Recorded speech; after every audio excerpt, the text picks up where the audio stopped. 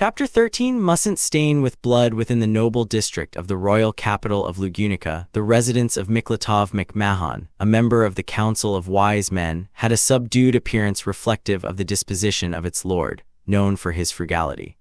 Many among the nobility were fond of evening parties and banquets, holding such events to flaunt their own influence again and again, but Miklatov chose not to uphold such conduct typical of the aristocracy. Having distinguished himself as a civil servant of the kingdom from his days of youth, the wise elder who had been highly valued for his abilities, as if to demonstrate his attitude of devoting his entire life to the kingdom, never took a wife and tirelessly wore himself to the bone for the kingdom. Therefore, the McMahon residence in the noble district had never once been dominated by eye-catching gaudiness. At least not until this very moment today. It was not until this very moment, this horrific scene where the lives of so many had been mercilessly cut down with the perfume of blood and death wafting up from the corpses, having brought even the life of Miklatov McMahon to an end. Aghast an unbelievable spectacle before him, Natsuki Subaru found himself unable to move. Subaru, though he had been invited to the McMahon residence, he had yet to encounter a single living person within its premises until now. The 13 dead had most likely been guards and servants of the mansion, each and every one slain with but a single blow. Ascertaining those whose lives had been stolen, he had arrived at this innermost room. From the desk and bookshelves that furnished the room, this place was likely Miklatov's office. A room where the wise elder likely used to spend time anguishing over the future of the kingdom, racking his brains and putting it to work in order to deal with various problems. It was a place rife with history. Against its inner wall, the aforementioned Miklatov was now slumped. Legs splayed back against the wall, his form was like that of a child who lay asleep after being worn out from playing. This description was not entirely incorrect. The wise elder had indeed fallen into a slumber. Covered by the severed and fallen flag of Lugunica, it was a slumber from which he would never wake again. And there, beside the wise elder who had breathed his last, Subaru, crushed, collapsed, the eyelids on Miklatov's deeply wrinkled face had closed. With that lying by her feet, the other individual half turned towards him, and bearing witness to that sight, Subaru's voice trembled pathetically. Standing there was a beautiful woman clad in a navy outfit resembling a military uniform, with long green hair and an eye of amber hue, her left eye concealed by a large eye patch. It was Crush Karsten. Possessing a poised posture, she was an individual Subaru knew quite well. Crush narrowed her amber eye at Subaru's faltering call. Readjusting her grip on her slender sword, she sharpened her gaze whilst she opened her slim lips and, Crush, a wind of fear blows around you, Natsuki Subaru. What is it you fear, Subaru F. Fear? Afraid me. That's Crush. To begin with, what was your purpose in visiting this place? Is that to say there was some personal connection between Miklatov McMahon and yourself? Subaru, that's well, I was invited by him and I had things I wanted to ask a Crush on this day. Incomprehensible. What is it that you wish to ask of him? Something involving the royal selection, or perhaps some other secret discussions. It is not as though I have hit the mark, but on the other hand, your agitation continues to spur the wind. Once again, allow me to ask you anew. Pray tell, are you truly the real one I know? Subaru, HK. Overwhelmed by the shower of questioning from Crush like billowing waves, he was unable to follow up on his words well. While Subaru still had yet to finish processing the information before his eyes, Crush's words scathingly cut into him, pressing into him as if truly blades. Sternly as ever, Crush began to cut open Subaru's chest with that gaze of hers. But that's enough, I suppose. Yeah, this isn't an agreeable sight. Unable to stand back and watch the exchange between Subaru and Crush in silence, two individuals intervened from the sidelines. They were Beatrice, present there alongside Subaru while holding his hand, and Tiga, who had accompanied them. The sensation of Beatrice's small hand and Tiga stepping forward diagonally and blocking Crush's line of sight both brought the overwhelmed Subaru back to his senses. Thanks to that, Subaru remembered to breathe, and a cold sweat that belatedly broke out cooled his fervor. Meanwhile, Tiga, wielding a crescent-shaped curved sword, faced off against Crush. He lowered the brim of his hat and whilst concealing his eyes, he called out with you know, Tiga, you should be aware that this situation is prone to causing misunderstandings in more ways than one, Duchess-san. Crush, misunderstandings? Tiga, that's right, misunderstandings. After all, we're amidst a scene where so many people have lost their lives and where a leader of the kingdom has passed away. If you're to stand there with sword in hand, just about anyone would think it. The one who killed the people in this mansion, wasn't it Duchess Crush Karsten? You know, despite stubbornly not deviating from his typical manner of speech in the slightest, it was a direct question. And it was a truth that Subaru also wanted to confirm above all else. Crush, it was just as Tiga said. Amidst this hellish sight that had unfolded at the McMahon mansion, the prime suspect in the massacre of everyone present, including its lord, Miklatov, was undoubtedly Crush. However, Subaru, who knew of Crush's character, wished to reject such suspicions outright. Crush was a virtuous individual, an outstanding figure capable of acting according to sound judgment. Even after losing her memories and needing to reconstruct that dignified nobility, her innate integrity left at the core of her being, and her decency as a human would never be able to be fully devoured by gluttony. It was inconceivable that someone like her would stain her hands in such violence. It should not have been conceivable. Thus, Subaru wanted to hear words of clear denial from her own mouth. He wanted Crush to say that just like them, she had also noticed something wrong with the McMahon residence and had rushed in, but by the time she had arrived, it was too late. With that remorse and rage in their hearts, they would find the culprit who had killed Miklatov and everyone else, and together they would make them pay for their sins. To that end, the words of denial that would emerge from her lips were, "Crush, it appears that you are the kind of person whose disingenuity knows no bounds." Indifferent to Subaru's prayers, Crush trained her gaze upon Tiga with an unchanging countenance and declared so. On the receiving end of that, Tiga lightly shrugged his shoulders and Tiga, a harsh assessment, but I'll accept it without complaint. So how about it, Crush? Tiga, were you the one who killed Sir Miklatov McMahon? Duchess Crush Karsten? Crush, that is correct. To Tiga's repeated question, asked directly this time, a brief response was given. It was the worst possible answer, affirming their suspicions and betraying Subaru's prayer-like hopes. Subaru's throat involuntarily produced a husky sound as the brief reply just then echoed repeatedly within his skull. As if to exacerbate Subaru's fervent agitation, Crush, lowering her chin slightly, Crush, the staff who were here at this mansion and Miklatov McMahon were slain by my own hand. These people conspired against the kingdom, traitors, all of them. Tiga, that Duchess would be yourself, Subaru, YHK. In an instant, the roaring Tiga closed the distance in a single leap, swinging his curved sword, his shamshir, and delivering a fluid sword strike upon Crush. It was an opening attack with such little hesitation that it did not even give him the chance to finish saying wait, and yet Crush brushed it aside with an upward swing of the sword in her grip, the clangor of steel striking steel resounding throughout the office. At the cue of that single sound, screams of steel and sparks began to erupt between the two of them. Subaru, a duel that scattered sparks commenced, the two sword fighters demonstrating their skill to one another upon the stage of the spacious office. What Crush wielded was the swordsmanship mastered by one who had earnestly devoted herself to the sword, both in the battle with the white whale before losing her memories, and the battle in Pristella after losing her memories. The unbending nature of the strokes of her sword that she drew had never wavered, and the sharp flash of her sword had cut and leapt through the air from every direction. On the other hand, Tiga's swordsmanship was peculiar, as he kept his body low, spinning like a top. Starting with Crush, whom he now faced, those possessing superior swordsmanship whom Subaru knew included Julius and Wilhelm, as well as Cecilus. With the exception of Reinhard, of whom he had a stronger impression of striking with fists and kicks rather than a sword, they were all sword fighters who had refined their techniques in a manner that ought to be considered legitimate. If their swordsmanship could be called orthodox, then Tiga's would be considered an unorthodox article. It did not cut down his foes straightforwardly, but mercilessly targeted the hands and feet. Mixed artifice and honesty and gave priority to catching his opponents off guard. The technique of someone avariciously coveting victory. Tiga, Saya, holding the shamshir in a reverse grip. The strike of his sword, together with a rending shout, flashed forth towards his opponent from an unusual trajectory. When Crush bent her body to evade it, it was followed up by Tiga's long and flexible leg, unleashed like a whip. The kicks interwoven between the strikes of his sword functioned as a sequence of movements almost like a dance, and it gave rise to an unceasing gale of blades that assailed the opposing Crush.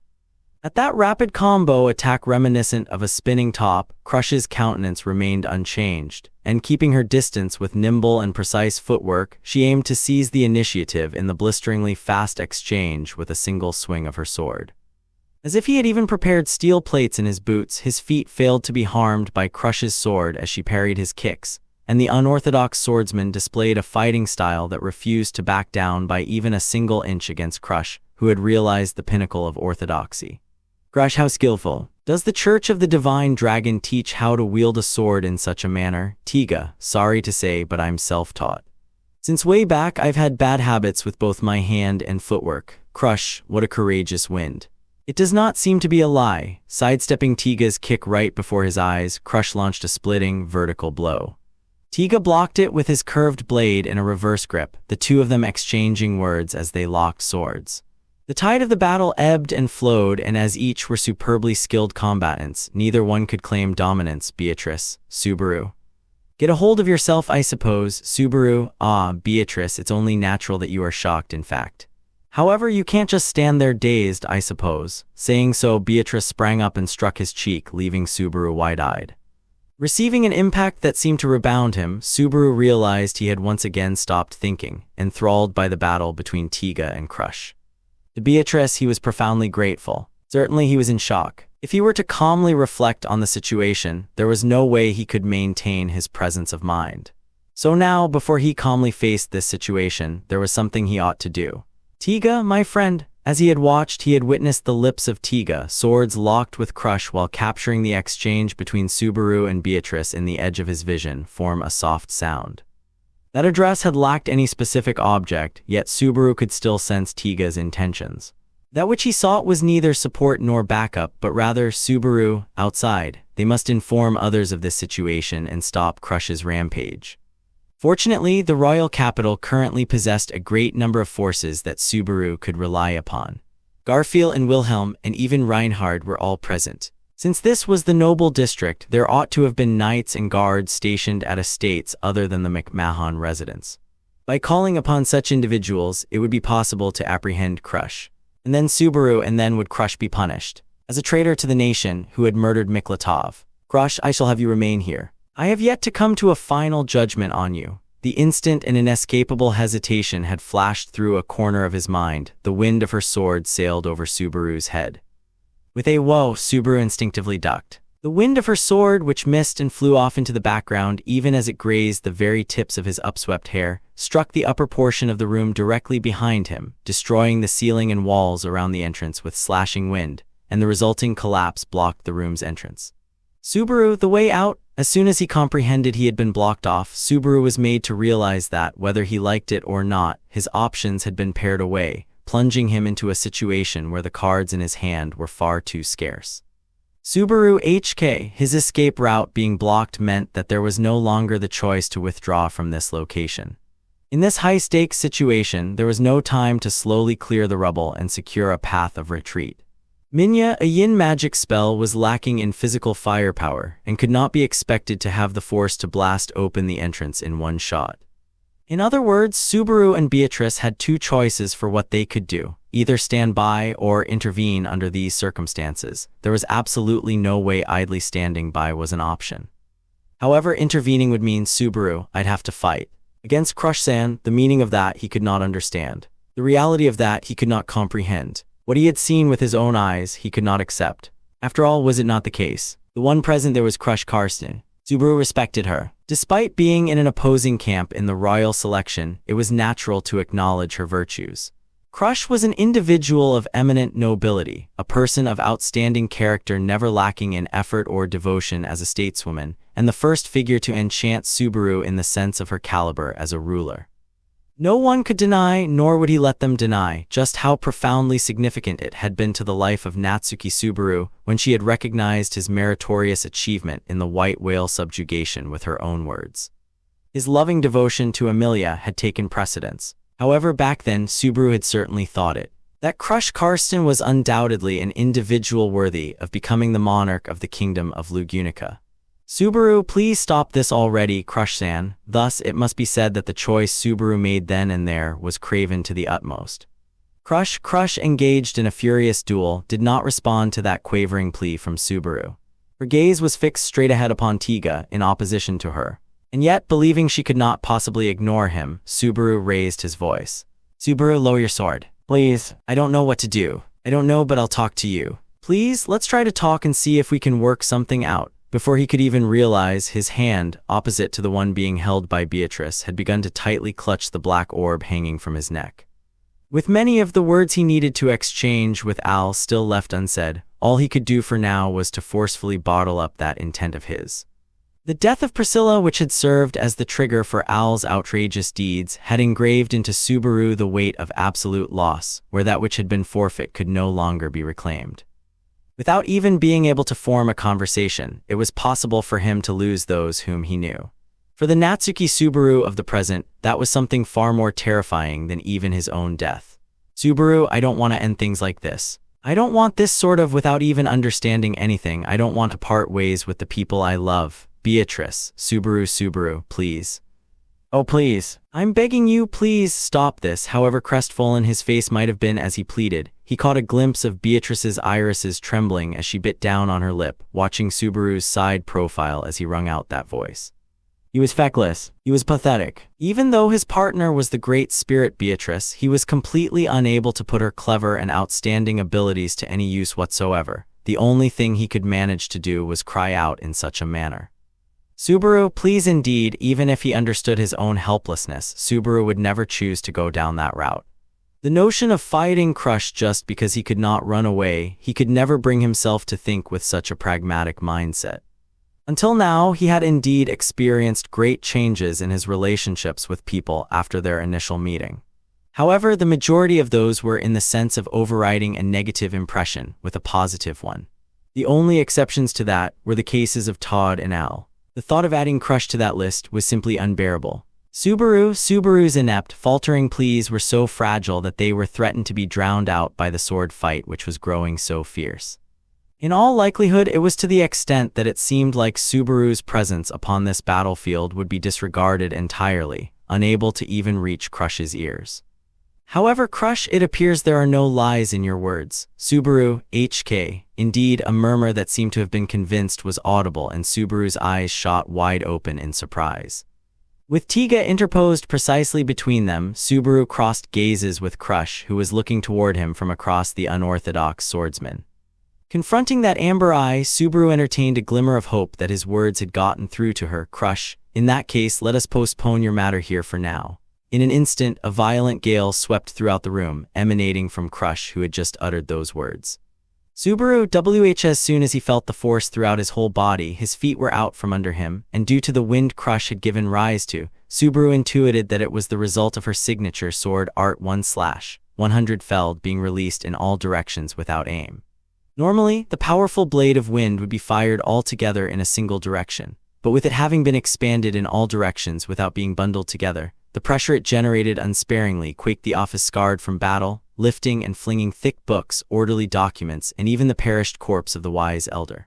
However, that was as far as Subaru's grasp of the circumstances went.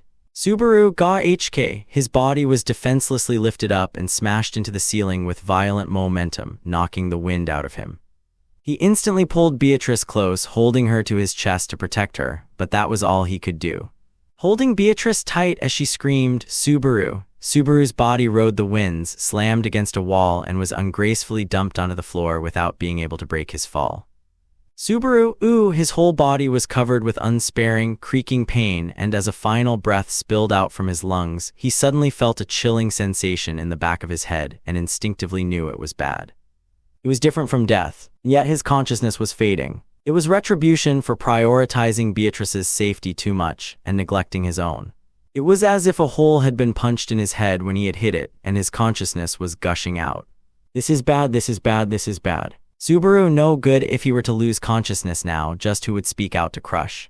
Tiga did not know. He did not know Crush's nature, that she was actually a person with a virtuous heart.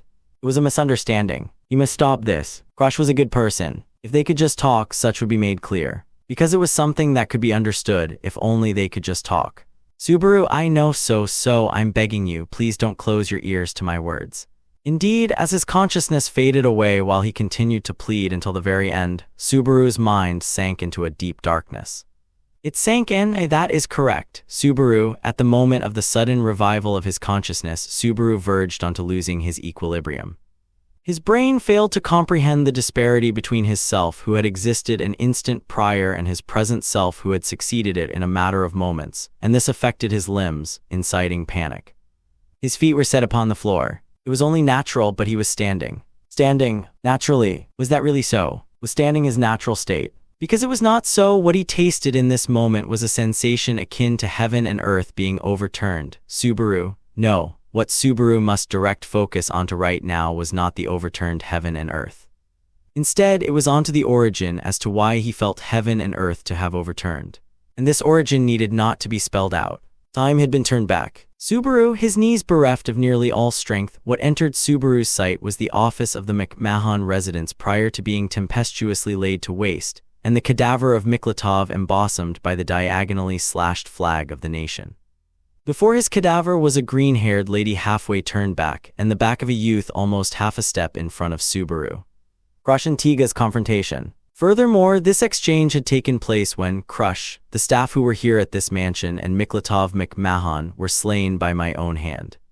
These people conspired against the kingdom, traitors, all of them, when the irrecoverable, fatal affirmation was bestowed upon his question. Tiga, that duchess would be yourself. Before Subaru, whose blood glaciated with shock, Tiga caterwauled a screech of fighting spirit and plunged forth. The sword's dance of Tiga's backhand-gripped shamshir commenced, which Crush accepted head-on, a duel of swordsmen treading the paths on opposing sides of orthodoxy. Sparks flew with the chaining notes of steel. Beholding their boisterous dance of battle in the office, Subaru felt a bout of vertigo for a different reason than the sense of disequilibrium that he had endured before. Subaru, no, it can't be. One hand placed over his mouth, the voice he suppressed leaked outward. It felt as though an impact as unremitting as blood oozing from the mouth of a wound was clangorously pounding Subaru's mind from the inside. Return by death. He had returned by death. Right before his consciousness had ceased, what had blown Subaru away was wind invoked by Crush, after which he had crashed into the wall and the ceiling and gotten knocked down onto the floor, causing it to cease. Thereafter, the fact that Subaru had now returned to this moment meant that he had returned by death before ever awakening.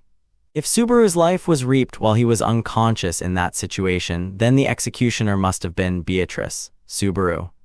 Get a hold of yourself, I suppose. Subaru, HK, Beatrice, it's only natural that you are shocked, in fact. However, you can't just stand there dazed, I suppose. Subaru, petrified for a different reason than before, was pulled back to reality by Beatrice, with the same encouragement as before. His cheek slapped by her tiny palm, the pain and heat returned Subaru to being himself. Subaru, my bad, Beatrice. Caressing his slapped cheek with the back of his hand, Subaru grated his teeth to the point of creaking. Including the death in the middle as well, the chaos and discomposure riddling Subaru due to this situation faded not. Yet should he repudiate the events that had occurred as falsehoods and wail that he would not acknowledge them, the results would remain unchanged. Unable to muster the courage to intervene in Crush and Tiga's battle and pathetically whimpering about his woes, Subaru would die. His life would be plucked by Crush's hand. Subaru, no good, he must not allow that. He must not allow Crush Karsten to take Natsuki Subaru's life. Subaru could not allow her noble purity to descend due to his own frailty. Crush's hand must not be sanctioned to be stained with Subaru's blood. Subaru, Biko, lend me a hand, Beatrice. No need to be told, in fact, the pieces of the puzzle called reason were still scattered by panic and shock. However, Subaru took as many pieces as he could of that scattered puzzle from which he could see a definite shape, and tightly gripped back the hand of his partner from which he felt nothing but reliability. The clash resuming before his eyes, Crush and Tiga's battle was on equal footing in ability, exhibiting a true image of the ebbs and flows of battle. From the perspective of Subaru, who was acquainted with Crush's ability, he would marvel at Tiga's proficiency that demonstrated swordsmanship rivaling hers, but the decisive blow that would overcome this status quo 1/100 feld that technique Crush was endowed with was a distinct disadvantage for them in what she equipped. Regardless of whether Tiga was wise to that or not, it was thanks to his battle style opting for close range that Crush was not granted the time to charge wind. But Subaru knew from experience that Crush was stockpiling wind that would go on to repaint this situation in the intervals between these sword strikes. Thus, Subaru, don't rely on magic, my friend. Tiga, I can't use it in the first place, my friend, was how the voice responded to his call. Unknowing of whether that prospect was reliable or unreliable, Subaru hoisted his arms upward and held Beatrice to his chest. The two, close enough for their cheeks to touch, firmly capturing the same duel in their eyes, Subaru and Beatrice. An overlapping chant, and what simultaneously unfurled throughout the office was the expansion of an invisible field with Subaru and Beatrice at its heart. All constructed spells of mana would come undone, nullified, neutralized. Their original move ought to be labeled as anti-magic magic. It was EMT. Within its field, using magic would be a fool's errand, and even meteors and magic creation tools that used mana as fuel would malfunction and get all messed up. Though when he asked Beatrice, it seemed like it would be a different story if the techniques were constructed to adapt to the situation in which they got all messed up. Beatrice, it's easy to create an opening enough to slap Roswell across the side of his surprised face, I suppose. Subaru, not to mention if it's his first time seeing it, he wouldn't know what's what. The efficacy of the deployed field swallowed not just Subaru and Beatrice, but also the two exchanging sword strikes, engulfing them in its influence. EMT did not cause any effect to Tiga's battling style, who could not use magic as per his own testimony, but the same did not go for Crush, who had been concocting wind for her trump card. Crush, who seemed to brace herself for something to come upon Subaru and Beatrice's chant, glanced with her singular eye towards them once the effect of EMT's field was exerted upon her. Before returning by death, Subaru had interlaced his gaze with Crush's as well. Though with the expectations of then betrayed, Subaru had dourly parted with his life. Subaru, please surrender, Crush-san. Your way to victory is gone. 1/100 Feld can't be used. I won't let you use it. This is as far as it goes. Varnishing over the tremors in his voice with a bluff, Subaru acted out an unbending, powerful will. He knew painfully well that powerlessness, a nearly weeping voice, a morose entreaty would not make reality reciprocate. What was necessary here and now was a powerful soul of language that transmitted his will. He must pour his soul into the soul of his language. From the bottommost depths of his heart, he would deceive both the opponent and himself. Make her believe that Natsuki Subaru is not an opponent worth fighting. Crush, the glint in Crush's singular amber eye straightforwardly vied with Subaru's black irises. During that time, the swords exchanged a powerful blow, and Crush and Tiga's sword strikes came to a pause. Wielding the curved sword with half of his body braced, Tiga remained stanced in a position to defend Subaru and Beatrice behind him. Tiga, such is the warning my friend has given you. If I could add to it, I would surmise this friend of mine was perhaps a friend to you as well. What do you say? Will you open your ears to listen? Subaru, Tiga, if I may be frank, I do not have the power to one-sidedly take your sword and gain control over you. If I were to try and apprehend you, that would require the readiness for my body to be slashed, and worst-case scenario, it would mean death. That is something neither I nor the two behind me wish for. As Tiga imparted this, his gaze was fixed on every single slight gesture of Crush's without ever letting his guard down. It might have been that he joined Subaru's bandwagon because getting Crush to break even slightly would have been to his benefit. Yet what Tiga had conveyed indisputably simplified Subaru's will and made it easier to digest. It was not possible for Tiga to have a grasp on the events that had transpired between Subaru and Crush. If anything, it would be appropriate for him to have the preconception that they were members of mutually opposing factions if he were familiar with the royal selection. But from the short span of Subaru's words and deeds here, Tiga had simply conjectured that his relationship with Crush was not merely that of opposition. He would take advantage of Tiga's astuteness. He would seize and subdue Crush. Everything would follow after subduing her. He would think of a way for it all to work out after that. Crush, I am Beatrice, Minya. While Subaru's innermost heart was deluged in prayer, in the moment Crush opened her mouth to speak, Beatrice's hand was held aloft while she was carried by Subaru, and bluish-purple luminescence pierced at Crush's feet. A strike of violet arrows impaling her feet crystallized the office floor, causing it to develop fissures. Beatrice refrained from heedless movement, I suppose. Even inside EMT, Betty and Subaru are the sole exception who can still use magic, in fact. Will you be able to function as our opponent in the middle of exchanging blows with that loose-lipped man, I suppose? Tiga, I'm quite hurt at being assessed as a loose-lipped man just now, but I see, so you too can still use magic. Such foul play, Subaru, that's the concept after all. But that's how it is. Her forestall to Beatrice's feint that asserted their superiority now surmounted, Crush's expression became slightly taut, he could tell. That was her reaction to now including Subaru and Beatrice as definite objects of vigilance after not counting them as threats until now. To be regarded as such had its own pain as well. However, it was fortuitous to be deemed as a threat. If she were to be at a disadvantage, she must be able to make the right decision. Crush, I see, said Crush as she swung a nonchalant arc with her sword, cutting a trajectory through an empty space where nobody was. An unexpected move, although perhaps one to ascertain EMT's effects. A sword gale that ought to have been birthed remained unborn, and she assented to 1/100 felled being punctured. Furthermore, Crush Natsuki Subaru, what are you so fearful of? Once again, Crush's query flew at him. However, this time was different than the first. He could grit his teeth and brave it, failing to be injusted into a daze. Crush, is it the result of the battle? Is it the safety of yourself or those in your vicinity? The kingdom's future? Or is it, Subaru, Crush, or is it my own sanity? It was a question steeped in nuance, requiring consideration. Even in response to that question, Subaru used the entirety of his facial muscles to preserve the present situation. As to not convey even a fragment of his frailty, his recoil, or anything such, he forged an expression with all his might. What would Crush have seen in Subaru's visage? An expression infused with his whole soul. Crush simply briefly, faintly opened her lips. Crush, is that so? Was all she whispered. Tiga Duchess, we have conveyed our demands. How will you respond? An interlude was born between Subaru and Crush, a momentary hurricane of emotions impossible to manifest into words. As though consciously disregarding it, Tiga once again inquired of Crush with an unsparing timbre. The tension suffusing his voice plainly informed that this was his final ultimatum.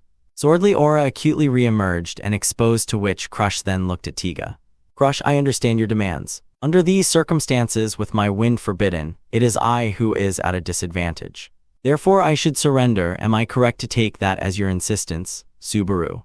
That's right. You're on out. Biko and I will also join in. Your chances of winning are, Crush, none. To make that assertion is precipitous. Natsuki Subaru. Inundating Subaru with a blizzard of words as though trampling upon his bluff, Crush slowly elevated her left hand, which gripped no sword. What her slender fingers, attired in a white glove, touched was a large eye patch which concealed her left eye. An eye patch that covered a large part of the left side of her face was the part he had heard was being cured by the power of the sacrament that Phylor used with the effect of dragon's blood that had not yet completely healed. Witnessing her slender fingers being placed upon it, as though plucking to rip it off, Subaru gazed on in stupefaction. After all, Crush, not a guise I wish to show for long. I too am a woman after all. As she enunciated so, Crush's left eye, that was now laid bare with the eye patch removed, was incongruous to its original amber hue, sheening in golden luster. A reptilian-esque slit pupil and lines of light like capillaries stretched under her eye. Beholding this, certain words bolted through Subaru's mind. Subaru, he knew not whether it was correct or incorrect. Merely witnessing Crush's inhuman golden eye, he had a thought. Crush Carson's left eye had become his dragon's eye. Chapter 14, Traitor's Dragon's Eye. That was the expression that instinctively came to Subaru's mind. He had not had all too many opportunities to meet the beings that, unlike ground dragons, water dragons, and flying dragons, rightfully bore the appellation of dragon. Even so, having witnessed the divine dragon Volcanica atop the summit of the Pleiades watchtower and the cloud dragon Mesorea in the Valatian Empire, Subaru was likely someone with a rather expansive amount of experience with dragons. And yet, Subaru's ample first-hand observations were not the reason why he had such an intuition. It was more so a sensation rooted in his instincts as a living creature. When facing a dragon, one would feel it. The distinction in the hierarchy of existence. To feel reverence towards a being on a fundamentally different level as a living creature. This was unquestionably how humans regarded dragons. It was precisely that sensation itself that confirmed it for him. That was exactly the sensation Subaru had felt regarding Crush's left eye upon the removal of her eye patch. Subaru, an inhuman eye radiating with golden brilliance and effused with an aberrant light, a dragon eye, with that which ought to be ordained as such in her eye socket. Subaru's heart shuddered at the sight of Crush. What had happened to her body? What did that left eye insinuate? Why would she not cast away her sword even though her wind had been sealed? How had things ended up like this? Perhaps it was an act of defense, instinctually fearing confrontation with the reality before his eyes, that churned his thoughts into a maelstrom of doubts bereft of any answer. Swallowing down such formal pretexts, Subaru somehow managed to open his mouth and Subaru, he felt as if his heart had been pierced by her gaze suffused with golden light. Shamak, at that instant, Beatrice voiced the incantation in place of the frozen Subaru, her hand held aloft. Sympathizing with the feelings of Subaru, loath to fight Crush, she chose the yin magic Shamak, which would tear away the consciousness of the opponent from reality in the sense of rendering its target powerless. There were none superior to it. With skill beyond compare to Subaru, she deployed it. Enshrouding Crush's head, it severed her will to fight from this place, or it should have. And yet, Crush, I perceive it. Crush tilted her head, leisurely evading the whirling black haze that arose in the air without warning. Beatrice H.K. Shamak. Shamak. Swallowing her astonishment over her first attack having been evaded, Beatrice gave rise to successive black hazes in midair.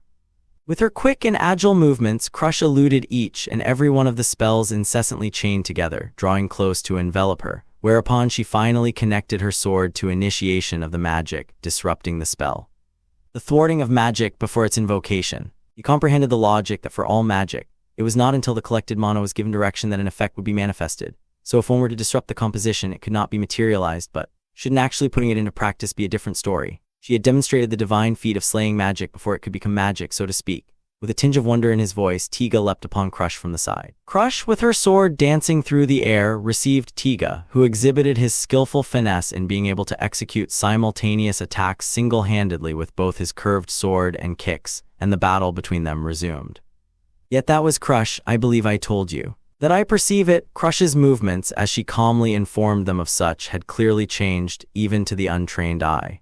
That change was not only perceptible via sight, but was also something evident to the ears that was because, distinct from the conflict just moments prior, there was something that had vanished from the fight between the two of them.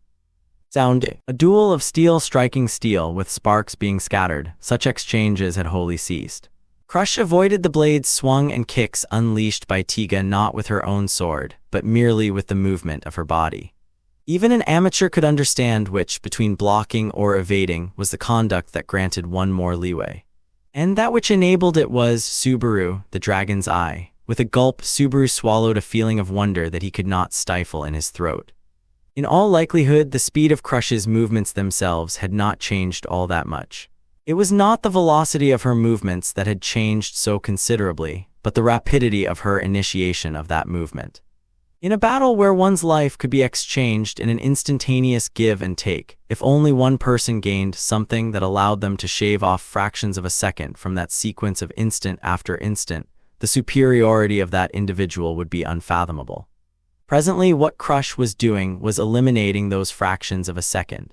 Tiga Goka, as if to support that conjecture of Subaru's, the state of the duel in the office suddenly shifted.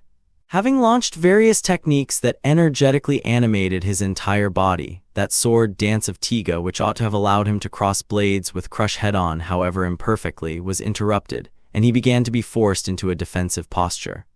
The initiation of his onslaught thwarted, a sword thrust into a gap in his combination attack, and prevented from acting as he wished. Agitation showed on Tiga's heretofore unflappable face as he narrowly managed to resist. However, even if he were to devote himself to defense, he could not escape unscathed. Blood ran from his shoulder, his thigh, and finally from a single cut upon his cheek crimson flowed, those trails of trickling blood attesting to his struggle. If this were to continue, Tiga would soon be included among the victims of the McMahon manor. That was the worst-case scenario that must not come to pass, now that Miklatov could no longer be reclaimed. Therefore, Subaru, while Tiga and Beatrice attempted to suppress her with sword and spell respectively, the howling Subaru cracked the whip he had drawn from the rear of his waist, compelling the tip of his guilty whip to whistle through the air. From the moment he had decided to employ EMT, Subaru's aim was to subdue Crush. The reason he had left the battle up to Beatrice and Tiga until now was not merely due to his disorientation and astonishment at Crush's transformation. It was for the sake of this one and only surprise attack. Swifter than sword or spell, Guilty Whip's strike approached Crush. No matter the mechanism behind the dragon eye, dealing with an unfamiliar attack would crush. I have already perceived that. Subaru, an instant later struck by twin shocks, a pathetic gasp escaped Subaru's lungs. The first shock was how easily the surprise attack he had been building up to had been averted. Crush met the whip loosed by Subaru's hand with her sword before it could fully extend, knocking its tip to the ground. It merited admiration that what should have been the fastest attack present had been cut down so readily. But it paled in comparison to what the second shock wrought. The second shock was witnessing the eye of Crush, who had cut away Guilty Whip, not her dragon eye, but her proper amber right eye, brimming with a heart-rending hue. Subaru, I don't understand what that means. To put it bluntly without taking care with his words, he was naught but bewildered by that gaze, appearing to him as if she were on the verge of tears. Even though Crush was the one acting amiss, Subaru felt like he was being treated as the villain for trying to subdue her. It was not to the magnitude where he could say something like, despite even being killed by her once, the tears of a beautiful woman were unfair. Of course, if he were to be told that it was a baseless pretext, that would be the end of it. The expression worn by this true crush remained emotionless, lips pursed, only shooting a single glance at Subaru, the wielder of the whip she had repelled. But for some reason he thought so. Doesn't she look like she's about to cry? I'll stop those tears. Subaru, HK, Tiga, don't drop your... While Subaru gritted his teeth at the emotion that had flashed across Crush's eye, Tiga, though perhaps misinterpreting it, noticed an opening he could take advantage of and flashed his shamshir with ferocious speed. The naked, curved blade whirled, roaring like the fang of a beast, closing in on Crush's slender body. Crush, I told you that I perceive it. In an instant, Crush twisted her body to match the trajectory of the flashing, curved blade, evading the sword's strike so that it grazed her skin, and raising her voice, she struck Tiga in the jaw with her knee as it shot up. With a cry of pain, Tiga bent backwards and flashes of cleaving light launched in quick succession splattered his blood over the office as he instantly protected his vitals.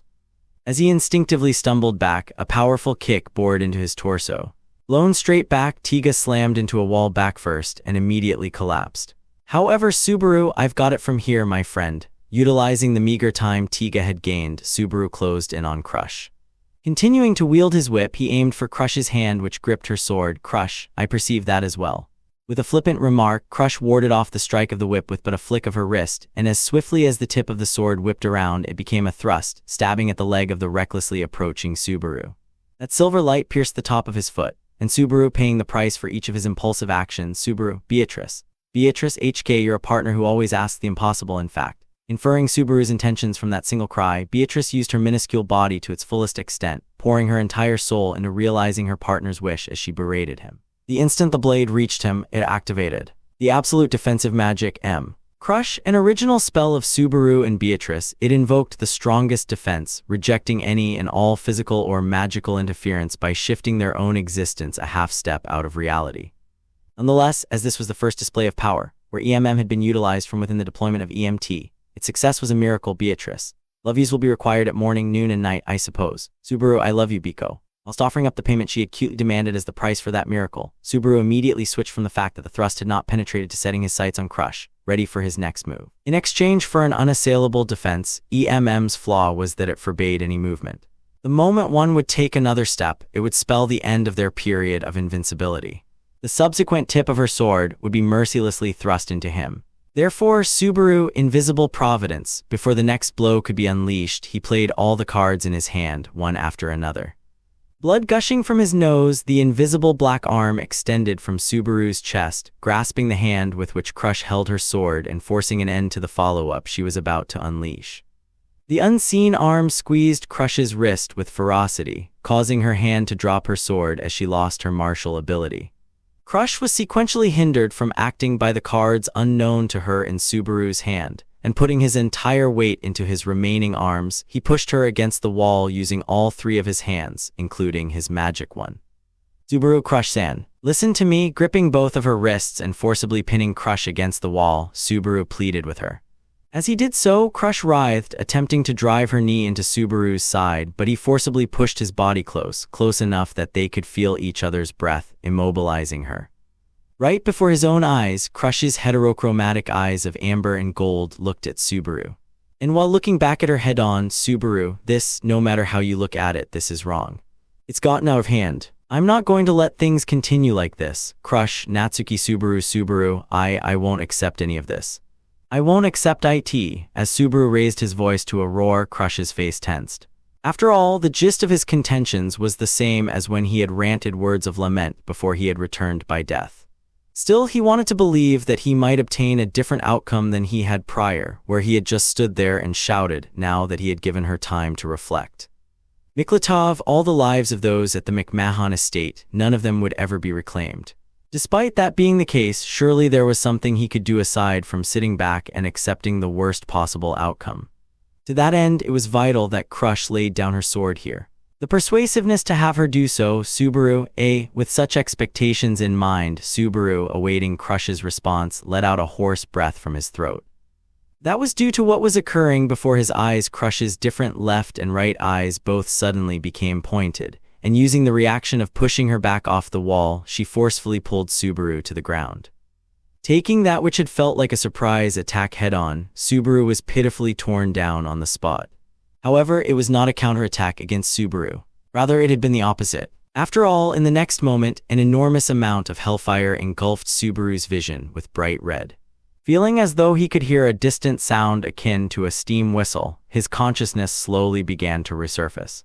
Breaking through the surface tension of awakening, what he first experienced when his face emerged was a stinging, painful ache.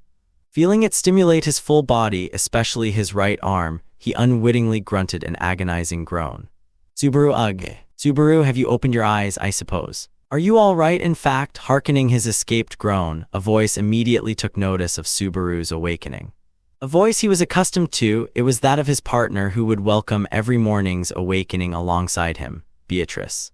However, this awakening, chaperoned by agony, was considerably different from that which he experienced every day.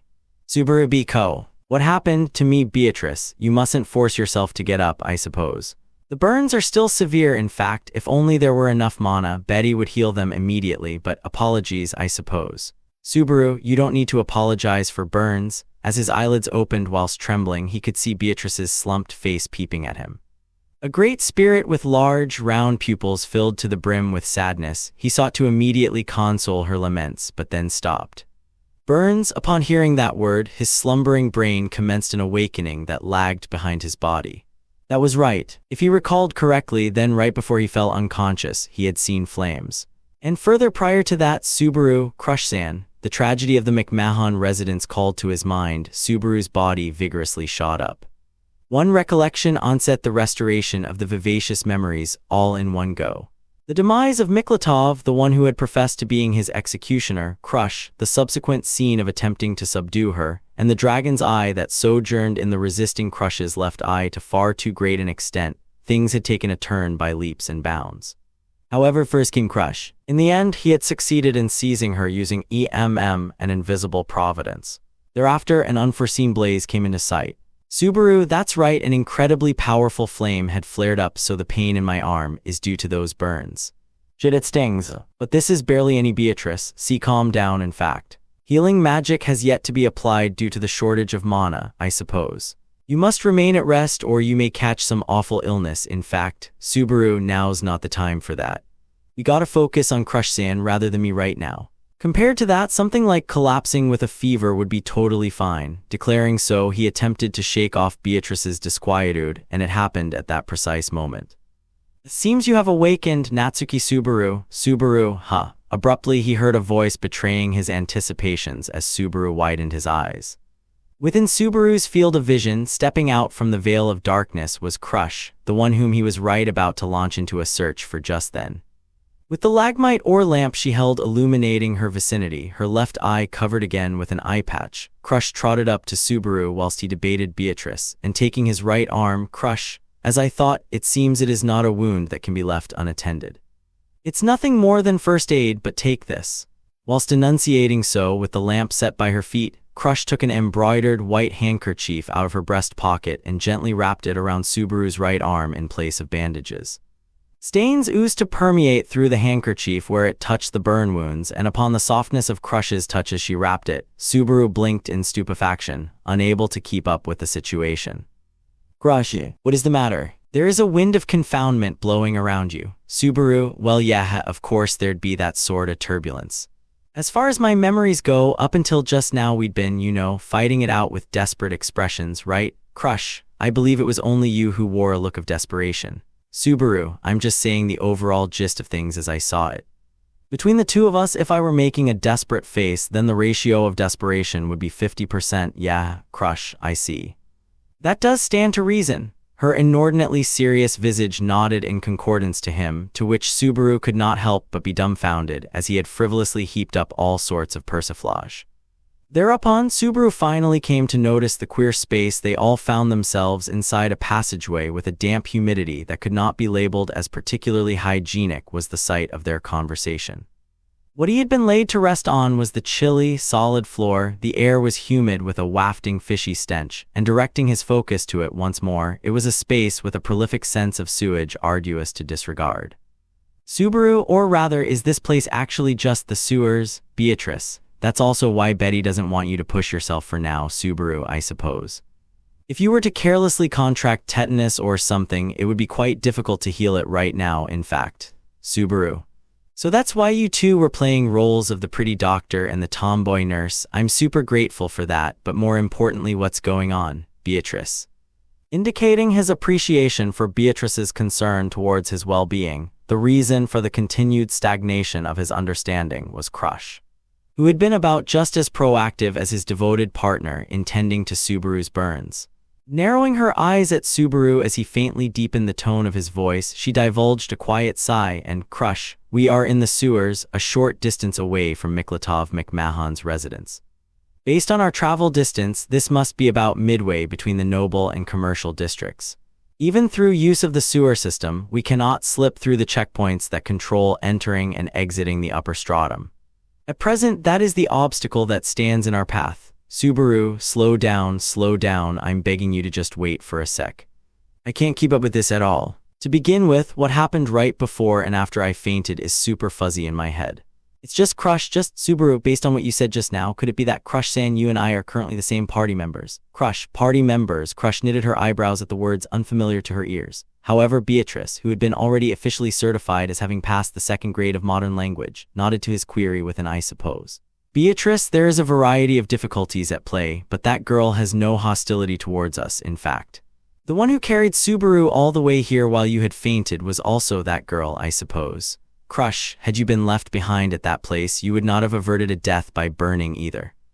At the very least, I did not sense any falsity in your words. Thus your death is not to my desire, Subaru, I see. For that, thank you, but still. The spectacle he witnessed immediately before he fainted and the large scars of burns on his right arm served partway as proof that Crush had indeed saved him from a perilous situation.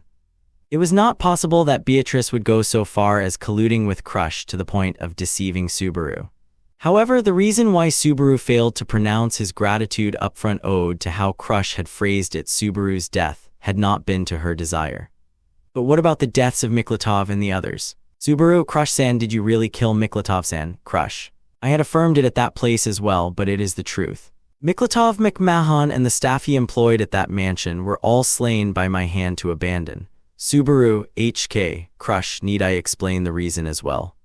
That would also be a reiteration of what I spoke at that place, but Myklatov McMahon and his coterie were all traitors, those who were plotting against the kingdom of Lugunica. Therefore, as one belonging to upper nobility, I bestowed the death penalty by means of the sword. Subaru, that's what I don't get. That they were traitors, that they were conspiring against the kingdom, what does that even mean? What was he plotting that was so absurd that it made you run out of patience, Crush-san? Crush. At the very least, there is a high likelihood he was utilizing the prophecies of the Dragon History Stone to his own convenience. Subaru swallowed a breath, having hastened the conversation to burst the successively emerging bubbles of dubiety. The information Crush appended at the very end was about the Dragon History Stone, which was precisely what Subaru had wanted to ascertain with Myklatov firsthand today. The covenant with the divine dragon possessed potent, mighty influence over the kingdom, the substantive details of which were engraved into a prophetic tablet that was the Dragon History Stone, and also a key item that constructed the basis for commencing the royal selection that Emilia was participating in as well. However, it was an article he had only ever heard of and had never actually seen for himself, so if it were possible, Subaru wished to ascertain its existence personally with his own eyes, that was all. Subaru, that Dragon History Stone was being used. By Myklatov-san, Crush, it is difficult to imagine that the Dragon History Stone, which informs of all great matters of importance to the kingdom, did not tell of the members of the royal family passing away one after another. If that is the case, then what is probable is that the one who had been entrusted with the Dragon History Stone willfully concealed the prophecy that ought to have been foretold and did not publicize it. Subaru, but isn't it way too late for that now? You must have had that doubt even before the royal selection began in the first place. Crush-san, that was exactly why you and Ferris, the two of them, must have possessed the motivation to investigate the particulars pertaining to the catastrophe of the royal family's demise. After all, the fourth prince, a member of the perished royal family, was of an especially close relationship. But then again, even Subaru was not so insensible as to vocalize that and press her.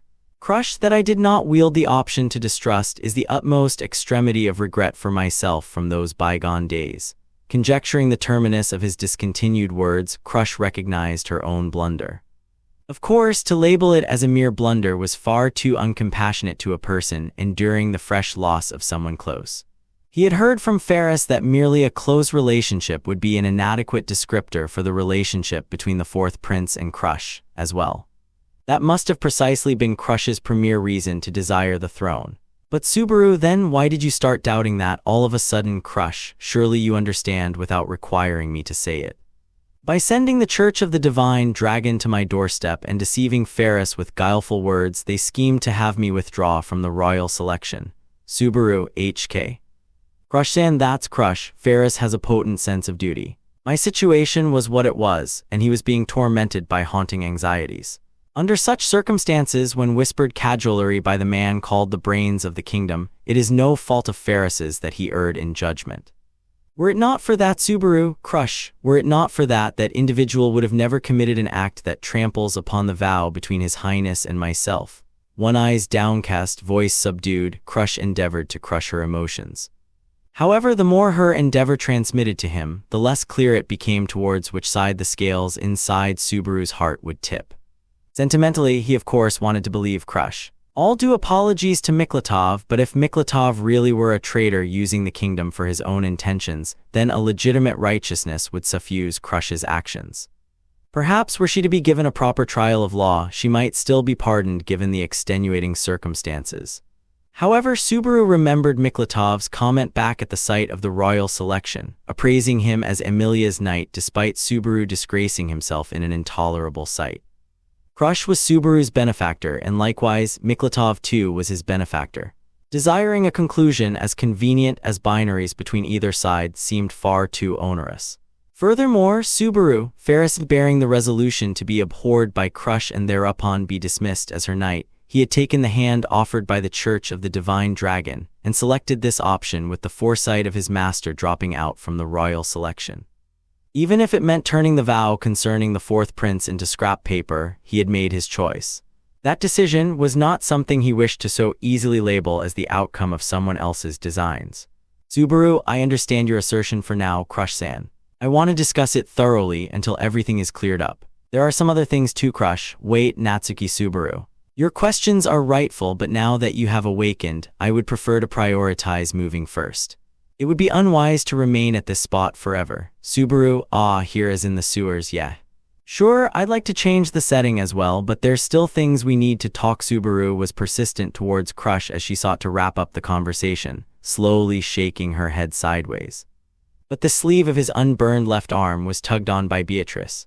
With a single glance he could tell that Beatrice's expression conceived a faint tension. Beatrice. On this point, Betty is in agreement with that girl, in fact.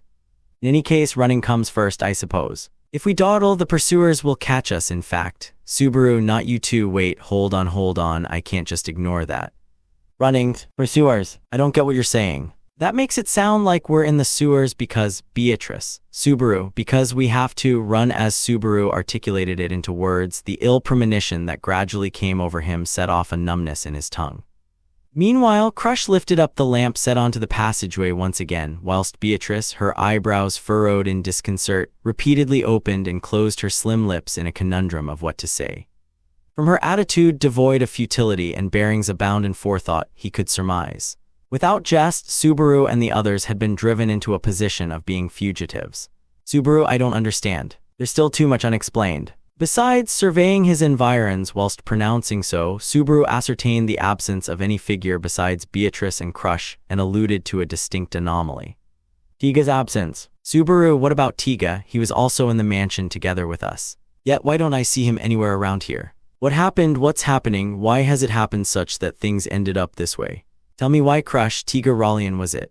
Unfortunately, that man is our pursuer. Subaru, what? Crush's voice responded to Subaru's doubt, though that birthed yet another doubt within him. Things he did not comprehend further accumulated atop things he did not comprehend, and it was only natural he failed to grasp the perfect form of the building blocks that became an aggregate of things he did not comprehend. With those as his true feelings as he gazed in stupefaction, Subaru peered at Crush. Upon his glance of inquiry, she hoisted the lamp upward, illumining her gorgeous face with its white glow to reveal it, her left eye concealed by an eye patch, and resumed.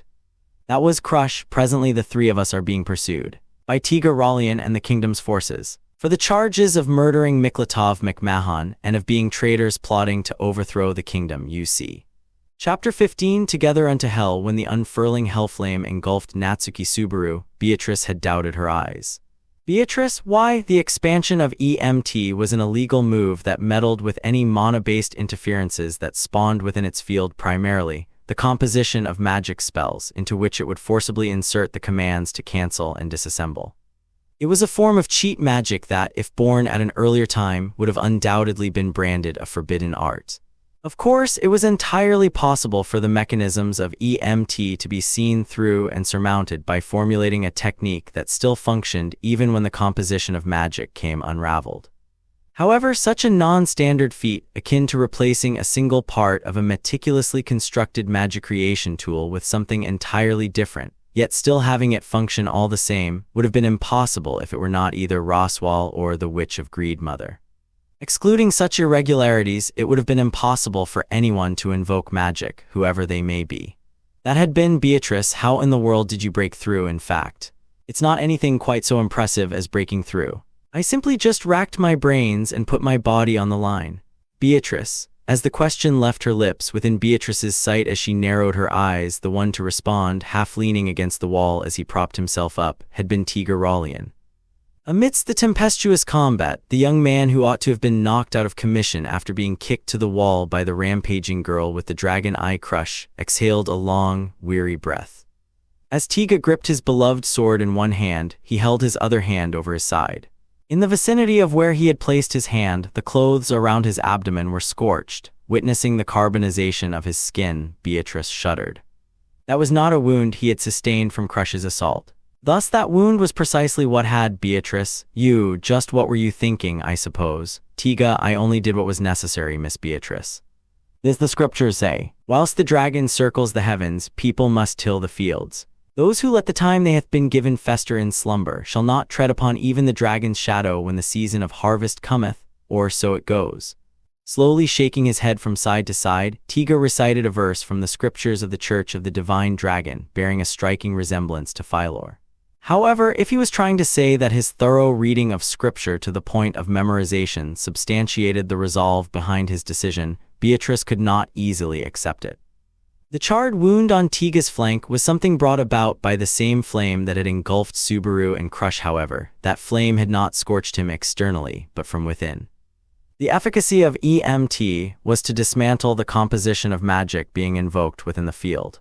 This condition of being inside the field was something Tiga had forcibly overcome. The method behind it was, Tiga, the magic invoked within my own body isn't affected by this forbidden art. It's not like I was entirely sure of it, but it seems like I was right. Beatrice, Tiga, I noticed it while fighting.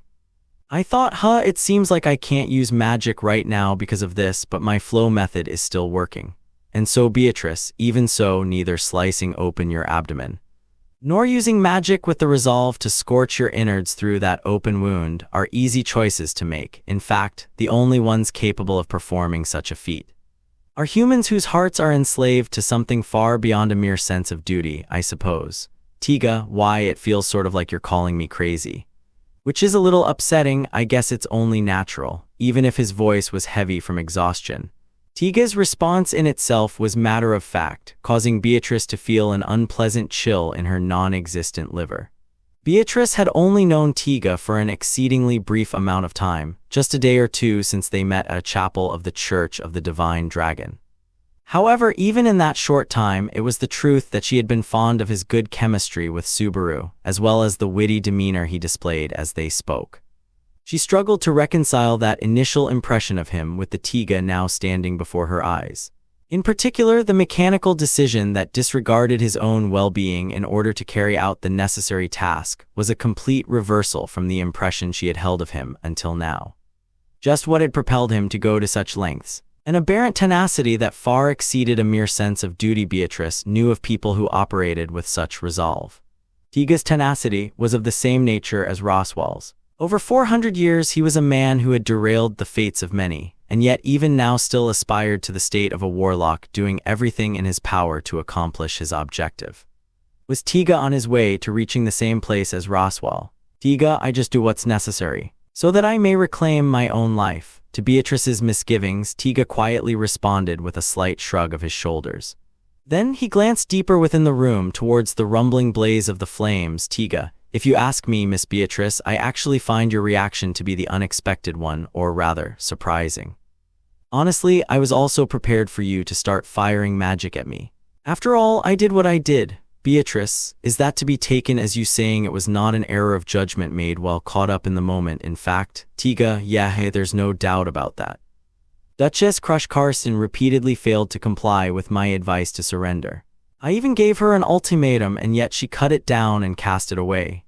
Beatrice, Tiga, having murdered Sir Miklatov, she even turned her blade against us. She wasn't sane. That's why I had to make the call on the spot, but doing so allowed me to thoroughly eliminate the threat. Is there anything I'm saying that's wrong? A stylish pretty boy, with a mask of emotionlessness affixed over the handsome face that gave off such an impression, Tiga questioned Beatrice on the validity of his own actions. Present there was not the face of a martyr seeking forgiveness in lament of his own deeds, but rather that of an executioner detachedly ascertaining if he was truly responsible for the blood staining his hands. Within Beatrice, her initial impression towards Tiga was already far beyond any hope of recovery. Beatrice, that which you say is not incorrect, I suppose. Facing Tiga, Beatrice narrowed her round eyes and nodded. In reality, that was so. Beatrice and the others had directly witnessed the tragedy of the McMahon Manor, and in the chain of events following their confrontation against its perpetrator, Crush, there had been no errors in Tiga's actions. To the maximum extent, he had acted in accordance with Subaru's intent and had tried to help subdue Crush, with the only one refusing that judgment altogether being unmistakably Crush herself. In order to defend himself from such a dangerous individual, Tiga did have the right to make a callous decision. Even if it was a decision that caused collateral damage to Subaru, with whom he had been fighting alongside, it was morally unacceptable to blame him for the matter without even asking for the reasons behind his judgment. That was why, Beatrice, Betty is not so obstinate as to selfishly blame you for that, in fact. Tiga, I see. Then Beatrice, however, saying that, Beatrice cut off Tiga's words. For a moment, what flashed through Tiga's yellow eyes was not surprise, but a hue of icy composure. Shoving her strong sentiment towards that into a corner of her head, Beatrice continued. Tiga's conduct was justified, but even so, Beatrice, Betty will support the one who saved Subaru, I suppose. That instant, the flames so scintillating they seemed to scorch any eyes directed towards them were severed in twain from the opposite side. The flames, cut down with nary a sound, parted as they flickered, and standing calmly in the space opened between them was the girl with the dragon eye, having unleashed a knife hand strike with her right hand to split the flames, and carrying the unconscious Subaru in her left arm, was Crush Carson. Crush the heat, no, I cut the flow of power. So this is what is known as the dead spot. Touching the eyelid of her dragon eye with the right hand that had performed the strike, Crush muttered as if having come to an understanding. Shocked at the fact that she had cleared away that hellfire with a single swing of her arm, Beatrice ascertained the safety of Subaru in Crush's arm and felt an even greater sense of relief. In the immediate aftermath of Subaru being engulfed by the flames, the only reason Beatrice had been able to remain calm was because she had received no life-threatening reaction via the pathway that connected her to her contractor. Because of that fact, and due to what she had seen in the very final moments, the fact that in order to protect Subaru from the incoming inferno, Crush had pulled him down and jumped in front of the flames herself, Beatrice had decided on her stance. That Beatrice would support Crush Carson. Beatrice, at the very least, Betty will listen to what she has to say, in fact. The finer judgments can be made afterward, I suppose. Tiga, I can't call that a wise decision, Miss Beatrice. You mustn't let the wool be pulled over your eyes just because your contractor, Subaru, was saved. The Duchess is dangerous. Beatrice, don't treat Betty as a spirit who neither thinks nor looks ahead, in fact. But if Betty were to be such a careless and indiscriminate spirit, then it would of course be exceedingly natural to support that girl who saved Subaru, I suppose. Tiga, is this really the time for quibbling? Before long, people will notice this fire and come rushing in. If you mess up on where you stand, it'll be too late even if you regret it later. What will happen to Subaru, Beatrice? As the person who attempted to scorch Subaru along with that girl, your words do not carry any weight whatsoever, in fact. However, just as you say, there does not seem to be much time, I suppose. That is why with those words, Beatrice slowly raised up her right hand, to which Tiga held his breath. The preparations for magic, it was not. It was the opposite. As Beatrice prepared to snap her fingers, Tiga sharpened his yellow eyes at her objective, and while pointing his shamshir at her, Tiga, enough, give it up. I seriously won't be able to cover for you anymore. Beatrice, in the past, Betty regrets having seen off a friend's final moments while only being able to pitifully cry, in fact. The same rut shall not entrap me twice, I suppose. Even if it was a situation where troubles inundated them like billowing waves, so long as she was permitted to do so, Beatrice would continue to forge her own path. Never again would she cower before that which was precious to her, like when she had lost her friend while being able to do nothing but be pushed around by the waves. For that purpose, Beatrice, Betty is siding with you here, in fact, Crush Carson. Snapping her fingers, Beatrice gave the cue and released it. Released AMT. That instant, the invisible field enveloping the office disappeared, a change that could have only been perceived minutely by those with keen senses. And neither Tiga nor the possessor of the dragon eye were exceptions to that. Crush 1/100 felled.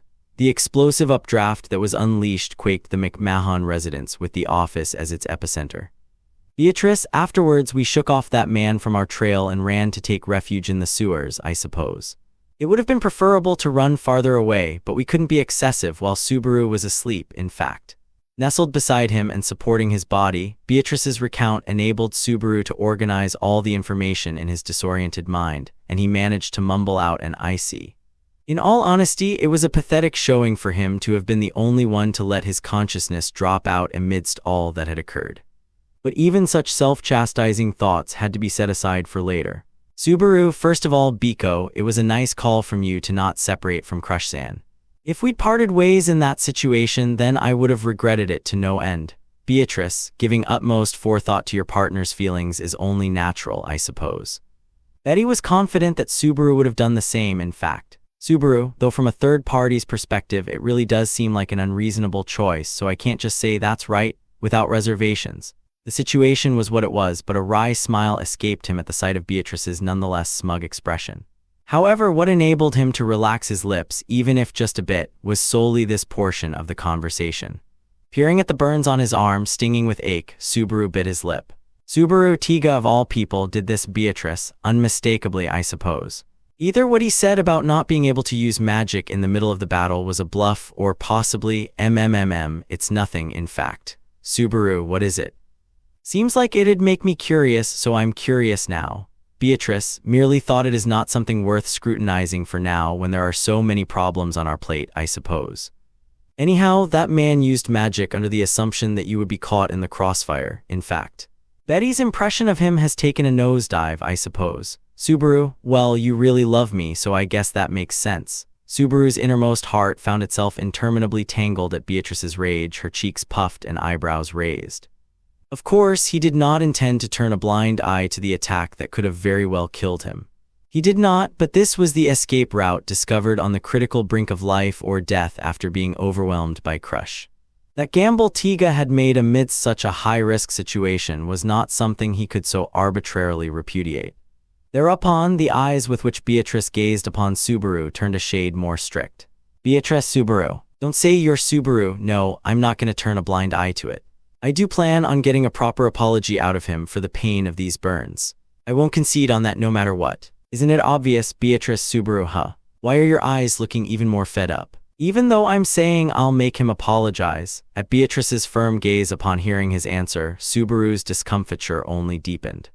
Mistakes had been made on both sides, and both simply perceived the other's faults to be slightly greater. But still, Subaru had intended to come out with a fairly resolute attitude. Furthermore, Subaru, at the very least, I think that a large part of the friction between us and Tiga stems from a level of disconnect. If we can talk it out with him properly somewhere, we'll be able to clear up those misunderstandings and Crush. Unfortunately, I do not intend to permit you to do that. Choosing his words carefully, Subaru attempted to somehow persuade Beatrice. However, the one to impose an intermission to Subaru's words was not Beatrice, her brows creased, but Crush, who had been walking ahead of them. Guiding the way through the somber sewers by the glow of the lagmite ore lamp, she took a clear stance of objecting to Subaru and Beatrice's discussion, explicitly demonstrating it in the form of pointing the tip of her unsheathed poniard towards Subaru. Subaru, see Crush-san, Crush, I shall not authorize any contact with Tiger Rollian. Not only did I cross swords with him, but that man is one of the individuals spearheading our pursuers. If you were to heedlessly rendezvous with him, you would only be captured. Subaru, but with the position Tiga's in, he's kinda got no choice, or rather the situation being what it is, you know, Crush. Subaru, locking with only Crush's amber right eye, her left concealed with an eye patch, Subaru was at an incredible loss for his next words. First the murders at the McMahon residence, and now her pointing her poniard at Subaru right here. Prudent caution was necessary to converse with Crush as she was at this moment. Thus, if Subaru were to inadvertently provoke her with some incautious comment, this time he would surely stain her hand with his blood. With that thought, their interlocked glares lasted momentarily. Crush, much to my surprise, there blows no wind in attempt to beguile me. Declaring so, Crush was first to lower her poniard.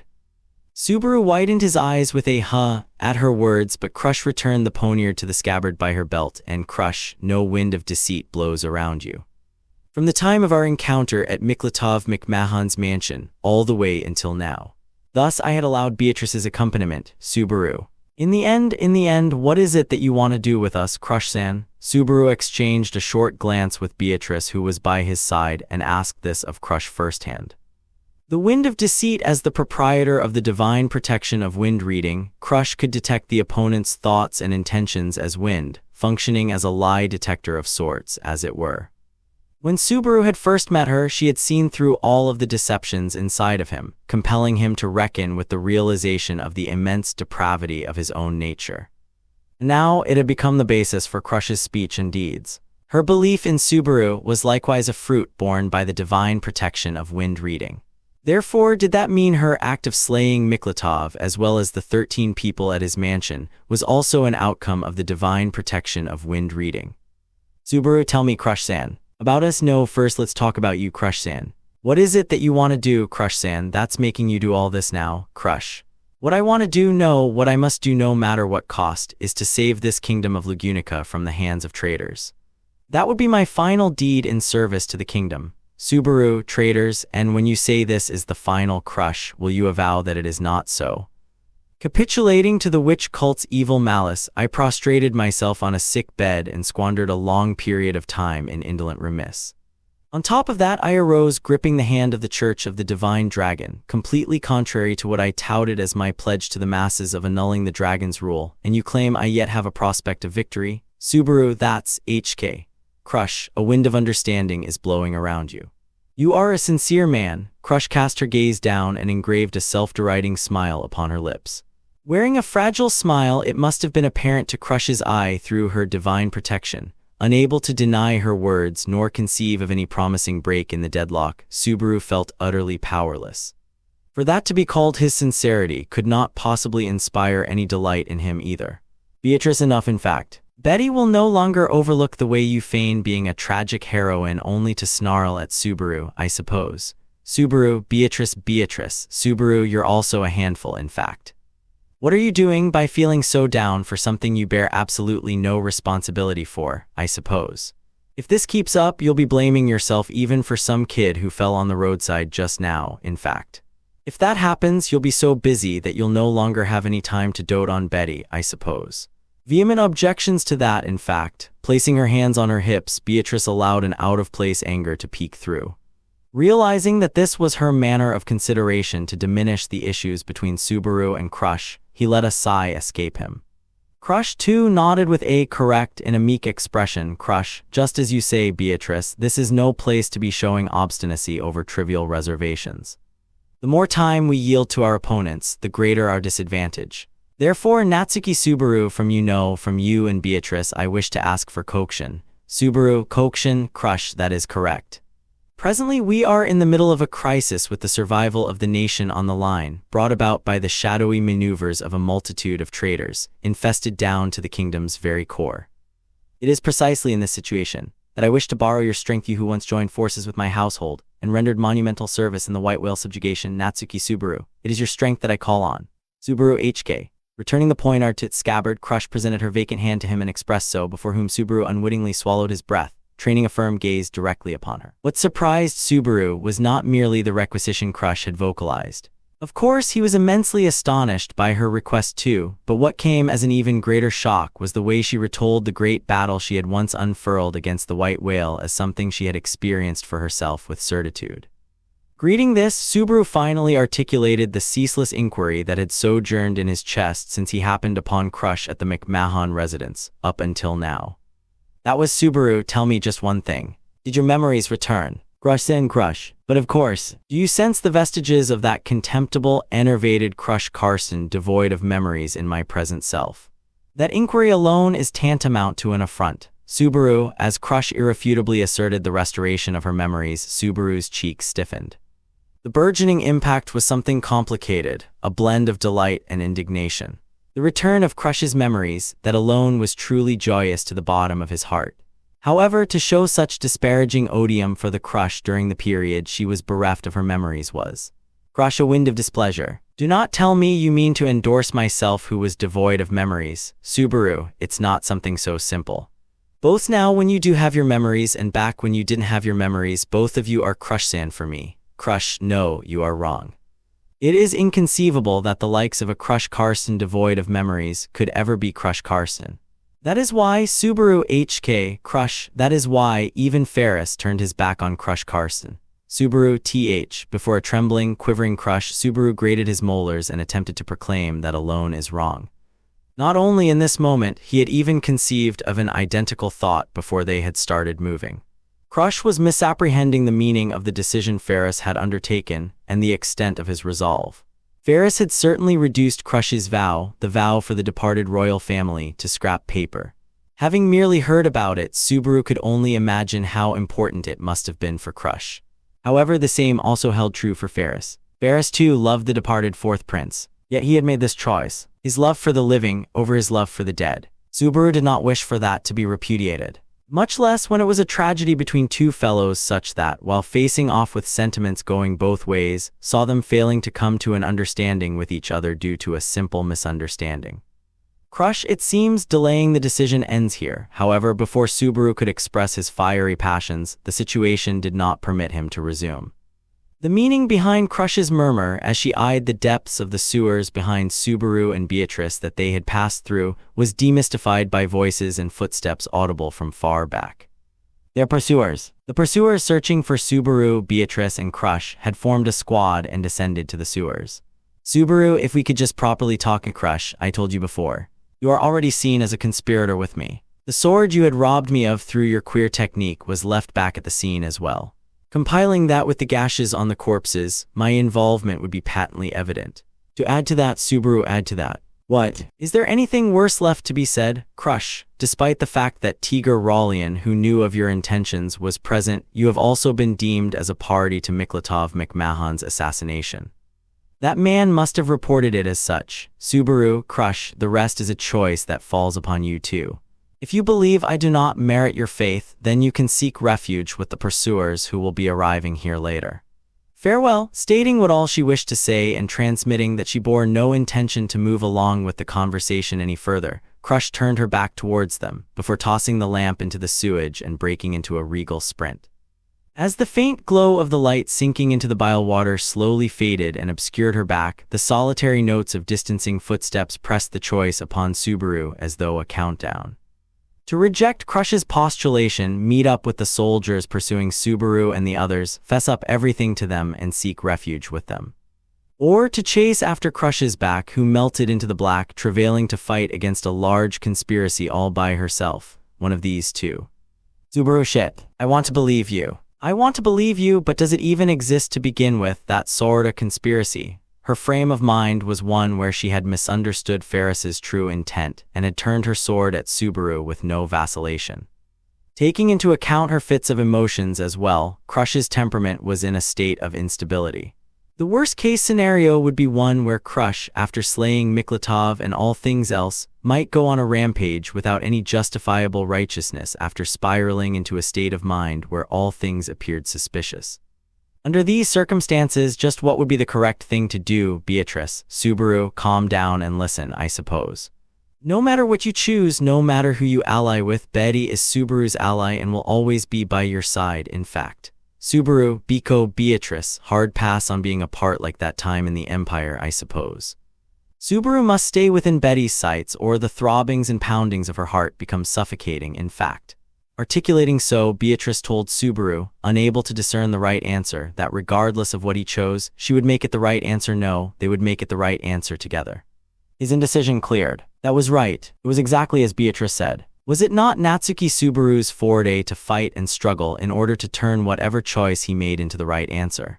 Subaru, I can't let Krush-san go off alone. I'll have you accompany me on a hell, Beatrice. Beatrice, so long as it's together with Subaru, Betty wouldn't even mind being sealed for 400 years, I suppose.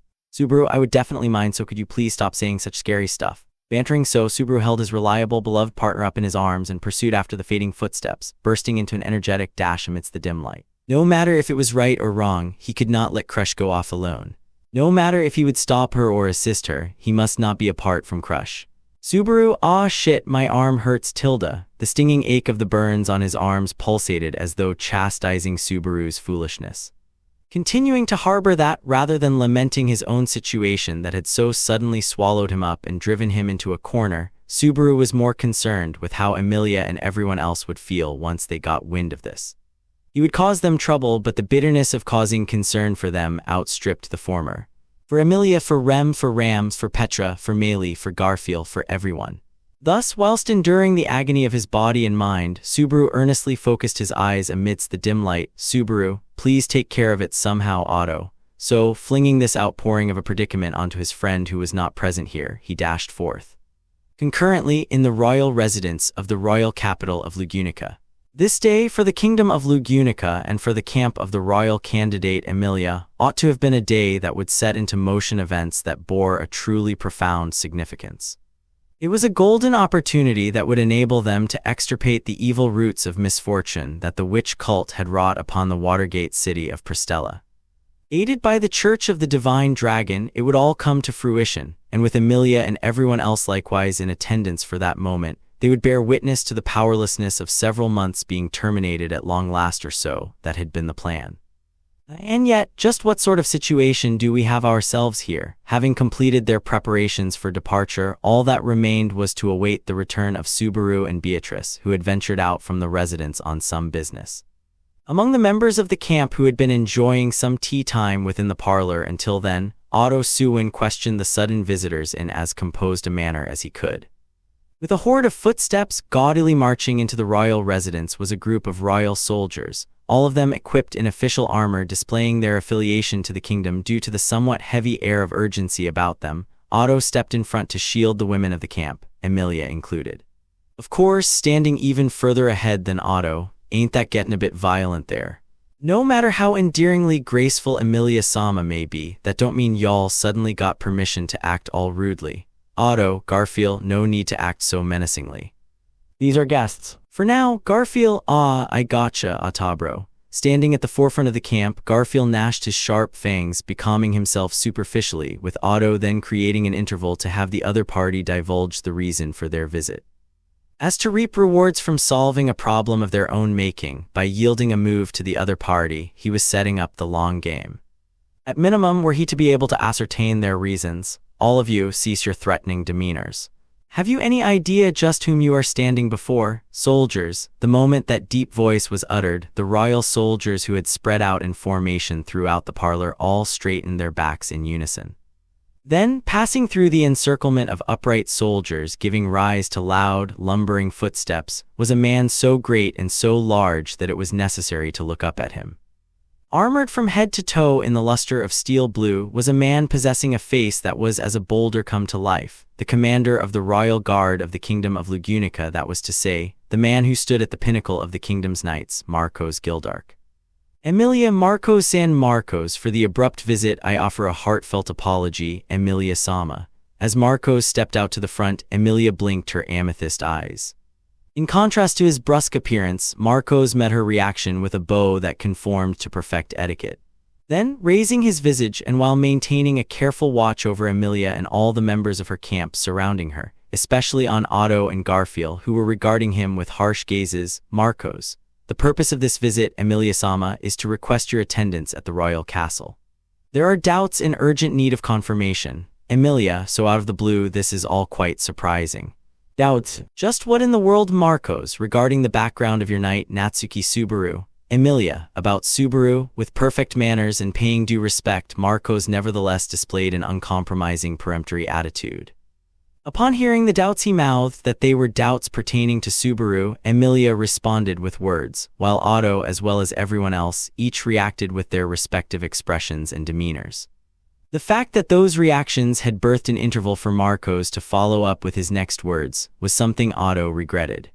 After all that which Marcos had declared, the doubts regarding Natsuki Subaru were, Marcos, Knight Natsuki Subaru is under suspicion of bearing strong ties to the witch cult and of being something not so dissimilar to a Sin Archbishop. They were the crossroads of whether or not Natsuki Subaru would be branded an enemy of the world. Chapter 16 Foul Play. Subaru is a Sin Archbishop. It was an absolutely incomprehensible suspicion. Even when said aloud once again as if to confirm, it yet remained incomprehensible. Incomprehensible to an extent such that, were it meant to throw them off and nothing more, then he could only laugh at what a great success it had been. However, the expression of the large man before him of the individual called Marcos was far too austere to be able to laugh off that incomprehensible suspicion as a jest.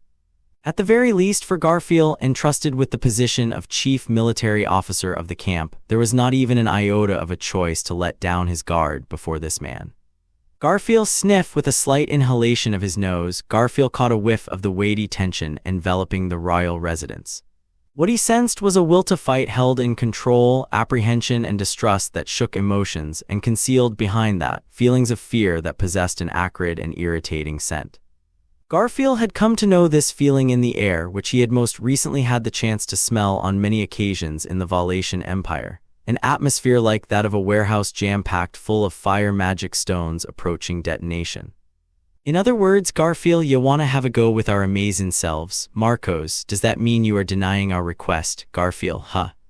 You're the ones who spat on us first, so don't ya make a face actin' like we're the ones picking a fight. Wait. Don't snap at him, Garfield. Please. As his fangs gnashed in annoyance, Garfield, who had been glaring up from below at Marcos, was restrained by those words coming from Emilia behind him. Going so far as to append that please, Garfield had no choice but to withdraw his hostility. Adding a thank you for his understanding, Emilia then raised her head resolutely. Emilia, I apologize for this one of ours. I was really surprised, so I couldn't find the words to speak, and he was just getting upset on my behalf. Marcos, then, are you just as angry as he is? Emilia-sama, Emilia, yes, that's right. After getting past my surprise over why you would say something so ridiculous, I'm feeling really irritated. I think I might be about to get angry. But Emilia cut off her words there, placing her hand upon her chest. She fiddled with the green magic crystal dangling there, as if doing so to arrange her thoughts via that hard sensation. Emilia, losing my temper here won't help Subaru's situation. It'd just be me getting angry because I want to be angry. And I don't think that would do any good. Marcos, you looked me in the eye and told me so quite plainly. Emilia, Marcos-san, we haven't talked much since our last conversation. This is who I am now, just a tad stronger than I was before. That too is thanks to Subaru. Marcos, faced with Emilia delivering an answer without being swept away by her emotions, yet also without allowing herself to be silenced, Marcos's eyes narrowed as he made a face that seemed conflicted. On the other hand, Garfield felt the blood that had risen to his head slowly descend as he listened to Emilia speak. Still, his body did not relax, nor would he allow it to. To begin with, these so-called suspicions seemed to be nothing but nonsensical. Natsuki-san being connected to the witch cult, at the level of a Sin Archbishop. It is hardly funny, that's right. Besides, just how many problems caused by the witch cult have been resolved by Subaru-sama. In particular, he even defeated a Sin Archbishop, saving me and everyone else in the village, and yet, please don't say such strange things. Otto and Petra provided support, and Garfield also agreed with a yeah. The sin archbishops of sloth, greed, and even gluttony all had been slain or otherwise captured in battles led by Subaru, dealing major blows to the witch cult. Adding on to that, Subaru had contributed in great part to the subjugation of both the white whale and the great rabbit of the three great witch beasts. This made something like Subaru being with the witch cult seem far too absurd a tale. Garfield surely ain't trying to say they got in a big scuffle as allies. Even if my amazing self and Autabro got in a fight, ain't no way I'd beat Autabro to a pulp. We ain't gonna get in no fight in the first place though. While I'm unsure whether that anecdote about Garf and Otto-san is relevant, I do think such doubts are reasonable, and I can't imagine that person is someone capable of bearing such malicious intentions. I know, Rai tilde GHT. Oniai-san certainly seems to want to take on lots of bothersome ta tilde SKS, but I think the number one reason he does so is because he doesn't think about I tilde T. Adding in the zinger from Rem, plus Meili who followed up, the opinions of the camp were in accordance with Garfield. It was the consensus of their sides centered around Emilia. In response, Marcos, without even the slightest tremor upon that stony expression of his, Marcos, I acknowledge the tremendous trust that every member of your camp has placed in Knight Natsuki Subaru. That aside, I must request that Emilia-sama return to the castle once more. Emilia, should I tell the people at the castle what I just told you? Marcos, in addition to that, please answer our inquiries honestly. Out of consideration, I would like to impart upon you that the best means to dispelling the suspicions is to cooperate in any way you can in clearing them up. Emilia, Rem, excuse me, could I ask something? In response to Marcos repeating himself, making the same request he had at the outset, Emilia lowered her amethyst eyes in rumination, and there, Rem cut in. While maintaining a relentless vigilance towards the surrounding soldiers of the kingdom, just like Garfield, she made an inquiry.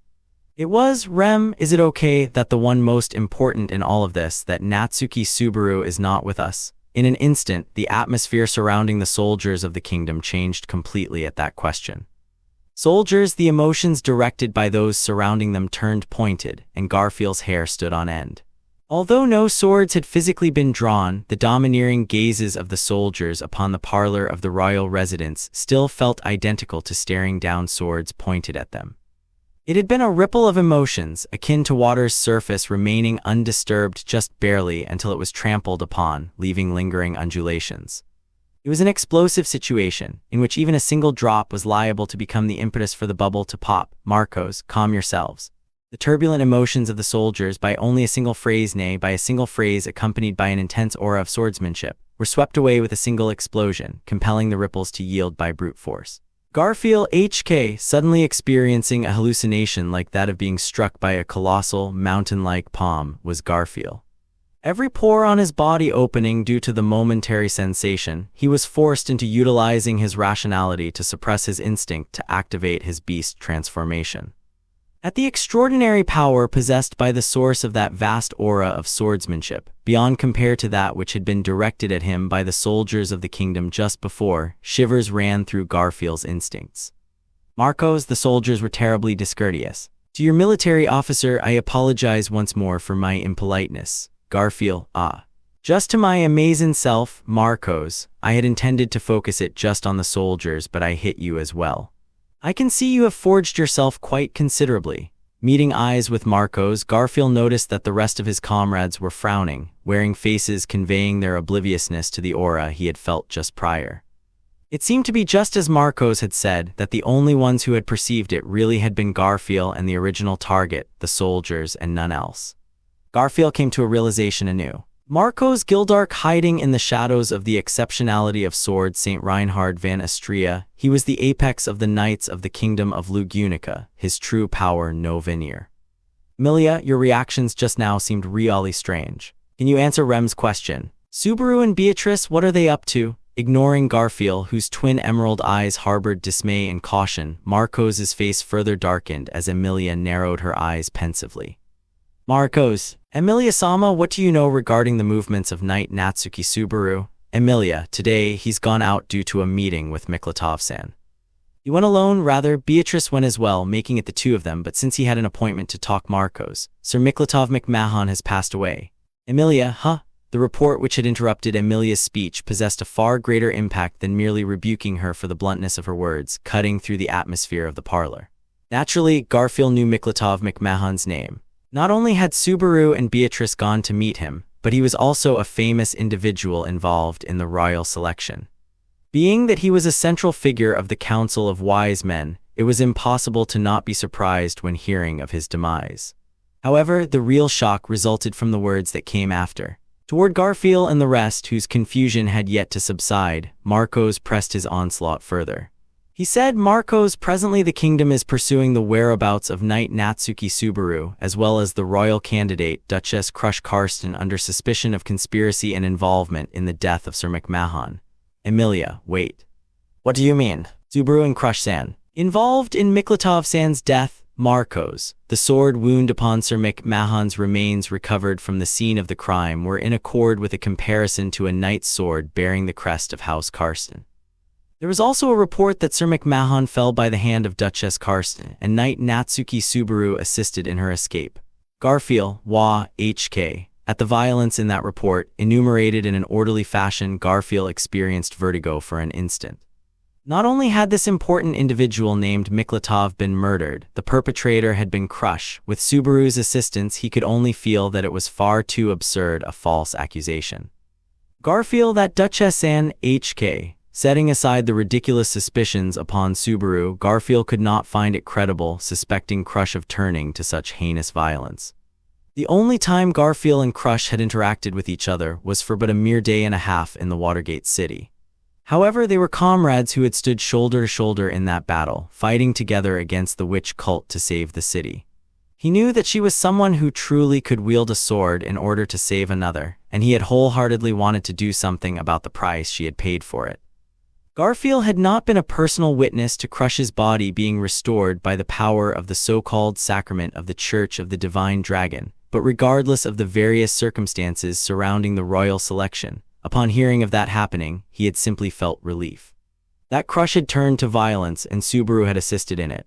Such foolishness. Auto, allow me to confirm. By saying you are pursuing their whereabouts, does this mean that Natsuki-san and Crush-sama are currently at large? Abruptly, a question flew out that attempted to appropriately verify the present situation, in a voice stifled of emotion. Needless to say, the one to do so was Otto, the foundation of wisdom within the camp. Trying to subdue her discomposure, Emilia turned her amethyst eyes toward Otto. "Emilia, Otto-kun, Otto, it is important. The reason why the commander of the Knights went out of his way to pay a visit here is probably less an indication of respect toward Emilia-sama and more out of caution."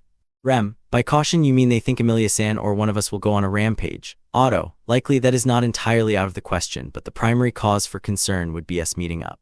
This detachment is here out of precaution, in case they were to join us and we sheltered them. Am I incorrect, Marcos, since giving an explanation of the intent behind this deployment is a matter of military secrecy, I am unable to provide you with an answer. Otto, I see. Not denying it is more than enough. As Garfield tried to knead the fury and agitation churning within himself and transform it into something harmless, he could only feel reassurance from Otto, who nodded in agreement with Marcos's answer. In times such as these, he was earnestly glad Otto was present, because he could trust Otto to skillfully sort out the game board, even one as intricate and full of many tangled motives as this, and pass along the necessary information. Garfield could devote himself to his role as a shield. Here too, Garfield decided to stick to that trust, without being misled by superfluous emotions. Rem, the passing of the individual you call Sir McMahon and the suspicions that that person may be a member of the witch cult, they seem to be related, and yet at the same time, not. So then, regarding what you want to hear from Emilia-san, say what you like, but Marcos, I have already told you the best means to resolve these suspicions is to answer our questions at the royal castle. If you refuse to do so, we would have no choice but to take that as Emilia-sama and her camp abandoning their accountability regarding the suspicions against Knight Natsuki Subaru. Petra, is that not coercion, ignoring Emiliani-sama's intentions and such? Marcos, it is not coercion. That said, if you will not answer questions, then suspicions will remain suspicions, and the kingdom will merely determine its stance toward Knight Natsuki Subaru. Everyone, his low voice still bereft of emotion, Marcos continued to make the same unchanging request. Whether one pushed or pulled, it was impossible to move him, he who stood stalwart as if truly a mountain. Just as the air of such impatience was beginning to proliferate on both sides, Emilia, I understand. I will go to the castle. Let me speak about Subaru there. Marcos, a prudent judgment. Petra, in that case I will prepare immediately. Disliking the stagnation and the coming collapse of the situation, Emilia decided to comply with the request, yielding a nod from Marcos. With animosity toward that demeanor in her eyes, Petra tried to take action in preparing to go to the castle. However, with a no, Otto stopped Petra. While he narrowed his eyes after nodding at the wide-eyed Petra, Otto, we must carefully choose who to accompany her to the castle, is that right? Marcos, you have keen insight. Straight to the point, Emilia, what do you mean? The gazes of Otto and Marcos collided, prompting Emilia to raise her well-shaped eyebrows. In response to Emilia's question, Marcos, maintaining the straightness of his tall spine, Marcos, Emilia-sama will be attending the castle, but everyone from your camp accompanying her would not be acceptable. The apprehensions befalling Knight Natsuki Subaru at the current time could very well extend to the entirety of Emilia-sama's camp. In order to maintain the independence of testimony, we would like to ask you to restrict it to one attendant to care for personal affairs. Emilia, only one attendant? Marcos, we apologize for the inconvenience, however, I beseech you cooperate. Possibly anticipating their surprise, Marcos's demeanor remained unshakable. Garfield glanced at Otto, surmising that the latter had also expected this reply from the slight frown upon the face of the one he considered his older brother. The issue was that though predicted, it yet remained undoubtedly a serious blow to the camp. Garfield, at the very least, my amazing self can Marcos, I would not recommend that. I understand your desire to act as a guard as a military officer, however, you are more than capable of serving as an immediate asset in battle. If Emilia-sama, in the midst of a maelstrom of suspicions surrounding her, were to visit the castle accompanied by a military asset, it would not be for the purpose of an explanation but rather as a show of force. Garfield, that's a baseless accusation, Marcos. I am saying that there are those who would take it that way. Stringing words together, the other party in the conversation continued to suppress Garfield's intentions. He wished to evade it somehow, but since even Otto had not interjected, it meant his argument was sound. However, Garfield, if we're talking attendance, with the current state of their camp, the only two options that came to mind were Petra and Rem. Had Frederica been present, the best option would have probably been to leave it to her, his elder sister, but that was asking for the impossible now. It was difficult to entrust Emilia to Rem when the latter's memories had yet to return, and although Petra was quick-witted, to leave her to a situation of this level brought him anxiety. Just what in the world would be the best thing to do? Upon that thought of his, it happened. Then it is settled. Ram shall go with Emilia-sama. Garfield, HK Ram. Saying this, Garfield's eyes widened as he saw Ram appear at the entrance to the parlor. Having changed into her familiar maid outfit and possessing her usual strong-willed expression, Ram appeared, causing not only Garfield but also Emilia and everyone else to be unable to hide their surprise. After all, Ram had been purportedly resting, her state that of being practically bedridden due to the heavy workload she'd had, starting with the trip to Pleiades' watchtower. She was not supposed to join them on their planned trip to Pristella, and would instead wait for the return of Garfield and the others in the royal capital. She had risen to her feet and stood beside Emilia, looking shockingly dignified. Without pause, Ram lifted the hem of her skirt and curtsied before speechless eyes. Ram, apologies for the tardiness. On account of Ram's duty to check the softness of the beds, there was a delay in noticing the arrival of our esteemed guests. Emilia, is the feel of the beds okay now? Ram, indeed. It's around a passing grade. Slightly shrugging her shoulders, Ram responded as such, lacking a hint of fatigue upon her countenance. However, it was plain to see that she was simply skilled at regularly hiding her burdens, and had not truly recovered. Since the exchange just now with Emilia had also rewarded Ram's physical condition as the condition of the beds, there certainly was some apprehension remaining. And yet Rem, Nisama Rem, the group of leftovers is entrusted to you. All of them would not last without the cute and capable Ram and Rem sisters. Only Petra is somewhat better than the rest. Rem, yes, I understand. At the words of Ram, who naturally decided to take on that role, Rem managed to grasp her elder sister's worry and apprehension, and while attempting to stifle tears from arising in her pale blue eyes, she nodded. During that exchange, Garfield glanced over at Otto. To some degree, the act could be construed as an unilateral decision from Ram, but Otto's judgment, Otto, I agree, I believe Ram-san is suitable. Can we entrust Emilia-sama to you? Ram, those words are needless. You are the one who needs to shape up, Otto. You too, Garf, do your best at being put to work. Garfield, ain't no need to tell me that. Emilia and Rem, as well as Otto, all respected Ram's judgment, and treating those words from her as being entrusted to them, they responded resolutely, yet Garfield's voice was stained with weakness. Of that, Garfield was ashamed, but as Ram narrowed her light crimson eyes, Ram, truly a fool, and like so, she pushed away Garfield's weakness with a sweet strictness. Emilia, everyone, we're heading out. I'll clear up these misunderstandings about Subaru real good and explain things so that everyone will understand. And like that, once it became unanimous amongst the camp that Ram would accompany her as an attendant, Emilia, having gathered her resolve to visit the castle, proclaimed thus, gazing upon the faces of Garfield and everyone else. In all honesty, the situation was utterly unparalleled in absurdity. With such an atmosphere about, it was not a good omen that they were taking blows without getting any of their own in. If this were a fist fight, allowing one's opponent to do as they pleased meant immediate defeat.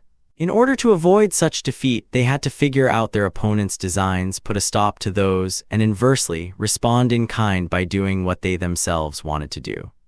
Emilia, it's the same as always, but please let me borrow the strength of all of you.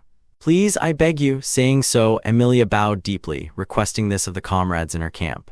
Despite being leader of their camp, a royal candidate, and holding a proper, laudable status, she could bow her head without hesitation and depend upon the strength of another regardless of that.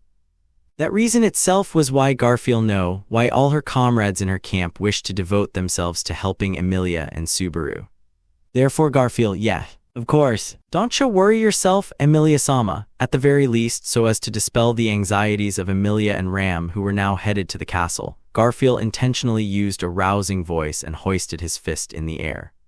Thus the group sent off Emilia as she was escorted to the royal castle by Marcos and his men, taking Ram as her solitary attendant. Otto, everyone, please pack your belongings, preferably the bare essentials will do. We leave in 5 minutes. With that, Otto hastily broke the ice, facing everyone left behind at the royal residence.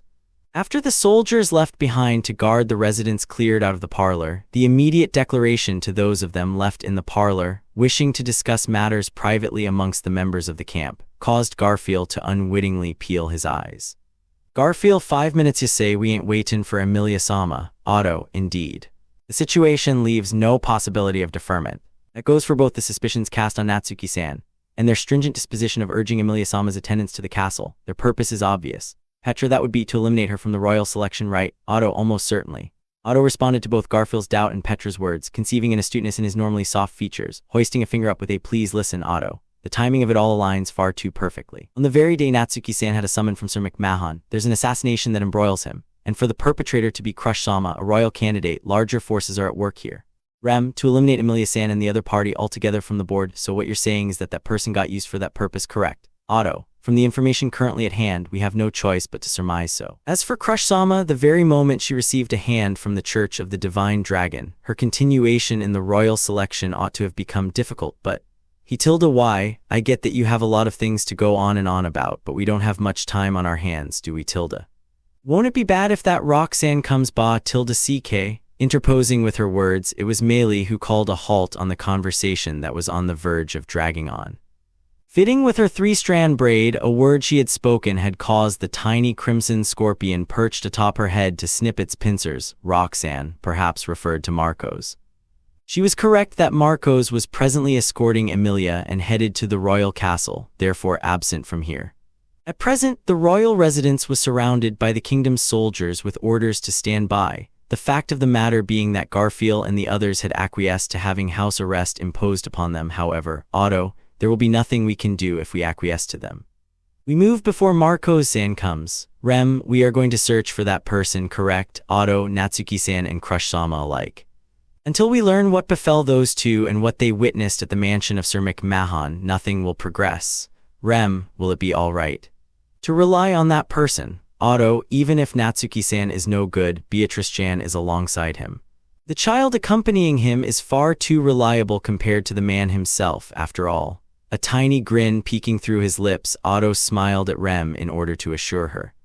The ends of her eyebrows lowered. While she may not have felt relief in the depths of her heart, Rem accepted his solicitude. And as everyone progressively smashed their own apprehensions, Garfield slapped his cheeks with both of his palms. Garfield, got it.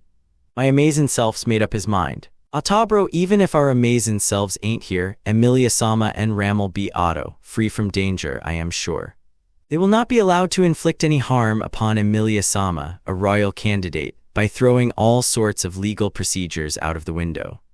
They will likely observe those rules. Either way, from the point they summoned Emilia-sama to the castle, the only aim the other party could possibly have is to detain her. Garfield, TCH 8. Then my amazing self will knock out all the guards, and in the meanwhile Otto, it cannot proceed that way. Garfield, ha! Cracking his knuckles, Garfield augmented his fervor, only for Otto to shake his head before him. Garfield widened his eyes, stunned by the dampening of his ardor, as Otto stared at him with an austere expression. Otto, the guards are only here on orders and are not our enemies. I would like to avoid wounding them. The ideal would be to not let them even draw their swords. What we ought to do is escape in order to prove our innocence, not to wage war. Rem, if we cause casualties, Emilia-samas and Ni-samas, and that person's standing will worsen. Otto, precisely. As Otto adjusted the brim of his hat, Garfield grated his molars at him. He understood. He understood the reasoning. He understood the reasoning, but Garfield could not envision what followed from that. Of course, should Marcos return, they would never be able to safely escape from the royal residence. But at the very least, at this moment, they would be able to escape through sheer force. If even that were to be sealed off, then what in the world could they possibly? Otto, I'll have the bugs and birds listen in on the guards to learn where they're short in numbers. I could ask them to distract the guards as well. It still is not a certainty, but Petra, if that's the case, then I have an idea. Rem, really, Petra-san? Otto proposed his usual expedients through the use of his divine protection, and then did Petra raise up her hand, prompting Rem to widen her eyes and pose such an inquiry. Receiving it, Petra responded with a yes, balling her tiny hands into fists. Petra, I'm really angry right now. About Subaru being suspected, about Emilia-sama being scrutinized, and about Ramni-sama being forced to overdo herself. That's why I'll absolutely never do as the other side says. Garfield, that's scary reliable, but what do you plan on doing? Petra, of course I have a plan up my sleeve. It's Otto-san's specialty. Otto, my specialty. His name was incisively called, but Otto tilted his head with an expression lacking even the faintest clue. On the other hand, Petra's cheeks dyed red in excitement, appearing to be brimming in confidence for her plan. Meili, Petra-chan, what exactly are you planning? Ng. Petra, Meili-chan, Garf-san, you both know this too. Listen, beckoning them closer, Petra had everyone draw their faces near, as she stoutly expounded on the particularities of the plan she had up her sleeve. It's a fire, there rose the alarmed voices of royal soldiers, a panic blazing throughout the royal residence. That which they had sighted was dense smoke flooding out from the kitchen with tremendous vigor. Faced with the large quantity of smoke spewing forth, accompanied by heat and the acrid smell of burning, many of the courageous soldiers moved to take action immediately. Charging into the kitchen to ascertain the source of the fire, they made haste to pinpoint the cause of the smoke. Moving to put out the fire, their goal was to extinguish both the flames and the panic at once, depending on the situation. However, the fire started under the floorboards, and the origin of the smoke is the blocked-off chimney. Extinguishing it won't be easy. With those words, the one to propose the fire alarm strategy and devise the plan in detail, Petra, deepened her smile as she listened to the panic unfold exactly as she had intended. It was a smile that would generally be described as sweet, but seeing it up close, Garfield could not help but feel chilled to the bone for some reason. In any case, though, I just cannot quite accept that you consider burning down buildings to be my specialty. Regardless of Otto's complaints, the fire alarm strategy had been a brilliant success. In order to prevent harm from befalling the important facility that was the royal residence, as well as the relevant parties placed under house arrest within, the royal soldiers pursued swift countermeasures against the smoke, diverting their attention away from the movements of Garfield and the others. In the meantime, Garfield, sorry about this, but go and take a little nap, will ya? Rem, I'm sorry. I bear you no grudges, aside from the matter with Ni-sama. HK. Garfield and Rem each took on one of the two soldiers who had been kept stationed on guard duty at the back door as a minimum precaution, choking them unconscious to secure a path. They would allow no weapons to be drawn. Satisfying the conditions Otto had set beforehand, Garfield exchanged glances with Rem before they shared in a nod. Then with Otto, Petra, and Meili in tow, they made their way out of the building.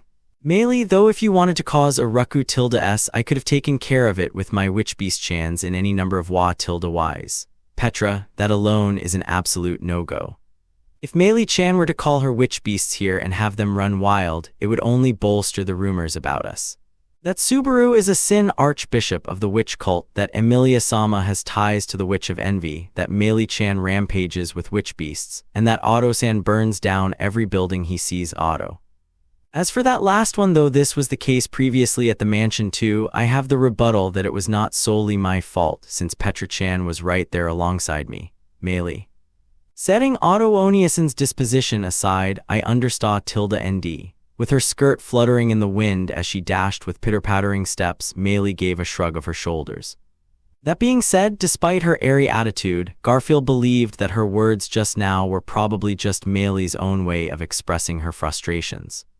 Meili possessed strength. However, were she to wield it, it would also end up jeopardizing the very people she wished to protect. A double-edged sword of sorts, the existence of a blade she could not swing, was eating at her with a sense of vexation.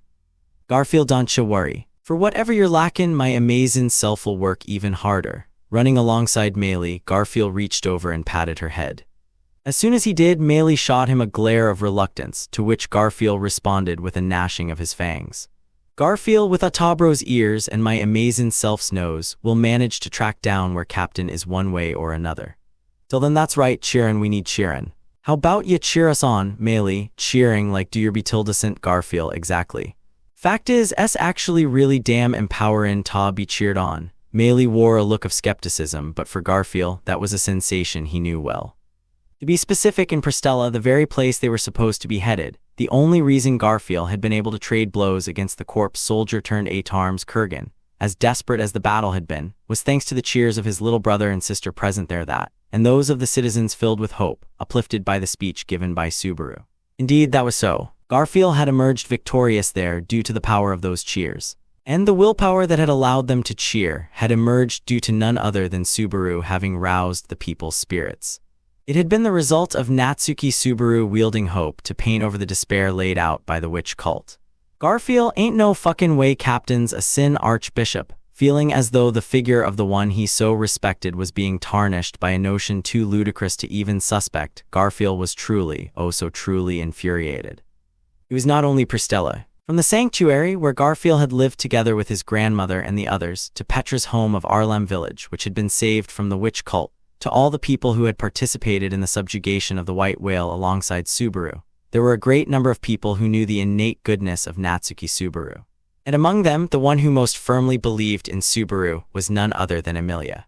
From what Otto had said, the summons for Emilia to the castle had the objective of detaining her from the very start, with the hearing to clear up the suspicions surrounding Subaru being nothing more than a pretext.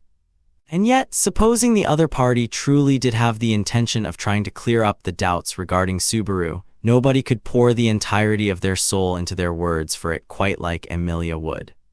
Garfield, fucking shit, frustrating. Frustrating. Just plain frustrating. Frustrating and frustrating, the frustration was unending. Had Subaru not done his best? Wishing to stand by the one he had fallen for, Emilia, wishing to protect the hearts of everyone together with him, had he not earnestly and fervently tried his very best? And yet, why would they not listen to the voices who knew of Subaru's efforts? If they had just granted them that opportunity, it would have been made clear. The fact that Natsuki Subaru would always struggle endlessly onward in the attempt to make his own outrageous ideals come true, that he was the greatest, coolest big brother figure Garfield could ever be proud to have. Meili Garfoniuson Garfield, HKS nothing. Kurgan felt his foes even if it meant loss in his arms, you know. My amazing self can't keep Bane so hesitant either. He had intended on cheering up Meili, but instead had just ended up getting choked up himself, so clearing those sentiments away with a spirited voice and a gnash of his fangs, Garfield looked straight ahead.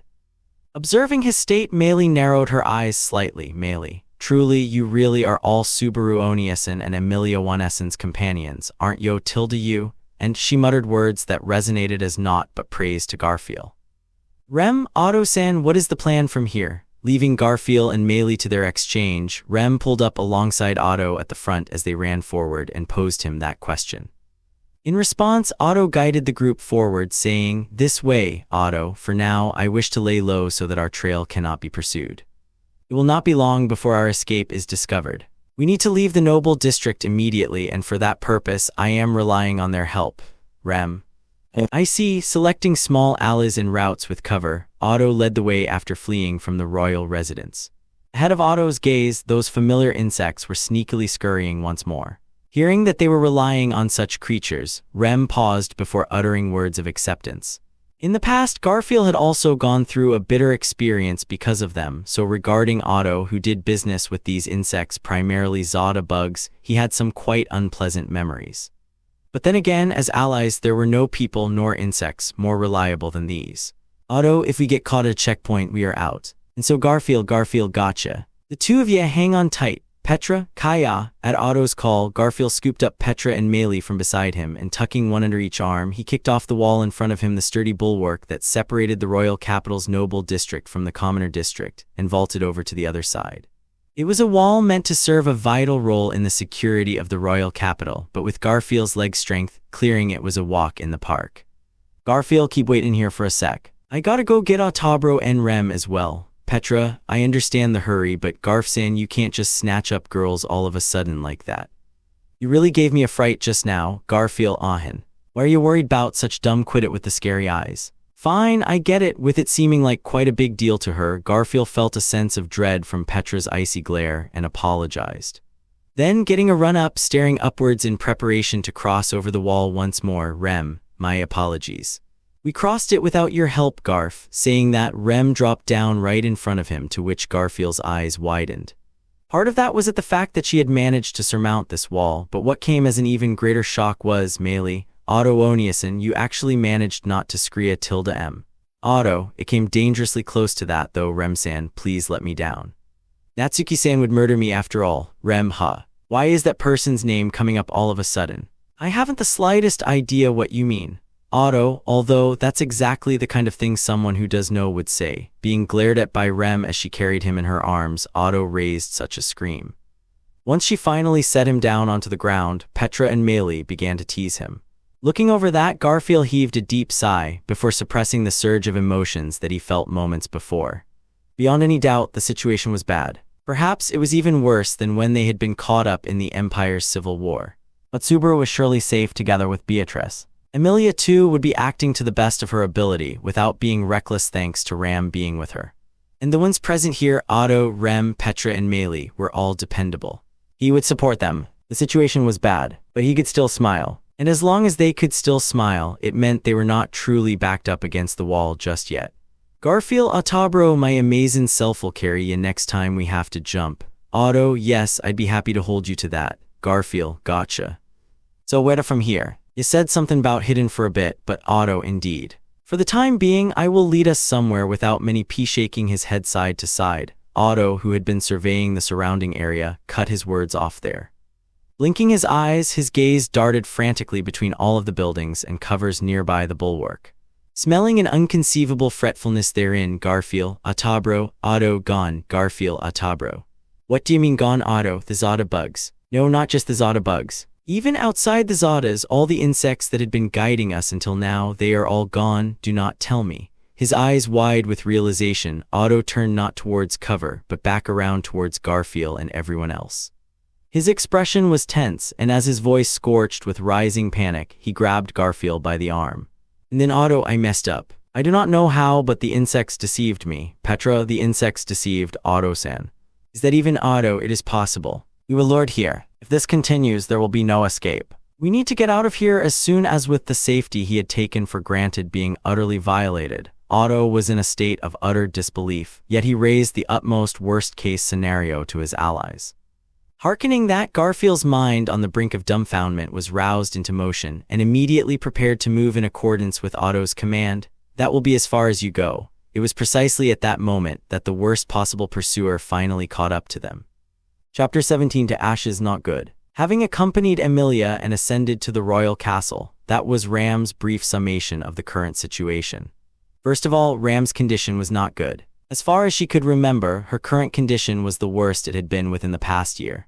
Even under normal conditions, the times when her body was in truly good condition were few and far between, but by keeping a tight hold on her willpower each and every day, she had forcibly anchored her base status in order to preserve her performance. And only recently had she allowed herself a gap to slacken those threads. Ram, returning to the mansion for a spell was a mistake. With the sisters having reunited in the Empire, she had escorted the awakened Rem back home to the mansion as quickly as possible. She had gotten overeager for the potential result of doing so, thinking that it would perhaps lead to a clue to returning her memories. Thanks to that, she had been able to lay eyes upon the long-awaited figure of Rem dressed in the maid outfit of the Roswell Manor, which instead had caused Ram's willpower to slacken. The corollary of that was the current predicament. In a situation where the camp all needed to come together in order to combat the baffling suspicions that had been cast upon Subaru, she ended up needing to expose herself in a far from perfect state. Ram, silently walking down the long corridor, Ram surveyed some of the castle guards as they passed by. Same as the soldiers who had come to call upon Emilia at the royal residence, they harbored a sense of tension and duty emanating from their expressions and body language. After a silent bow of respect, they proceeded past Ram and Emilia, and she watched as they moved away. However, shortly after they passed through, the closing of the doors to the hall could be felt through the atmosphere. The significance of those doors, which conventionally were always kept wide open, being closed, was as clear as day. Not good. The doors to the hall being shut, the atmosphere around the soldiers that was more tense than usual, and above all, the summons delivered personally by the commander of the Royal Knights. What was on display was utmost vigilance. That was to say, the impression that the other party held of them had already significantly slanted towards a negative one. Separate from Ram's physical condition, this was the second circumstance that was truly not good. Emilia, it feels somewhat like we're being imprisoned really politely, doesn't it? Ram. That comes as a surprise. Emilia-sama, it seems that even you have the sensitivity to perceive that. While slightly slowing the pace of her steps, Emilia aligned herself next to Ram and vaguely murmured. At her alert perception of the royal castle's atmosphere, Ram slightly raised her eyebrows in response. And receiving that as Emilia lowered the ends of her shapely eyebrows, Emilia, rather than the atmosphere being tense, I just thought it felt sort of like that. Back when I lived in the forest with Puck, whenever I would go out to the nearby village, everyone there had this kind of attitude. Maybe they are all just really scared of us. Ram, indeed. It seems like Barusu really messed up this time, after all. Emilia, Subaru and Beatrice, I wonder if they are okay. Though Crushan also seems to be with them. With a slight flicker in her amethyst eyes, Emilia voiced those words, prompting Ram to fall silent. In all honesty, the outlook of the situation was not good. From all the information she had heard, a member of the Council of Wise Men, Miklatov McMahon, had been murdered, and the perpetrator behind that act had been Crush Karsten, who, along with her conspirators Subaru and Beatrice, was currently being pursued. Since she had been resting in bed due to her poor condition, she only knew about the trouble surrounding Crush and the Church of the Divine Dragon on a surface level. But having been backed into a corner as a royal candidate, Crush would have ended up committing a tormented act of violence. And present at the scene, Subaru would have protected her out of emotion. It was a conceivable progression of events. Ram, all with Beatrice-sama accompanying him, no, that personage is too easy on Barusu, so it's no use. Barusu is far too lacking in self-restraint. Even though it would be much better were he to think only about Rem and Emilia-sama. It was complicated as the older sister, but she had no choice but to recognize the fact that Subaru did indeed treasure Rem, and the fact that he indeed did perhaps served as some form of solace to her. For Rem too, her memories yet to return. Although she might say this and that on the surface, it was completely obvious that she had special feelings towards Subaru within her heart. That was precisely why it was necessary for Subaru to keep the reins tight on himself and firmly narrow down exactly whom he would treat kindly. After all, the consequence for trying to be a friend to everybody was being incurred at this exact moment. Emilia, Ram, are you perhaps angry? Ram, for a long time already, Barusu's fickle impulses have appeared to be beyond salvation. However, that is a separate matter to the allegations currently being leveled against him. Emilia, yes, that's right. We'll have to talk properly and make them understand about Subaru. In a way that no matter what they ask us from here on, it will turn out fine. Ram, firstly, Emilia-sama, please prepare around 10 positive things to say about Barusu. Emilia, 10? I can only say 10 things. I wonder, can I really narrow it down to just 10? As Emilia became apprehensive for a different reason to herself, Ram was impressed that she could even manage to get up to 10 positive things about Subaru. Aside from his timing, what was there to even praise? In any case, Ram, do or die, isn't it? Looking back, it felt like they had been encountering nothing but do-or-die moments, but setting aside that worthless sentiment, Ram gazed to the fore alongside Emilia. There, Marcos stopped in his tracks, pushing open the doors at the end of the hall and ushering them to enter the room. Abiding by him and passing through the doors, Ram and Emilia were greeted by many of the gazes within the room alongside a strained, solemn atmosphere, the swell of silent tension immediately apparent. The location where Ram and Emilia had been guided was not the grand hall, but a conference room within the castle used for discussions between distinguished individuals. Just the other day, it was the room where Emilia had accompanied Philor, standing witness to her declaration of intent to participate in the royal selection and her nomination of knight.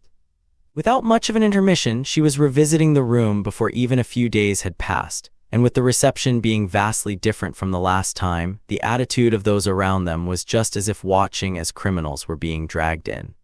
Ram, looking around the room they had been brought into, Ram first ascertained the arrangement of the soldiers.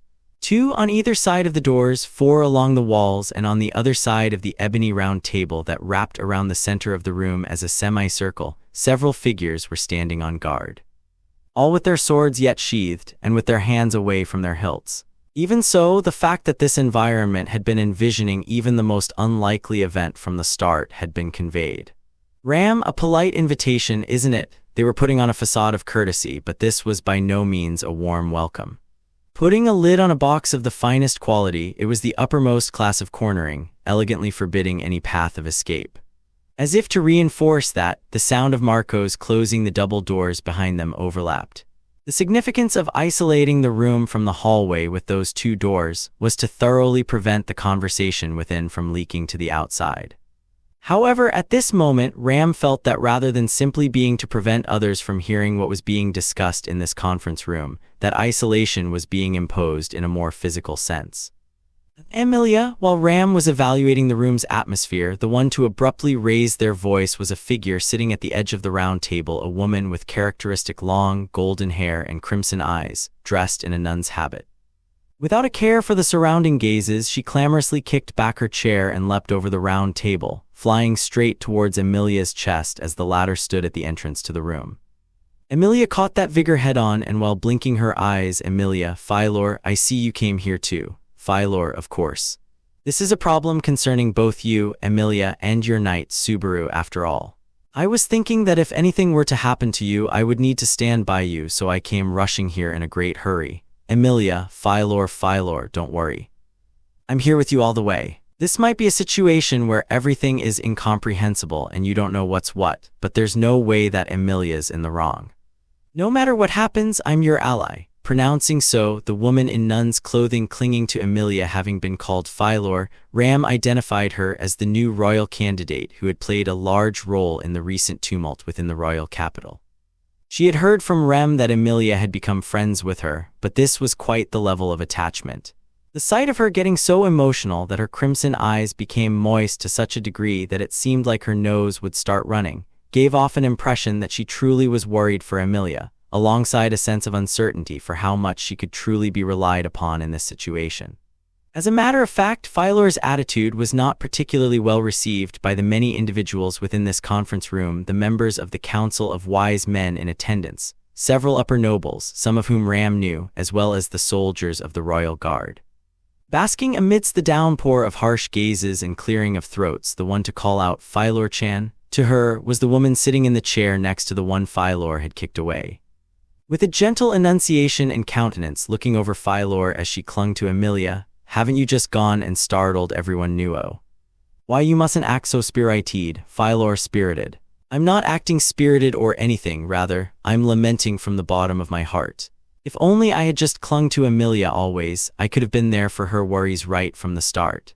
This too is in the scriptures. The salvation of but one is according to the prayers of the many. When thou sharest in the dragon's blessing with thy neighbor, thou becomest the truest of grace, granting solace to their solitary soul. You're free to interpret it however you please, but delaying the discussion does not leave a good impression, you know. Philor-chan, won't it only cause more harm to Emilia-chan the more grumbly you make them? Philor, ugh, Sakura you dummy. Sakura, oh my, it seems I've incurred your disgust. At Philor's childish rebuttal, tears in her eyes, the woman who had been called Sakura shrugged her shoulders. It had been an exchange with quite the difference in ability between actors, but as Philor had been talked into a corner, Emilia gently caressed her head. Emilia, Thank you, Philor. You're really dependable. Keep watch over me, okay? Philor, Emilia, yes. Yes. I'll watch over you so attentively that my eyes give me a splitting headache. Marcos, well then, Philor-sama, please return to your seat post-haste.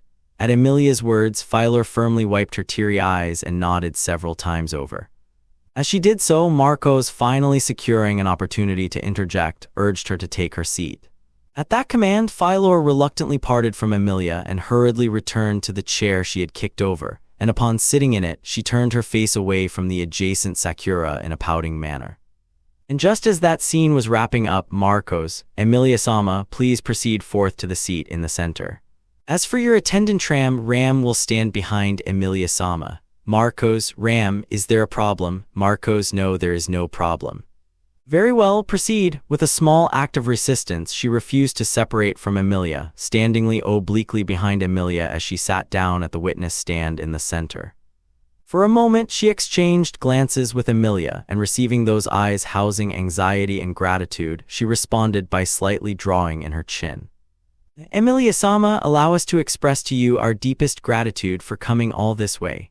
The one to solemnly broach the discussion, among the members sitting around the semicircular round table, was the bald old man clad in an especially striking air Bordeaux Zurjev. Sitting in one of the 7 seats provided for the Council of Wise Men, he was a hero of the kingdom, who in the past had fought with his own halberd in the demi-human war. And due to those experiences, he was known for being an individual with a firm stance regarding demi-humans, and it could likely be said that his affinity with Emilia was the absolute worst. While displaying respect towards Emilia through lip service, could the fuse he had lit indicate that his true feelings on the matter were entirely different. However, even without such contemplations, the first thing Emilia took notice of was not Bordeaux, but rather the vacant seat to his right. Emilia, usually Miklatov-san would be sitting there. Bordeaux, Emilia, Miklatov-san, did he really? Bordeaux, without any doubt, the fact of the matter has been confirmed. It is a severe blow to the kingdom of the utmost degree. Since the passing of the royal family, this is by far the greatest catastrophe to befall the kingdom. Slowly shaking his head from side to side, Bordeaux answered in a hoarse, subdued voice. In reality, considering the duty Miklatov had served in the kingdom of Lugunica until now, Bordeaux's answer was likely something that all of the kingdom's citizens would be obliged to agree with.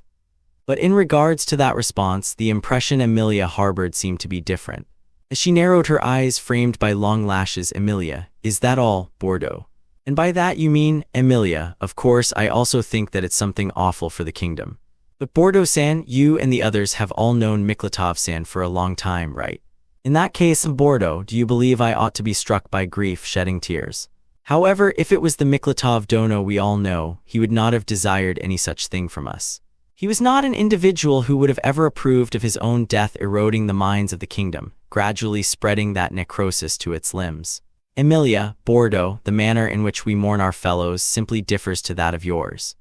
That is all, Emilia, I see. I'm sorry. It must have been really tough for you all as well, Bordeaux-san. Receiving his curt response, Emilia released a quiet sigh.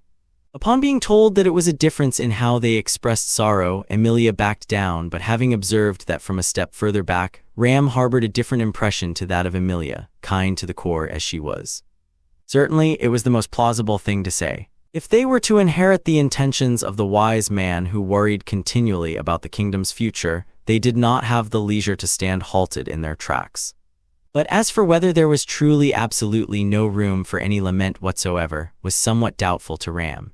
At the very least, as things continued to accumulate, her distrust towards this situation only continued to grow. Bordeaux, once more, Emilia-sama, the reason you have been summoned here, we would like to commence the hearing regarding the suspicions that have emerged surrounding Knight Natsuki Subaru. Emilia, the suspicions about Subaru, those are Bordeaux indeed.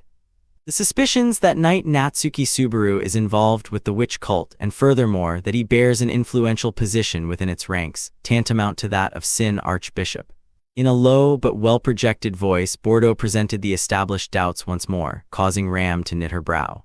Personally, Ram found it to be an absurd suspicion, and as a camp, the only thing they could do was to deny the doubts, but it was still unclear what exactly these suspicions were founded on. In all honesty, Subaru had a history of sheltering Spica, formerly the Sin Archbishop of Gluttony, and it would be naught but a troublesome pain were that to be discovered. but the imperial side ought to have been thorough in classifying any information on that matter. So long as they required Spica's authority, the empire would find it undesirable for her identity to be propagated. Ergo, there should have been no way for that to be connected to the suspicions cast upon Subaru, and yet, Emilia, regarding those doubts, I can provide a definite answer. Subaru is unaffiliated with the witch cult. Subaru holds the position of being my one and only knight, and he is an irreplaceable ally. Phylor, that's right. The two of them share a strong bond. Even I have clearly observed Gamga, Sakura, Phylor-chan. Why don't we be silent for a bit? Emilia was resolute in her response to the doubts that had been cast, and though Phylor's mouth was sealed by Sakura as she cheered her on, the results brought on by the both of them had been the same, an unmoved atmosphere. Though perhaps natural for Phylor's advocacy that verged on hollering, even Emilia's firm denial of the suspicions cast on Subaru was met with nary a fluctuation in the cold gazes directed at her. As the person at the center of it all, that was likely something Emilia had also perceived. Before the other party could broach their next words, Emilia cut in with, "May I have a moment, Emilia? To begin with, I'd like to hear exactly why Subaru is being suspected of affiliation with the witch cult." I told the same thing to Marco-san earlier at the royal residence, but Subaru's great efforts until now should be something that the rest of you also know about, Bordeaux-san. Even Regulus, thanks to Subaru Bordeaux, the subjugation of several Sin archbishops and of the white whale and the great rabbit of the three great witch beasts, yes. The matter concerning the great rabbit is still unverified, but it is the truth that the others are supported by witness testimonies from third parties. Emilia, right? And yet Bordeaux, however, those very achievements are yet another focal point of the suspicions. Emilia, a focal point of the suspicions. At these embers of doubt smoldering at the center of the topic at hand, Emilia held her breath. It was most certainly an irrational argument, for the very achievements that Subaru had leveled against the witch cult to be labeled as suspicious was absolutely unbearable. Ram, in other words, you're saying that Barusu's feats are far too convenient. Bordeaux, apologies, but your attendant bears not the right to speak. Have her abstain from here on. Ram, that was going too far. It just slipped out, given that my ears could not be believed. The gazes upon her grew harsher as she appended an unnecessary comment, but it was how Ram truly felt. Be that as it may, their line of argument was a false pretext at the very least. As it currently was, the other party would have been aware that it was nothing more than simply an unjust suspicion. But given that they were forcing Emilia into a hearing like this, there ought to have still been more foundational evidence coming. And that was Emilia, sorry about Ram. However, when you say Subaru's efforts are suspicious, what do you mean? Bordeaux, we suspect that it all may have been something deliberately manufactured. That perhaps his subjugation of the several Sin archbishops and his subjugation of those among the three great witch beasts were all part of a larger plot to infiltrate the inner circles of the kingdom. Emilia, that's, Bordeaux, an irrational argument, is that what you mean to say? But considering how each nation has suffered countless hardships at the hands of the witch cult until now, the progress he has made in all but 1.5 years is simply far too much. The same goes for the three great witch beasts. It seems almost by design that Knight Natsuki Subaru is being provided with so many opportunities to contribute. With Emilia at a loss for words, Bordeaux showered her with even more.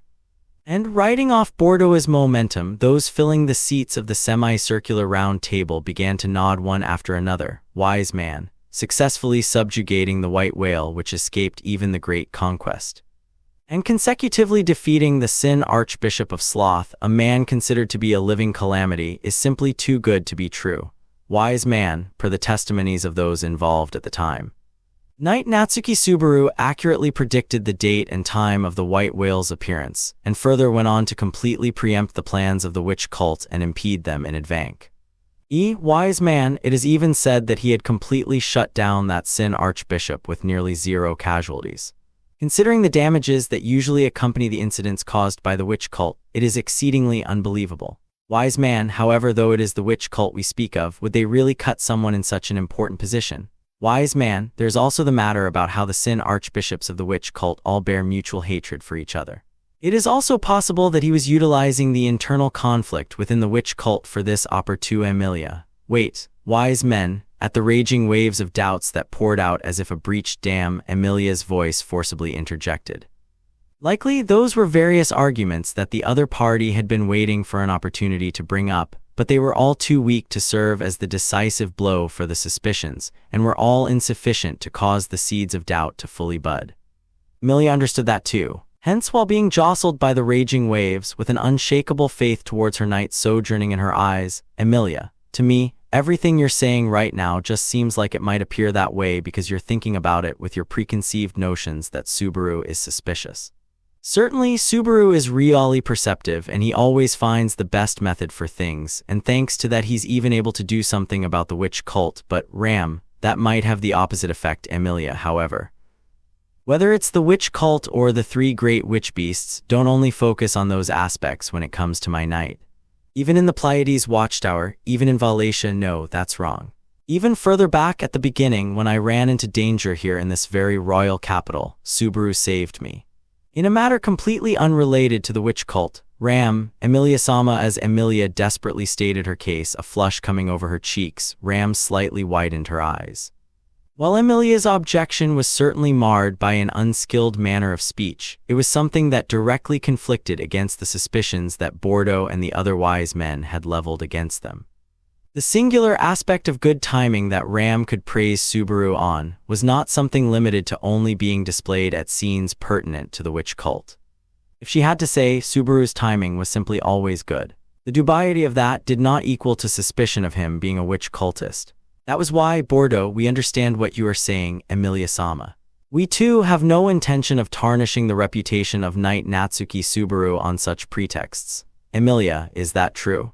In that case, it's fine. Then, Bordeaux, however, your knight is deeply suspected of being the successor to the Sin Archbishop of Sloth. In regards to this matter, what do you have to say? At the fact that everything up until now had been naught more than a preliminary skirmish, Ram grinded her molars. Successor to the Sin Archbishop of Sloth, that was the true doubt being cast upon Natsuki Subaru. Emilia's amethyst eyes greatly flickered, confronting a question that came from outside the realm of her anticipation. On the other hand, standing behind her and hearkening to the same, the hue of perplexity in Ram's pale crimson irises saturated. Ram, though it was told that Barusu and Otto worked to kill the Sin Archbishop of Sloth. When it came to Ram's cognizance, she felt Otto would perhaps interject with an "I would like to object to that," but at this moment she wielded no ears to lend to the retortful man absent from this place. Merely, albeit not directly, even Ram was in a position where she had indirectly been involved in the battle against the Sin Archbishop of Sloth. The demise of that personage, who was the utmost renowned Sin Archbishop across the world, indisputably became the beginning of intertwined destinies between the Emilia camp and the witch cult. However, the reason why Subaru was being suspected of bearing a connection to that Sin Archbishop of Sloth, Ram, that too was because Barusu conveniently played a role in the subjugation of Sloth. Marcos, your right to speak is no, Bordeaux. No, it is fine. That is also a component. However, the greatest thrust is on certain testimony. Ram, testimony, substituting for Emilia, whose thoughts were suspended, Ram prompted the conversation's resumption when Marcos attempted to reprobe her but was commanded to stop by a gesture of Bordeaux's hand, the latter going on to disclose the following progression. The greatest thrust of suspecting Subaru, that was namely, Bordeaux, the testimony of the captive Sin Archbishop of Wrath. Emilia, H.K. Sirius's, Bordeaux, as we speak, the Sin Archbishop in question remains incarcerated in the prison tower as a captive.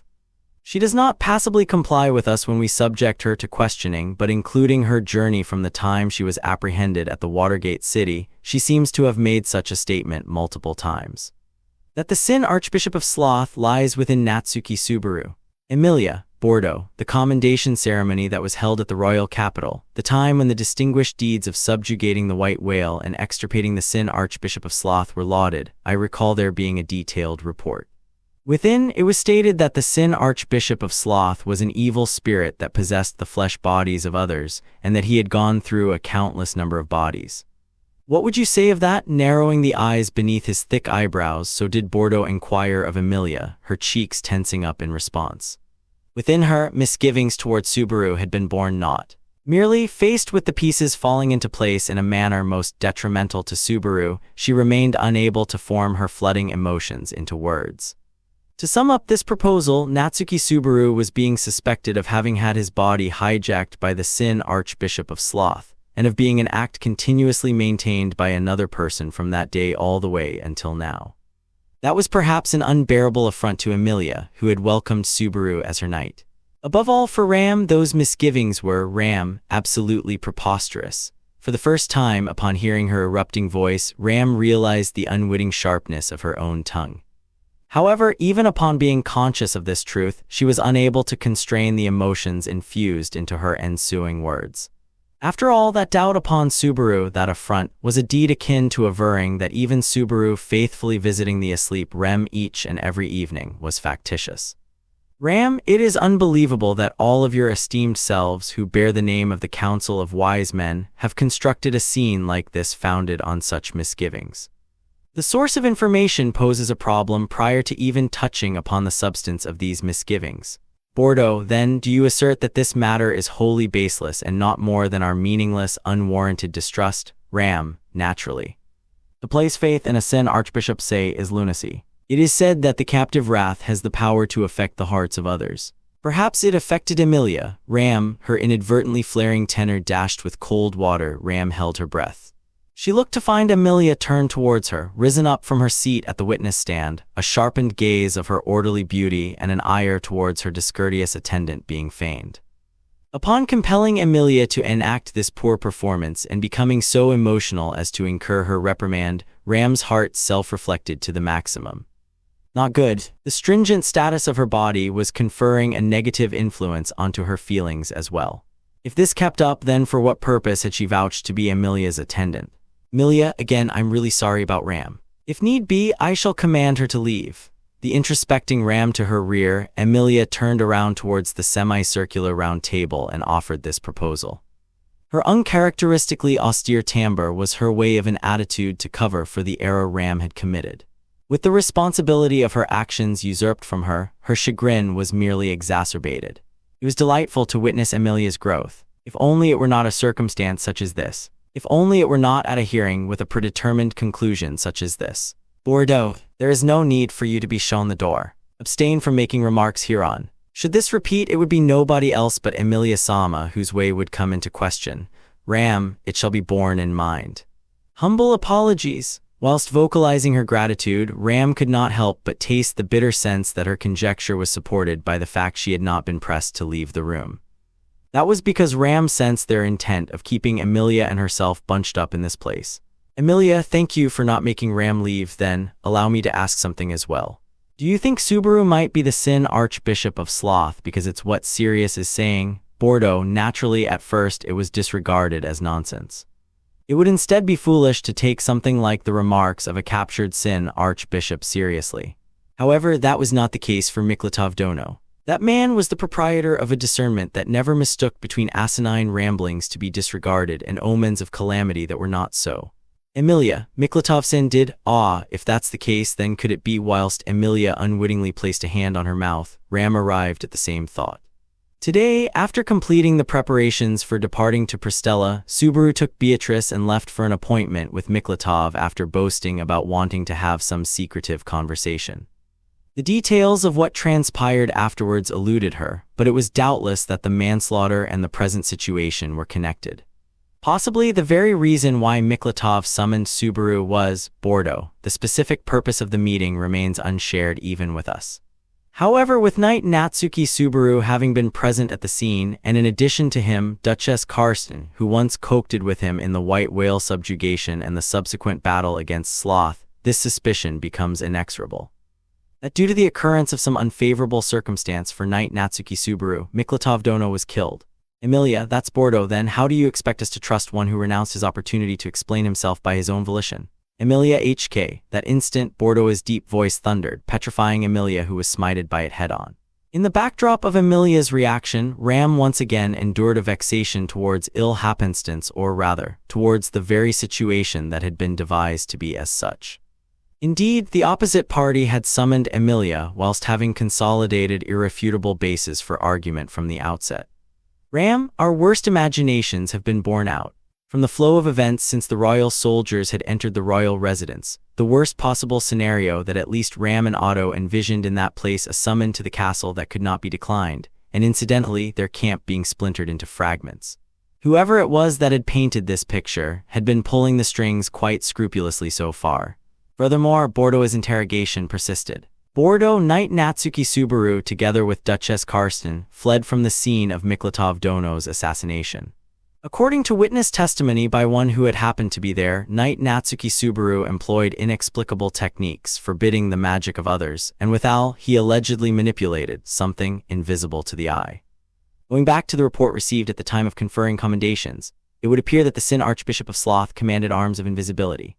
Emilia, that's magic that Subaru and Beatrice came up with Bordo. Inquiring furthermore, it is known that those who became sacrifices for the Sin Archbishop of Gluttony suffered the loss of their existence from the memories of others, or conversely, suffered the loss of even their own memories. However, it is said that Knight Natsuki Subaru remembered what was forgotten.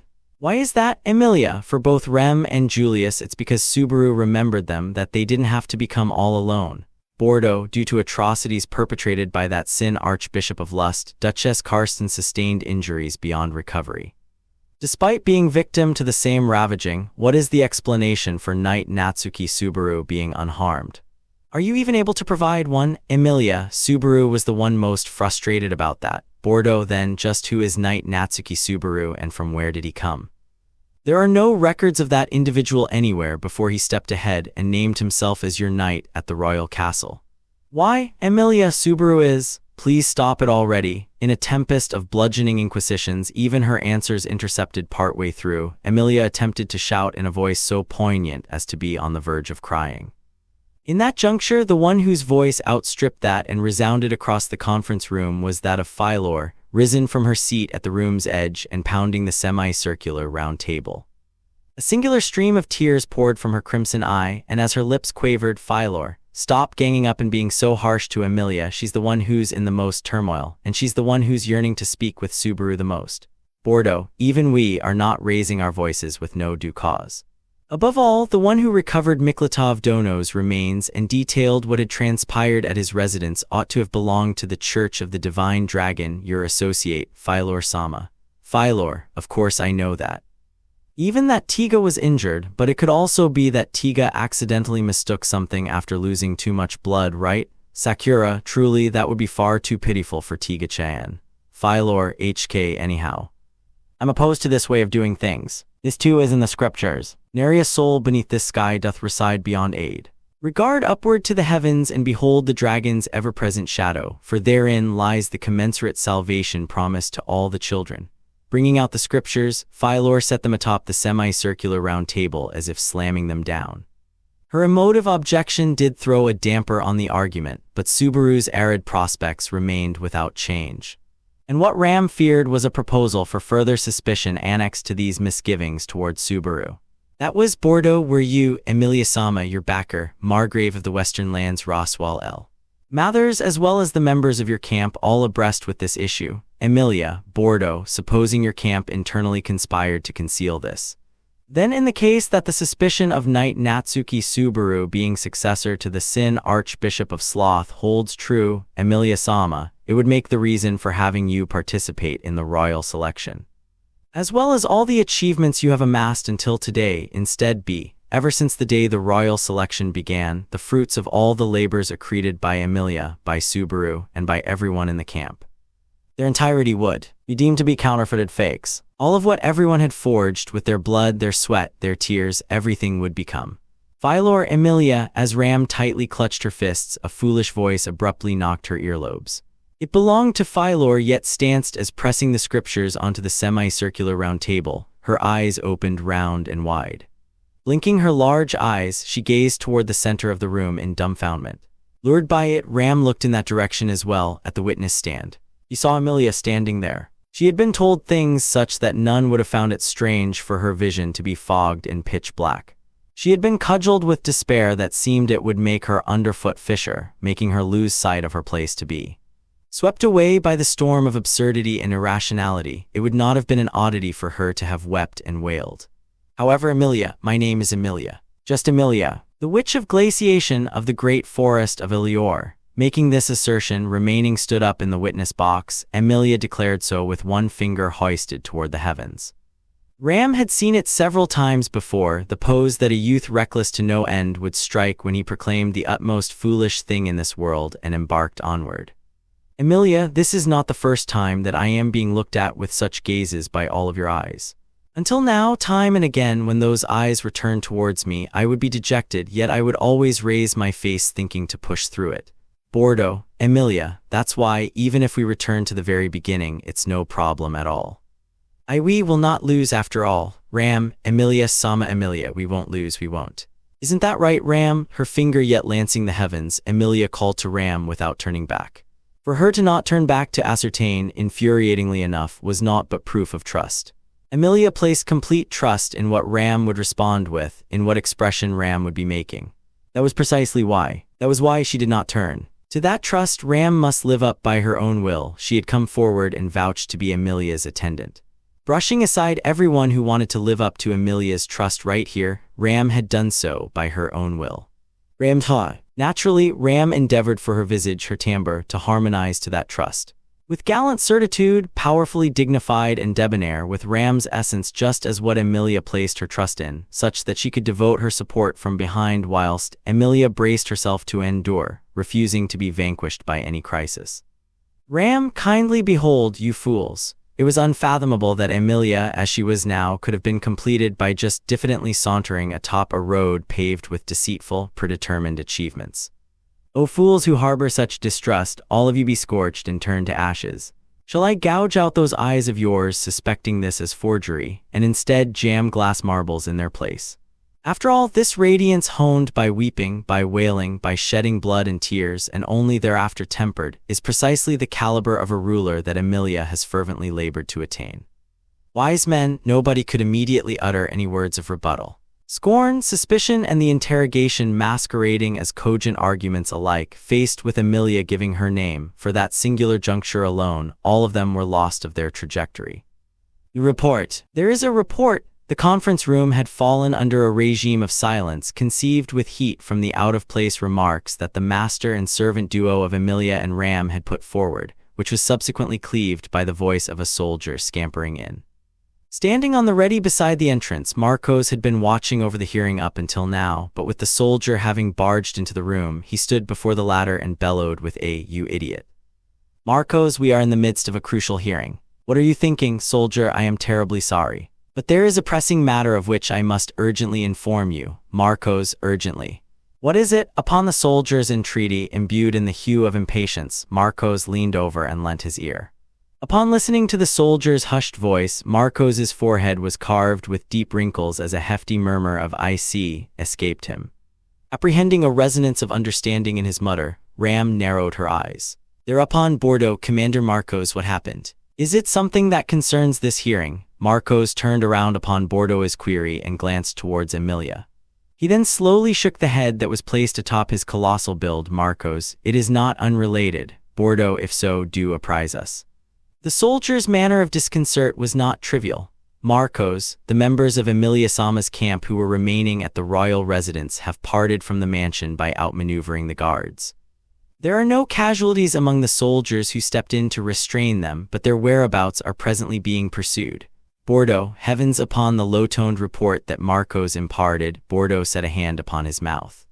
The wise old man, thinned of his former bulk, then expelled a long sigh as though in lament, and fixed his eyes onto Emilia. Bordeaux, whilst the master is explaining herself at the royal castle, in the background, her subordinates seek to deceive the eyes of the kingdom. Surely you understand that it would be quite unreasonable for us to apprehend this favorably? Emilia, I don't think so. If everyone has chosen to go through with that, then that means it was what everyone thought was the best thing to do. Bordeaux, unfortunately, that answer stands to no persuasion whatsoever. Including the suspicions pertaining to Knight Natsuki Subaru, Emilia Sama, we shall have you remain confined within the castle. So commanded Bordeaux, with merely the surface of his words blotted with disquietude, to which Ram gritted her teeth. He was quite infamous for his antipathy towards demi-humans, but combined with Miklatov's loss, who was seen as a political moderate, it was hard to believe he would be this forcible in seeking to eliminate Emilia. The skillfulness of these preparations, and perhaps even Miklatov's death regardless, his demeanor feigning regretfulness, was nothing if not shamelessly disingenuous. For this was the conclusion that had long since been determined for this hearing from the very beginning. That was precisely why Rem, kindly give a firm spanking to Garf and Otto. Counting on you, their parting of ways had been built upon the resolve that Emilia and Ram would be detained, their movements forbidden, with no option but to entrust it to Rem and everyone else who were left behind. Emilia Nichan felt Chan. It was as she was being led from the conference room where the hearing had been held, en route to another room within the castle. With the sound of pattering footsteps, the one who ran up to Emilia with a frantic look on her face was Felt, a fellow royal candidate. Running up to Emilia, Felt glared in turn at the royal soldiers flanking her at the front and back. Felt, "Oi, the hell's going on here? Why are you treating Nichan here like she's some kind of criminal? We're royal candidates. Is this sort of behavior really okay?" "Emilia," Felt Chan, "it's fine. I accept it. Well, I really can't accept it at all, but I'm doing something like accepting it." Felt, "The hell's that supposed to mean? You can't both kinda and kinda not accept it.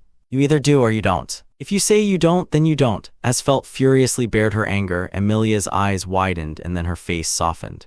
Seeing Felt get upset on her behalf made her happy. She instinctively felt the urge to hug Felt, but since doing so might make it seem like she was trying to take her hostage, she firmly restrained herself. "Felt-sama, your consideration is greatly appreciated. However, Emilia-sama is Emilia-sama, so you may rest assured she already gave the gentleman inside quite a piece of her mind." Felt, "Gave them a piece of her mind? Guess that makes sense. Ain't no way Nichan would let it end with them walking all over her. No way. You aren't being arrested for that, are you?" "Emilia, no, that's not why. But there isn't anything I can do right now." Felt, "It's about Crush Nichan and Subaru Nichan, Emilia nodded to Felt, who had clicked her tongue after nodding at Ram's response. It appeared that matters regarding Subaru and Crush had reached her ears as well. However, now that she carefully thought about it, today they had been scheduled to enlist the help of none other than Reinhard to hasten to Pristella. Since neither Emilia nor Philor and their respective camps had shown up at the appointed time, it was only natural that Felt would worry something had happened. Felt, "It's one thing that the Gramps with the long beard was killed, but suspecting Nichan and Nichan are the culprits is a damn joke." "Emilia," Felt Chan, "you think so too?" Felt, "Ain't that obvious? I've been in debt to Nichan ever since I was targeted by that bowel-loving bitch. Besides, I met some genuine sin archbishops back in Pristella, and even helped escort Wrath, you know. Ain't no way Nichan is in cahoots with those crazy bastards." "Emilia, HK." At that unwavering response from Felt, Emilia once again had to desperately resist the urge to embrace that petite frame. Still, that was it. That was exactly how it was. It was not only Emilia and the comrades in their camp. In this way, Felt from another camp, and surely others too, would truly understand. Surely they would all understand just how persevering, how tenacious a guy Natsuki Subaru was. "Emilia, I go as well. I'll be locked up right alongside you." Just then, the sound of the conference room door bursting open with great force, as well as the voice of the girl who leaped through it, rang out. Startled, they all turned to see Philor on the verge of tears, rushing over toward them with her hair becoming disheveled as it fluttered about. Throwing herself headlong into Emilia's bosom without slowing down, Philor, there's no way they could have such a one-sided hearing. "I object. I will. I've become a royal candidate. Influence. Yes, I'll use every ounce of influence I possess to rescind Emilia's unfair treatment." "Emilia, calm down, Philor. You mustn't do that. I'm really glad you feel that way, but if you do that, it'll just cause trouble for you too. Philor, if I wouldn't be dragged through the mud with you, what kind of friend would I be? If it's with Emilia, I don't mind getting muddy." Suddenly raising her head up from within Emilia's chest, she said so without hesitation. Despite being bewildered by that vigor, Emilia strongly felt something profound welling up inside her. She had gone to such great lengths to resist embracing Felt, yet due to Philor jumping onto her like this, all her restraint had been for naught. And as she was held fast in Emilia's embrace like that, Philor let out an awe as she noticed Felt standing right next to them, scratching her head. Now that it came to mind, Emilia expected the two of them had a highly complicated relationship. If that was true, Emilia needed to act as a mediator. However, Felt, "You don't gotta stress about it, Emilia Nichan. Right now, just worry about Nichan and his lot. Don't burden yourself with my problems too." "Philor, I think that is for the best. I was just about to say the same thing. It seems we get along somewhat." Felt, "Well, we might end up fighting over a single seat for a second time, you know. Whether we get along or not seems like that's our destiny." With one eye shut, Felt observed Philor inquisitively, and Philor also looked back at her whilst clinging to Emilia and acting flustered. Emilia was worried about the matters regarding the two of them. She was worried about Subaru, Beatrice, and Crush, of course, and she was worried about Otto and everyone else who were said to have fled the royal residence. She was overcome with one worry after another. Emilia, I want to believe that everyone will definitely be okay, but Ram, indeed. By the way, felt Summer a moment, felt huh. What's up, Maid Nichin? Ram, earlier you mentioned that you owed Barusu a debt. Would you care to pay it back ahead of schedule? Felt at Ram's words, Felt raised an eyebrow, an expression of keen interest twisted her lips. Seeing Felt's reaction and Ram's demeanor with a "do you mean?" Emilia came to a realization. If it was about paying back a favor to Subaru, Ram, is the esteemed sword saint here with you today? Felt, well, I figured you'd ask that. It's a frustrating situation. I can't just let it be either, and I'd be more than happy to lend him to you, is what I'd like to say, but Emilia, it's difficult. Felt, nah, he's been summoned to a different part of the castle regarding a separate matter. Same goes for me, as Felt gave her answer while scratching her head. Emilia and Ram exchanged glances. And then Phylor, still timidly between Emilia's breasts, tilting her head, Phylor, you too, you were summoned as well. It wasn't because you were worried about Emilia, Felt, I'm saying it wasn't entirely out of worry. Sorry, all right, Emilia, you don't have to apologize at all, but a summons, Felt. I've been called into that room too. Saying that, Felt motioned with her chin toward the chamber that Phylor had leaped out of and where Emilia had undergone her hearing, the conference room. Upon closer inspection, Emilia noticed that those surrounding their group halted in the corridor included not only the soldiers there to escort herself and Ram, but also those guiding Felt. Emilia believed the circumstances differed from when Ram and herself had been brought in by Marcos, commander of the Knights, and yet Felt, whether it's a dragon or a witch waiting in there either way, doesn't seem like I can expect anything good, huh? Unable to find the same sense of reassurance she usually did in that characteristic smile of Felt's, Emilia felt an overwhelming wave of frustration. At the same time, having been summoned to a separate room of the royal castle, Reinhard van Estria was overlooking a map of the royal capital rolled out over a tabletop. Reinhard, the piece placed on the center of the map, was one marking the royal residence located in the noble district. And from that center, red markers had been set up that traced several paths extending toward the outer edges of the noble district. Although it was the depiction of the royal capital he was used to seeing, it had now been altered to a cold-hearted diagram displaying escape routes and encirclement lines. Thus, the meaning behind that was, following Emilia-sama's departure from the royal residence, we assess that the remaining members of her camp are attempting to slip past the surveillance network and escape the noble district. The one to report that was a civil officer dispatched as an envoy of the Council of Wise Men. With an expression and tone that betrayed no emotion whatsoever, the envoy displayed a conduct of performing his allotted duty to perfection, to which Reinhard made no comment.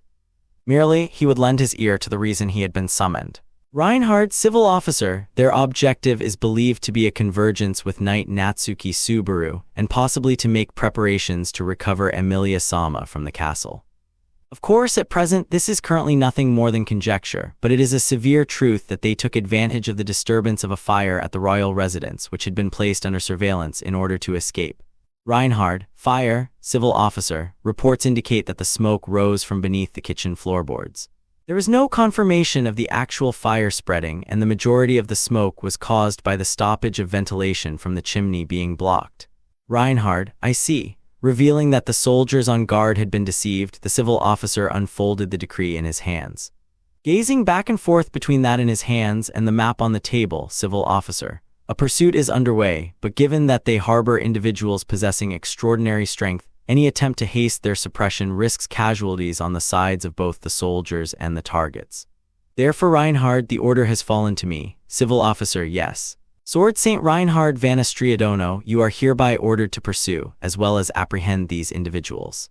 Take this. Upon the decree handed over with those words, the details of everything the civil officer had just told him was indeed written down word for word, a testament to just how firm he was in his stance towards playing his part through and through. Usually Reinhard would scan the contents of the decree before immediately accepting them and moving to take action. However, right now, at this moment, the Sword Saint's response was slightly delayed. That hesitation was certainly not something entirely disconnected to his master, whom he had accompanied to the royal castle, civil officer, Valga Cromwell. The name abruptly uttered by the civil officer caused the temperature in the narrow room to plummet by a noticeable margin. Reinhard, a name saying that and that alone, the civil officer offered no further explanation. And from Reinhard's side too, no words were uttered to question the meaning of that. After a brief silence, Reinhard folded the decree and returned it to the civil officer. And then Reinhard understood, imparting that and nothing more. Reinhard turned his gaze away from both the map and the civil officer. Then, as he turned on his heel to leave, the civil officer left him with one final remark. "Civil officer, apprehend the targets. Reinhard, they shall be stopped." With naught but those words, the Sword Saint left the small conference room of the royal castle behind him. Chapter 18. The Dream I Saw. The moment that existence descended upon the street, breath came to a pause. As for whose it was not. What had paused was the breath of the world. When Garfield had been afforded the opportunity to speak with the strongest of the Valatian Empire, eager to learn of the convictions that sustained his unbounded strength, this was what he had been told: Cecilus, in other words, the world is a stage. Everything, including the rays of the sun and the howl of the wind and the fragrance of the soil and the richness of the greenery, are all nothing more than just stage props and effects meant to help the actors sparkle. In that case, you might wonder, why does the world go to such lengths in order to flashily adorn its actors in such brilliant splendor? That is because none other than the very world itself is a huge fan that loves to stir up the most excitement for any majorly quotable lines and iconic scenes in the actors' performances. That ideology was quite far removed from common sensibilities, and to be perfectly honest, he had somewhat struggled to come to any decent understanding of it. But in this moment alone, he felt as if he could grasp at least part of the rationale that the blue lightning had so loudly proclaimed. That the world seemed to watch over its people as if it were enjoying a theatrical production. If it were not so, then why, right now, did it feel so vividly clear that the world was holding its breath? Garfield, with the tall bulwark partitioning the noble and commoner districts at their backs, the path which stretched ahead of Garfield and the others had been blocked by a lone man, distinguished by his blazing red hair and his eyes as blue as the clear sky.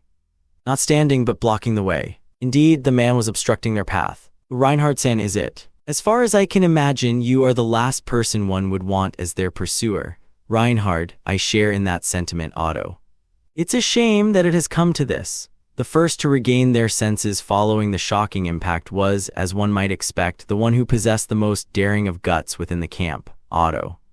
With even Otto unable to completely suppress the emotions within his murmur, the man who responded, the Sword Saint, Reinhard van Astria, did not disavow that designation of pursuer. With his hand resting on the hilt of the dragon's sword at his waist as he slightly narrowed his eyes, Reinhard, the royal castle has given the command to apprehend you.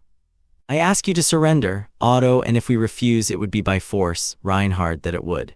Deep down, no, my own feelings on the matter are irrelevant, Otto, indeed. What is being called into question is not where your heart lies, but rather the results of your actions. Imparting those words, the feeling of tension throughout Otto's body gradually heightened. On the other hand, since the moment Reinhard had appeared, there had been no change in the atmosphere cladding him whatsoever. After all, he had long since decided the actions he would take. And to decide on enacting something and then to fully see that intent through until it was brought to completion was to be that which was known as the Sword Saint. Reinhard-san, was it? You mentioned that you had received the order from the royal castle, so might you be aware of what is happening with Nisama and Emilia-san? Thereupon, Rem, the one positioned diagonally behind Garfield, discharged an utterance. Though Garfield and Otto had been the ones to step to the fore, standing to their rear, Rem had promptly moved to shield Petra and Meili as they huddled shoulder to shoulder, all the while keeping a firm gaze over Reinhard. The answer to Rem's query was something Garfield also wished to know, though he thought that this situation was something Otto might have foreseen when he had made the decision to immediately flee the royal residence. Reinhard, unfortunately, I did not get the opportunity to meet with them within the castle. Merely, I am aware of the circumstances regarding their summons to the castle. Likely their persons are being detained. Rem, has anything violent been done to Reinhard? Not at present. At the very least, I can declare that the royal soldiers would not engage in any such conduct. Both Emilia-sama and Ramsan are also unlikely to make any decisions that would carelessly cause a disturbance. Rem, is that so? For your act of so kindly providing an answer, you have my thanks. Even after giving information that served to reassure Garfield and the rest, Rem did not forget to spike her addendum with spite, causing Reinhard to close a single eye. However, what Otto had spoken earlier was the truth. More important than his sentiments were his actions. Otto, Reinhardt-san, this situation is obviously a setup. The suspicions towards Natsuki-san and Crush-sama, moving to contain us members of Emilia-sama's Campe Felt-sama, will not be safe either. And yet, Reinhard, I am the Sword Saint. Otto, Reinhard, bearing the role of sword belonging to the kingdom, I shall fulfill the duty with which I have been allotted. I urge your surrender. Nothing bad will be done to you, even if you are taken to the royal castle. I will also do everything I can to Otto. As you stand here right now, just how persuasive do you believe your words are? With his expression and voice uniform across the board, Reinhard called for their surrender, to which Otto thrust his resolute response. That was the will of not only Otto, but shared collectively between the five of them, including Garfield.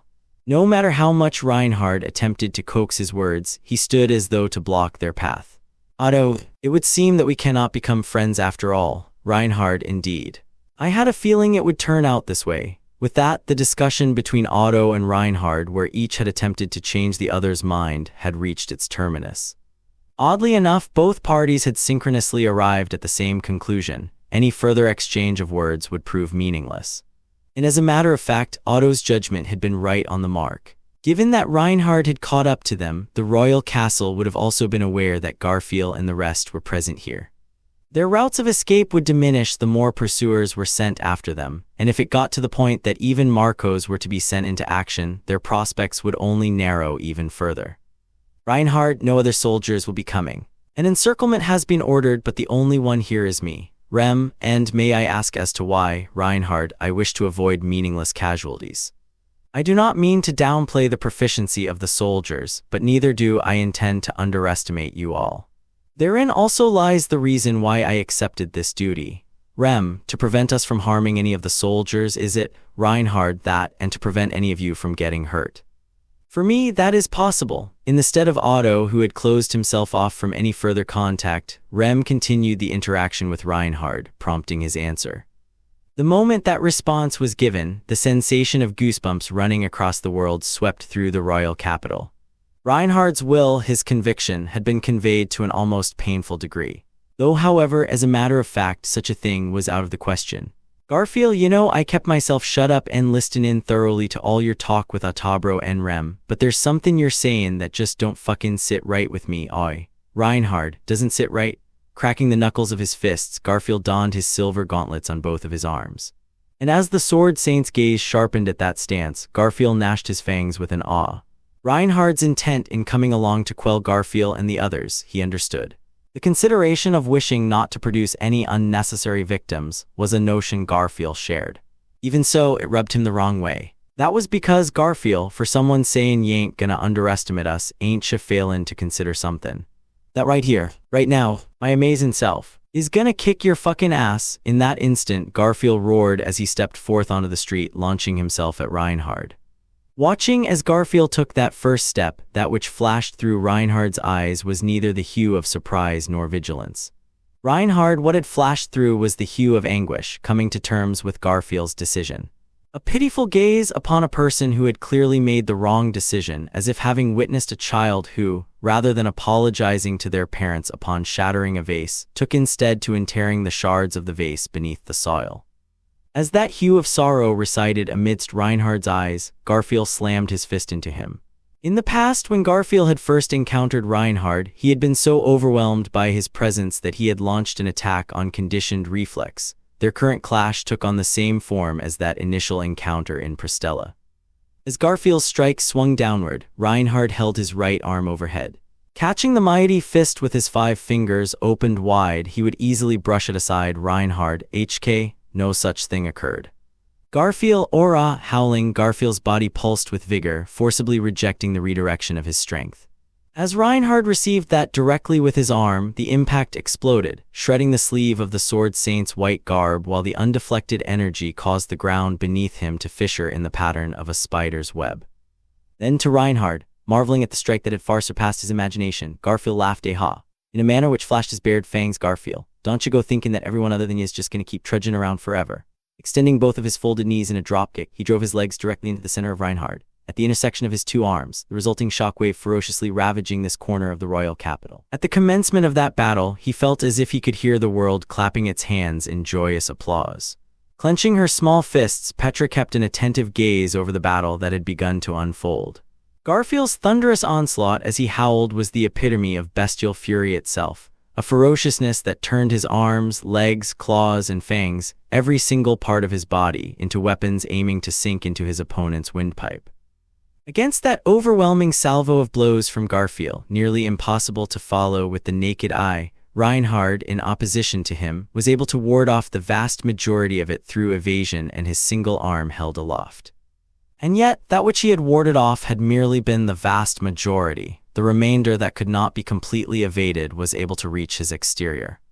Petra, Garfsan, that's amazing. You're able to put up a fight. What unintentionally spilled forth from Petra's lips was commendation for Garfield, fighting furiously.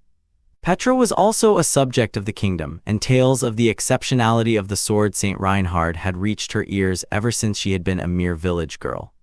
In fact, within the kingdom, he was a presence so renowned that even if someone were to be clueless about the name of the king, they would still know the name of Sword Saint Reinhard. Once, when the Sword Saint was even younger than Petra was now, there had been a plot by the three other great countries besides Lugunica to attempt to simultaneously infiltrate the kingdom. His achievement in single-handedly crushing their ambitions had filled the hearts of many of the kingdom's citizens with hope, driving home the grandeur of the current generation Sword Saint into the populace. Even in Petra's hometown of Arlam village, all the boys longed to be such a Sword Saint, and as a daydreaming girl herself, it was not as if Petra had never envisioned a romantic Cinderella story. But then again, as far as Petra was concerned, her prince was completely different from the Sword Saint, spoken of in rumors with innumerable flowery words. Instead, he had been just a most charming boy. In any case, for Petra, whose loose connection to such a living legend as the Sword Saint Reinhard came by way of belonging to an opposing camp in the royal selection, the sheer absurdity of the man himself exceeded all imagination. Compared to the genuine article, the contents of the rumors she had heard were reduced to naught but the product of the base fantasies of children. During their journey back from the Pleiades watchtower, Petra had witnessed the real thing, experiencing that truth firsthand. Thus, with amazement at Garfield's feat of going toe-to-toe with such an extraordinary entity, Petra felt a wave of awe and even a sense of pride, ill-timed given the situation. KGH, no one will listen to me, HK. Gritting his teeth was Otto, distributing his focus across their entire surroundings. Even as he kept an eye on the battle between Garfield and Reinhard, Otto was frantically utilizing his divine protection of the soul of language to search for any means to break out of this situation. However, his muttering indicated a dearth of creatures he could turn to fundamentally. The reality was that groundwork of his to prepare reliable collaborators, or rather, reliable collaborating beings, no matter where they were, had ended in failure. In the first place, the reason Reinhard had even caught up with them here was, as Otto put it, because the insects had deceived him. Yet it was hard to believe that the insects had maliciously done so and led him into a trap. In other words, there was something. Their adversaries possessed a means of subjugating the insects with a compelling force equal to, or perhaps even greater than Otto's own. And that was Petra, like Meili Chan's divine protection. Catching Meili in the corner of her eye, huddled so close to her that their shoulders were pressed together, Petra made a conjecture as to the trick used by the opponent who had outwitted Otto. Otto's divine protection of the soul of language had proven useful in a diverse variety of scenarios and applications, but that spoke less to the efficacy of the divine protection than to Otto's competency in utilizing it. The divine protection of the soul of language merely allowed him to communicate with any living creature, nothing more. Whether he could actually secure their cooperation was entirely dependent on the fruits of Otto's own talents for negotiation and coordination. Until now, they all had relied entirely upon Otto's personal talent in that aspect. But supposing there was an enemy who possessed a method to force creatures into submission without question, much like how Meili controlled her witch beasts, then that advantage would easily crumble. Meili Petra-chan, if it comes down to I-T Petra, absolutely not. Right beside her, Petra sharply cut off the words Meili tried to whisper. Unable to rely upon the divine protection of the soul of language, what Meili had tried to propose was a way to shift the tides. In short, to rely upon Meili's divine protection. However, while that was certainly a move that would allow them to alter their situation, at the same time, it was far too sharp a double-edged sword. Petra, Meili-chan, if you summon a witch beast, there's no turning back. Subaru, the villain from the witch cult, will be allied with Meili-chan, the witch beast master. Emiliani-sama will also be a witch connected to the Witch of Envy. That's what they'll all think. Meili, Bu tilde T, even the sword Saint Toniason is already here, you know tilde W. The people in the castle must have long since, Petra, no, that's not it. The ones who mustn't see us that way aren't the people in the castle, but the people of the royal capital of the kingdom. Meili, Petra, just like we believe in Subaru, the people he and Emiliani-sama have saved are bound to realize something is wrong with all of this. We have to make sure we keep that possibility alive. While it was indeed true that this present moment was a critical situation, if they resorted to any means necessary just to survive the present, they would just be handing their opponent more cards to play against them. That was why, even when fleeing the royal residence, they had not relied on brute force from Garfield or Rem to smash their way through. The more Petra and the others know, the more the Emilia camp proved how dangerous they could be. The worse things would get for Subaru, on the run, and Emilia, at the castle. That was something they had to avoid at all costs. Meili, how frustra tilde ting. As the weight of Petra's words sank in, Meili bit her lip in vexation. Perched atop Meili's head, the little crimson scorpion clacked its pincers, as if in agreement with those feelings of hers. To possess power, yet be forbidden from wielding it. It was a different sense of helplessness than Petra's, and the bitter taste of vexation she chewed on was likely entirely different as well. Petra, I have to watch. She had not experienced the anguish that resulted from having a divine protection like Meili or Otto. It was for that very reason that, by eliminating all superfluous options that came to mind, Petra could concentrate entirely on a single solution. What she could even do, she could not say just yet. However, she single-mindedly focused her awareness so that she would not miss it when that something happened. For that was the manifestation of Petra, Late's resolve to stand against the Sword Saint.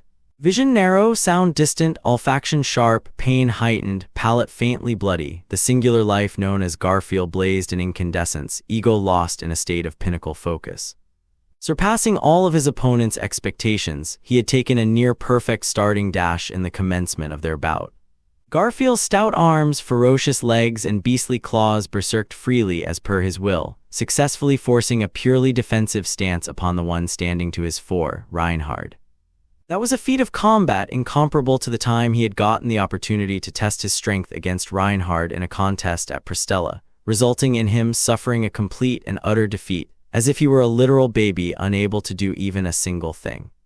Garfield, back then I couldn't even move you off the gravel in the courtyard yet, Reinhard, HK. Garfield, this time that ain't how's it gonna go. Winding his arms back behind him before thrusting them forth, the entirety of his might was channeled into a single blow towards Reinhard's chest. In response, Reinhard pulled up the dragon sword from his waist and caught the blow with its solid scabbard. But unable to disperse the entirety of the impact, his feet lifted off the ground, sending him a large step back. Through a series of mighty strikes, he had displaced Reinhard from where he had once stood. For Garfield, who had been made aware of their gulf in strength on that day, this was a decoration of the highest honor. Perhaps Reinhard had also realized that keenly. As the Sword Saint raised his visage with a faint stiffness in his cheeks, Reinhard, your skills, Garfield, you wanna fucking say they've improved, do ya? Reinhard, certainly I was just about to say that. Commend was not something to be exchanged through words, rather it was to be wrested by means none other than victory. With such sentiments, Garfield stepped forth. The fact that his blow had caused his opponent to move back meant that Garfield's combat power had been delivered unto Reinhard as something beyond a mere gentle breeze. Of course, Garfield would not mistake the good fight he put up as evidence that he had surpassed Reinhard in strength. Garfield, it pisses me off though. Reinhard stood in their way as their pursuer, and yet it was plain to see that he did not find it by any means pleasant to oppose Garfield and the others, and by proxy, Subaru and Emilia. Reinhard was doing nothing more than acting as the Sword Saint, abiding by the orders delivered unto him by the royal castle. Moreover, in order to avert casualties, he had enforced that no other soldiers be brought along, personally sealing his own destructive combat ability. He currently stood in conflict against Garfield. In proper terms, Garfield was in his strongest state born out of willpower and physical strength, while Reinhard, with motivation at its lowest, had constrained himself to his weakest state with considerations for potential harm to the surroundings.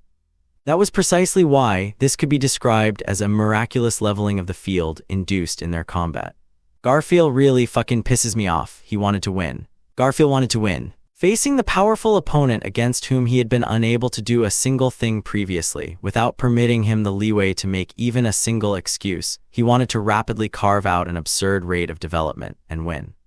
He wanted Subaru to tell him, just as I expected of you, Garfield. I knew you'd win, and he wanted Otto to be impressed with him. You truly helped out there, Garfield. He wanted to make Frederica admit, I am surprised, Garf. You are now well and truly an adult, and he would likely find it pleasant for Mimi to clamor, Yaha Tilda. Garf amazing. You're super strong, and he wanted Ram to praise him. Ha, not bad, Garf. He wanted to have everyone smile. Devouring the avaricious heart, coveting victory within his own self, for the sake of this revenge match against the Sword Saint where not a single thing was fair, in this moment, he ignited his very soul. Garfield roar. Up, down, left, right, front, back, over, under, heaven, earth. In all directions, Garfield surged as he leaped around, but with the 8 vectors of his omnidirectional assault insufficient against the steadfast Reinhard, Garfield launched a furious onslaught transcending the realm of all directions, firing on all cylinders with 32 vectors of assault, leaving nary a gap for a mouse to slip through. The thundering report of his barrage of fists was faster, weightier, grander, far more unceasing than even the rhythmic beating of drums, seeking to pulverize, sunder, and ravage the tranquility of the royal capital. But that was only natural, an inevitability. Destiny. The tranquility of the royal capital present here was but a lie. A falsehood. Papier-mâché. Underneath this, in the background, in the shadows, Subaru, Emilia, and all the rest of them were under threat. To Reinhard, who stood in their way in the form of that outrageous threat, Garfield, I'm gonna fucking crush ya. All of his might he channeled into a right hook, and the moment Reinhard caught the blow with his upraised scabbard, Garfield pivoted the knee of the left leg he had lightly raised up and firmly tread upon the ground. That instant, the power of the land that had yet to be enacted even once amidst Garfield's furious onslaught, until now the energy amassed as the fruit born of his divine protection of earth spirits, surged forth all at once. Until now, while Garfield had been hammering in attacks bearing his whole strength with no end in sight, not one time had he diverted his divine protection of earth spirits to an offensive in order to shake Reinhard's footing. Doggedly, he had utilized the effect of his divine protection for the sole end of reinforcing his own body, retaining it as a trump card. All had been for this moment, this gambit of launching Reinhard into the air from where he stood. If one's body was launched up into the air, the only way to come back down would be through a free fall, even for Reinhard. While airborne, holding one's ground would be rendered impossible, and so it would be possible for Garfield to either deal damage by means of a follow-up attack or to fully commit to an escape. Ergo, Garfield, this is it, Reinhard. Truly, your skills have improved. The energy swelling up directly beneath him, Reinhard trampled underfoot. Reinhard, in that moment, just before it could erupt, the energy lost its destination, expanding radially outward below the soles of Reinhard's feet. As that power was left to run rampant, it fissured the road, upheaving it, rupturing a corner of the royal capital. One after another, many of the buildings in the environs of the battlefield were enveloped by the explosive energy and came crumbling down. At that sight, Garfield widened his emerald-green eyes. Reinhard, all residents of the area have been evacuated. You need not worry. In a flash, a combination of light and impact dashed from edge to edge of his vision, piercing Garfield's body obliquely, slamming his upper body down into the ground by his head. Crying out a caw in pain, as if to reproduce the fissures from when his attempted protrusion of the ground had been trampled underfoot just prior, cracks far larger and deeper were created in the street, birthing there a semicircular crater.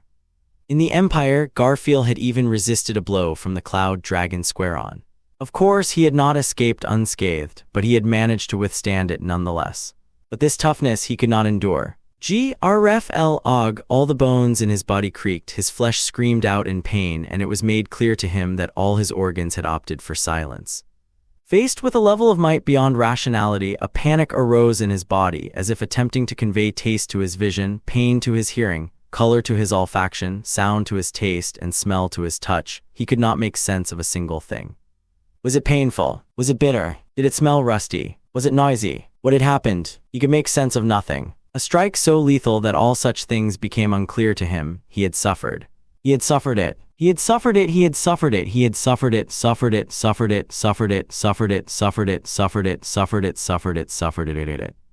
Re-DHK, his consciousness was scrambled around, torn apart, and on the verge of dispersing to dust. However, even in such a state, he could sense that someone had swallowed their breath in his immediate proximity. Having swallowed his breath and staring with eyes widened was the man of red. The blue-eyed man, the opponent whom he needed to stop. That opponent's right arm, which had executed the karate chop, he held it down with both of his own arms and refused to let go. He had decided that he would at least do this, and so he did it. He had done it. He had to. Zia ora hog reya, Red, Garfield, you are wringing out all of the air within his heart. Stomach, which one stored the air? Either was fine. Anyhow, even if it meant completely emptying out his airbag, he roared. Roaring filled him with more strength. If he had strength, he could end things without releasing this arm. If he could end things without releasing it, that would, without letting the opportunity slip, the green something he trusted fully leaped into action. Red, with his arm being held tight, the red man took notice of the voice and faced forward. Thereupon, as the green something charged in without concern over its appearance, the red man's eyes filled with caution. What it would do next was unreadable. What tactic it would employ was unclear. What it intended to enact could not be guessed. In the meanwhile, the distance between green and red closing without anything having happened. The distance between green and red arrived at 0. Red, do not tell me it is nothing at all. Green, that is the best way to invite your caution, is it not? With one of its arms sealed, Red swung its other arm, grazing Green by the chin. Having charged straight in without bringing anything, Green basked in that blow, and thereby, without any means of resisting, was robbed of its ability to take action. And upon collapsing, it muttered, "Green, now, those lips seem to produce a sound bereft of sound, or perhaps not." All manner of phenomena present outside the realm of his comprehension, while taking that which merely flowed from right to left in as information. Garfield right, he was Garfield. As his brain, once again recognizing his own self as Garfield, took all of that in, he processed the information. Red was there, Green had collapsed, and Garfield was present. And thereupon, together now, Crimson Scorpion Cha tilde N, 2 streaks of white light shot through the sky, tracing the firing line that had opened upon Green's collapse, charging in a mad dash directly towards Red. Devoid of sound that resembled any notion of sound, twin streaks of light closed in on Red faster than any arrow on Red, which still had its right arm sealed, and had just performed a full swing with its left. Red, I'm surprised. However, utilizing the elbow of the left arm that had felled Green, Red flicked the sword in the white scabbard hanging by its waist up, by half a revolution, perfectly parrying the lights from the side. Repelling the lights with a sound akin to splashing water, the assault that ought to have reached Red, Reinhard, the combined offensive of Petra and Melee was, therefore, thwarted. Garfield's all-out gambit, Otto's sacrificial play, Petra and Melee's surprise attack all had failed to reach Reinhard. A spiked ball of iron, ferociously revolving, pummeled straight into Reinhard's core. Holding her breath in order to pour all her body and all her soul into just a single instant, Rem forbade herself from any futility whatsoever. Clearing her mind of various thoughts so as not to lose focus on her goal due to excessive enthusiasm, or through agitation and wavering emotions that could diminish her strength, she embedded literally everything she had into that single throw. Garfield had challenged him, Otto had tricked him, and Petra and Melee had seized the opportunity. Yet even so, in order to overcome Reinhard, an overwhelming wall that could not be breached, it was absolutely necessary to use even the humiliation of being treated as a non-combatant as a weapon. Swallowing all those psychological factors, Rem poured the entirety of her strength into that single throw. Rem, as the timbre of the chain that extended straight ahead rang out, the spiked iron ball, the morning star, bludgeoned the air as it soared through the sky, closing in on Reinhard's torso. Naturally, if a deadly weapon of such weight and hardness scored a direct hit, a human body would not escape unscathed.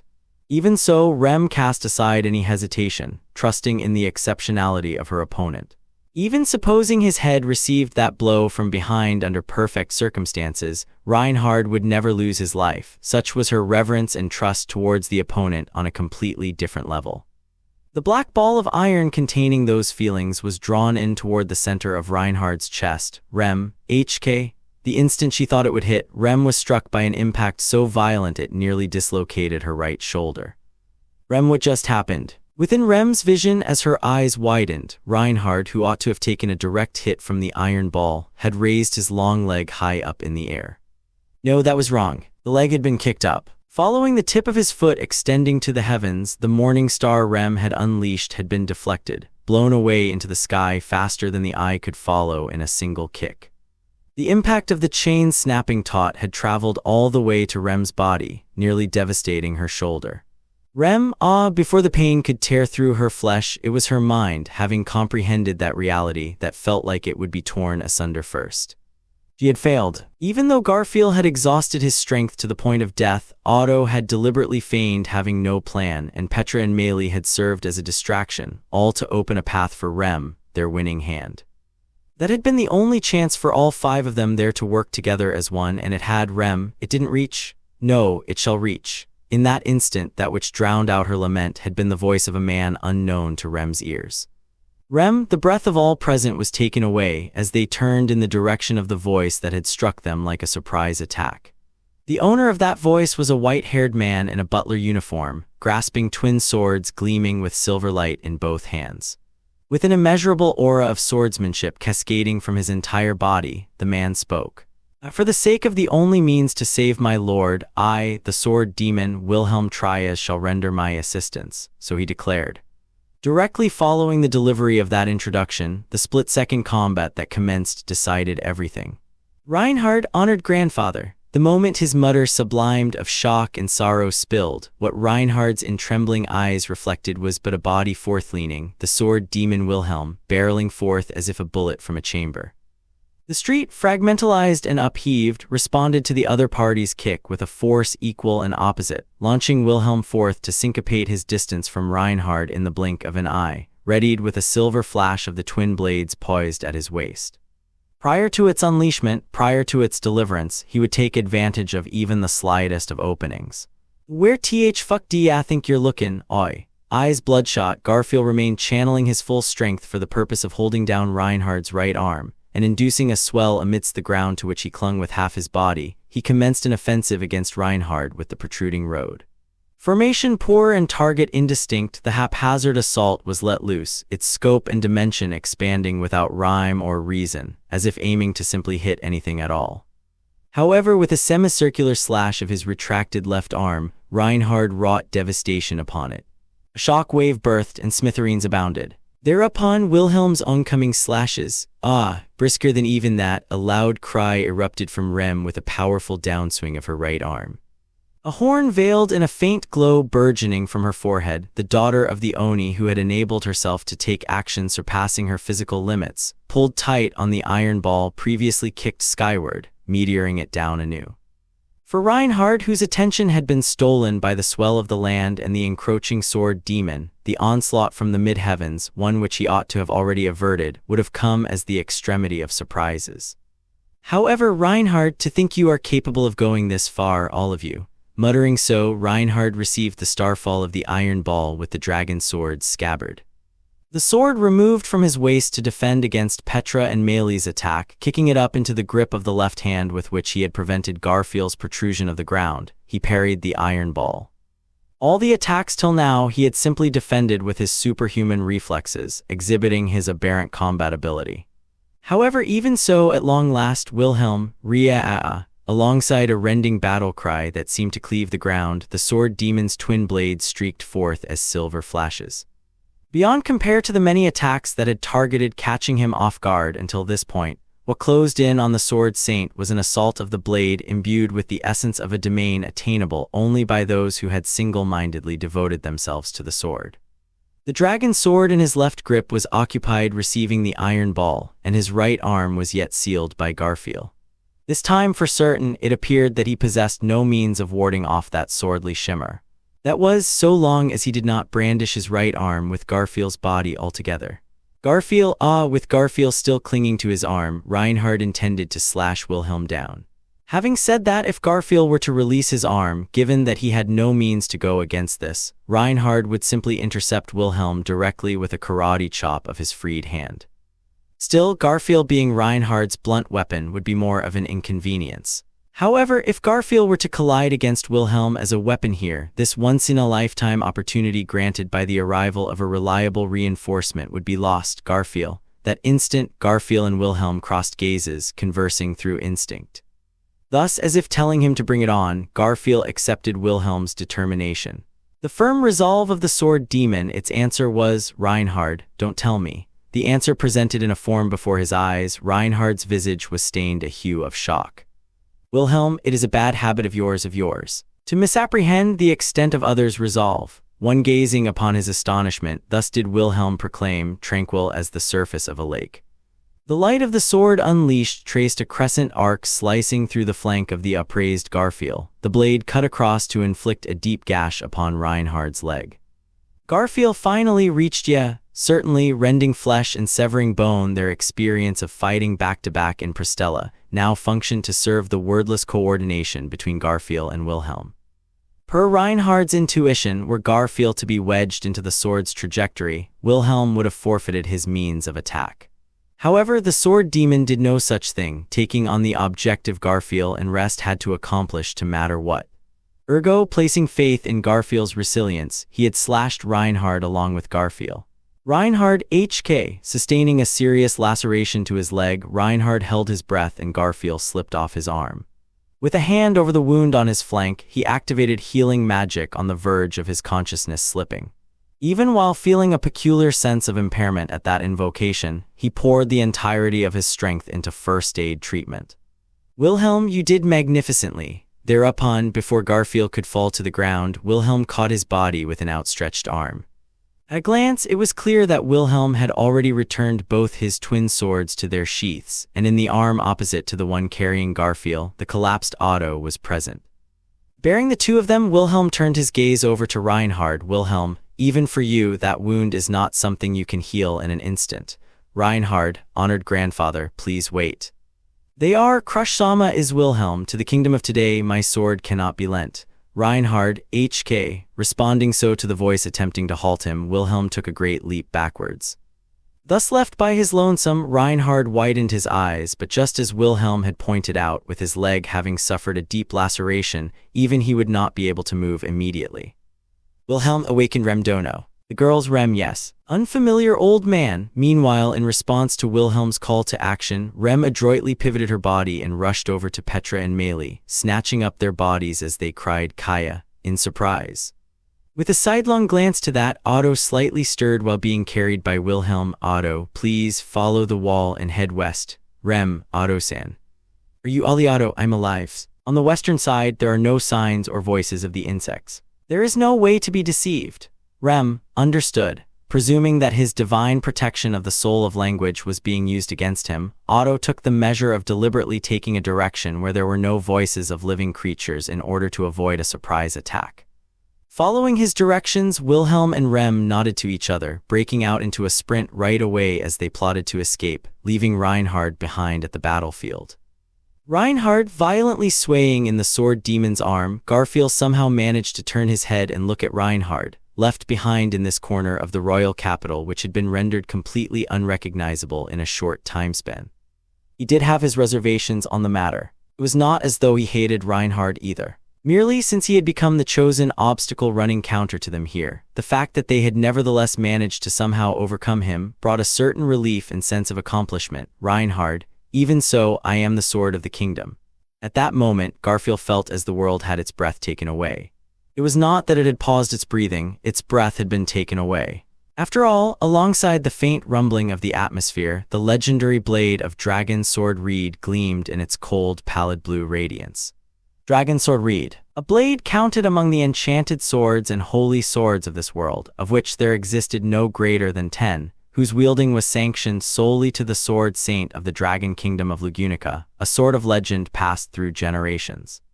Whilst many a rumor proliferated about the Leviathan might it concealed within, it was a blade veiled in a rather nebulous history, for its nature as a sword that decided for itself when it was to be drawn inevitably caused the occasions of its actual usage to remain predominantly unascertained. In actual fact, opportunities for the dragon sword to be utilized declined precipitously even further once it was bequeathed to the hands of Reinhard van Astria, the sword saint of the current generation, with the episodes of its blade being drawn with certainty being scarce enough as to be counted on the fingers of a singular hand. That was to say, the non-peril ability of its bearer, Reinhard, was the reason as to which his opponents were vitiated to ones the dragon sword needed not be drawn against. In truth, amidst the preponderant amount of settings wherein Reinhard labored as the sword saint, the Leviathan might of the dragon's sword reed was never necessitated.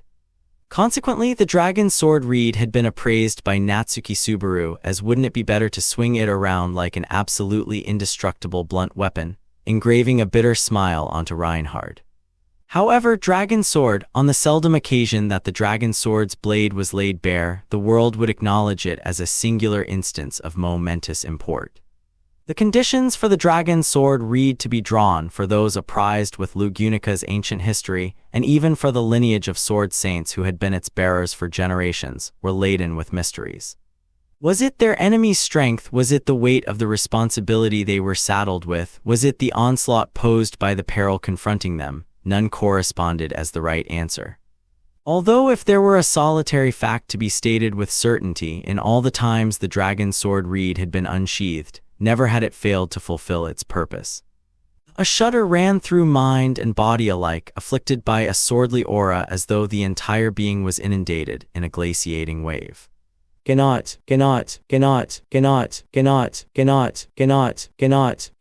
That thing under any circumstances cannot be allowed to swing. Garfield HK, a sharp clink echoed with the chatter of Garfield's teeth, accompanied by the aged swordsman who wedged himself in between, clutching the former in his arms. The carried youth also peered toward Reinhard, though he would have been better off had he not done so, as he now bore witness to the unsheathed dragon sword, feeling all the hairs on his body arise on end. Rem and the aged swordsman, both bereft of any margin to look back, must have surmised the magnitude of the radiating swordly aura with their backs, or rather, as it penetrated through their bodies entirely, with their very souls. Yet despite that they remained earnest, they refused to cower in fright, and they endeavored to do what they must. That was honestly amazing. I can't help but admire them. I could never do something like that. Without any example to follow, how could they possibly be capable of that? So I'll use them as my examples to follow and do what must be done. Though they're sure to get angry with me. Do what must be done. Because I want to live up to them, following their example, they who are always living every moment of their lives with everything they've got. Melee, come on out, sand earthworm chaw tilde ns. The subsequent instant, without exaggeration, a seism of convulsing earth quaked the royal capital. Petra, Melee-chan, carried in Rem's arms, Petra's eyes had been searching for something with which to resist the dragon sword, but now they widened in terror as she watched Melee violate the warning she had been given. Meeting Petra's gaze, Melee stuck out her tongue with an "I'm sorry, tilde, Melee. I know it'll also be trouble for Subaru Oniasen and Emilia Onessen if I do this, boo tilde t, we can't let it end here, can we tilde? Petra, HK, stupid. You stupid. Even though you were finally pardoned, HK. Melee, a tilde H, Petra-chan, that's what your Melee came to an understanding of the teary-eyed Petra's words, repeatedly reiterating stupid. The fear that if Melee, the witch beast master, were to summon witch beasts, it would only further the notion of the Emilia camp being dangerous, that had only been part of the reason. The reason why Petra had truly wished to stop her was because she wanted to prevent Melee, who had been pardoned for her past of being a dangerous assassin in order to serve as a guide to the Pleiades watchtower, from being perceived as a threat to the kingdom ever again. Melee, it's phi tilde ni, for just a short while I got to see a dream after a tilde ll. I thought that perhaps my sins could be forgiven and I could walk upon a path of decency. In truth, I even thought of walking towards such a future alongside those who treated me so kindly. That was enough because my chest was blanketed with warmth, the same as it was when I was with that handful of an elder sister. I got to see this dream after all. Melee, sword Saint Toniasen, can you really chase you tilde s? I released 4 sand earthworm chans at each of the royal capital's main gates, north, east, southwest a tilde ll of them, so e tilde Verion's gotta be in a huge panic about no tilde w. Sand earthworms that dwelled in the Augria sand dunes, of an order of enormity incomparable with the rest of their kind. Having secretly given them an order to follow her, they were her trump cards who had been lurking deep underneath the royal capital's surface. Melee now commanded them through the divine protection of fiend manipulation, intentionally flashily as to incite as much terror as possible. Reinhard had to go, or there would be casualties. Melee's heart would not particularly ache if that were to happen. As long as the ones present here, as well as Subaru, Beatrice, and Emilia, all meant no harm, it would be fine. Other than the people who treasured her, the people whom she wished to treasure, then regardless of whoever else died, it would be fine. Reinhard melee, far away, hands clutching the dragon's sword. The lips of Reinhard moved so she could tell. Melee too had traveled together with Reinhard and felt to the Pleiades watchtower. A time they had shared together, a memory of being cared for. But even so, it could never match up to Subaru and everyone else. Melee, I'm a bad girl after a tilde LL. With a mocking smile, Melee gave a small wave of her hand to Reinhard. Melee herself had failed to notice the droplets, pregnant with warmth overflowing from the corners of her eyes, trailing down her cheeks. The only ones to have noticed them were the Sword Saint, proprietor of eyes that could clearly detect anything from any distance, and Petra, weeping for her friend's determination while being carried away by the earnestly sprinting Rem. Petra Melee-chan, stupid HK. I'm sorry, I'm so sorry, HK. Against the weight of her friend's titanic determination, the girl's tearful apology fell futile. At the end of that utterly titanic, gargantuan choice, Dragon Sword, for the first time since the Dragon Sword reed had been bestowed unto the hands of Sword Saint Reinhard van Astria, the blade reneged on the purpose for which it had been unsheathed, and returned to its scabbard. Chapter 19. An enemy far too great. Just how much time had passed since they had started running. Environs which forbade one from properly feeling the light of outside, and a vague duration of time spent bereft of consciousness. He sensed it had been anywhere from a few hours to half a day since the events had transpired. Subaru, seems like we've miraculously thrown off the pursuers. Though regulating his heavy breathing whilst wiping the sweat ambling down his chin, Subaru looked backward amidst the tepid stench to make sure there were no inaudible footsteps of any invisible pursuers. Until a few moments prior, they had been under constant pursuit by a troop of the kingdom's soldiers, allowing them not even the time to catch their breaths. Their paths blocked, escape routes lost. The choices of either being caught or forcibly breaking through flickered within their heads incessantly. They made it out by a hair's breadth at every turn, Subaru. We got through it somehow thanks to that profusely massive earthquake. Which reminds me, I don't recall ever experiencing an earthquake since I came here, so what was up with that? Beatrice. Betty was also astonished by that rumbling. But for now, it is a chance for us, in fact. Subaru, hold your arm out, I suppose. Betty will apply some healing magic to your burns, in fact. Subaru, yeah, that's a huge help. Saying so, Subaru lowered Beatrice to the ground after having carried her in his arms the whole time. Beatrice opened and closed her palm as though to ascertain, after which she cloaked Subaru's right arm, the arm wrapped in a handkerchief in place of bandages, in a pale, healing light. Feeling the dull, constant pain he had borne subside, he inadvertently let out a lengthy sigh. Beatrice, so you really had been grinning through the pain, I suppose. Wish you would have said so sooner if it was weighing on you, in fact. Subaru, nah, it seriously did slip my mind while we were rushing and I just forgot, I'm telling you. Right at the moment things settled down, the pain came back with a vengeance. Hurry up and help me, Beatrice. Yes, a truly helpless child, I suppose. It'll be over right away, so don't be a crybaby, in fact. Subaru, thank you, Biko Mama. You must be stretched thin on mana, right, Beatrice? To be frank, there is none to spare, I suppose. Subaru, well, that makes sense. Subaru scratched his cheek with his other hand in response to Beatrice's answer as she treated his burns. It was unavoidable, after all, they had given quite the lavish performance at Miklatov's mansion. After the rapid-fire yin magic of Minya and Shamak, and chaining the use of EMT on top of that, with Subaru as her undependable external mana tank, Beatrice must have been on the verge of running out of gas. More and more, he felt the urge to lament his utter Isekai inaptitude. Subaru, though I was in an excessively good state in the Empire, could it be that when my body was turned small, it was filled to the brim with way more hopes and dreams or something like that?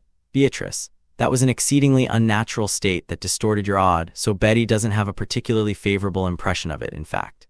Don't know how many human body experiments it would have taken to perform that, I suppose.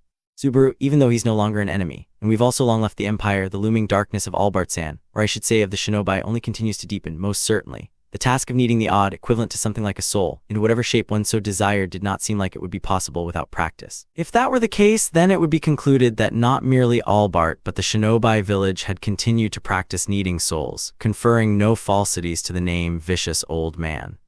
Crush, it would seem the soldiers were driven to respond to the rumbling from earlier. The vigilance melded into the wind has faded, and the tension has dissolved. It would be safe to say we have thrown them off for the moment. Then, entering the conversation while surveying the environs with sharpened eyes, it was Crush. Illuminating the sewers with the dim light of a lamp of lagmite ore, her amber iris unconcealed by the eye patch kept narrow, she watched Subaru as his arm was being treated and fell silent.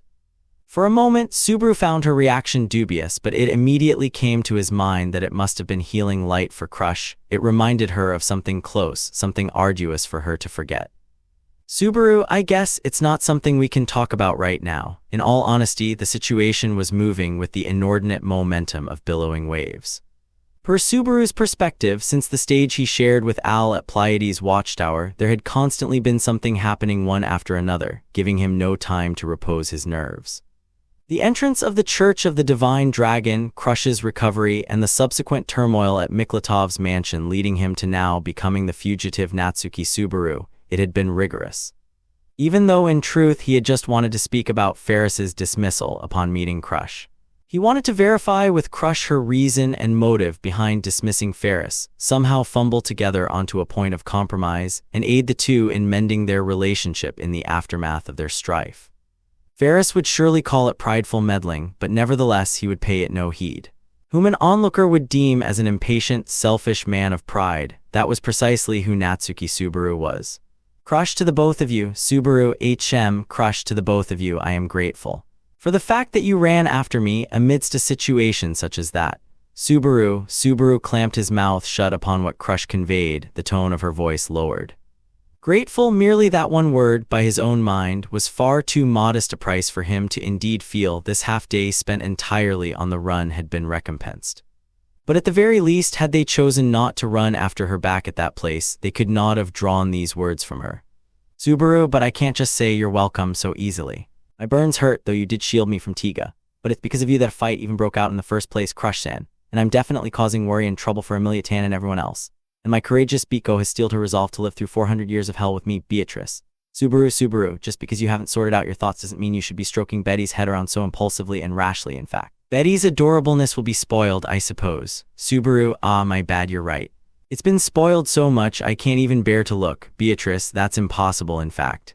Even if Betty's hairdo is a mess, rather than clouding Betty's cuteness, it will come to be the discovery of a new charm point, I suppose. With her hair disheveled by Subaru's hand as he found himself with nothing better to do, Beatrice yelped in defeat, though not going so far as to interrupt his healing.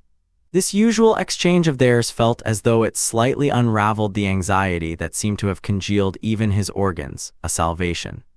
At the moment of Subaru's such nonchalant relief, Crush PFFD Subaru. Crush-san, did you laugh just now? A faint sound jolted the air and Subaru unwittingly widened his eyes. He looked to find Crush standing by the sullied walls of the sewers, with a hand placed over her mouth.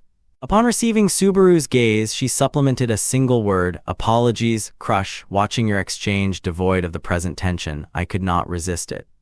It was my immaturity. Subaru, I can't argue against you about all the anxiety, but it's far better than feeling endlessly tense all the time.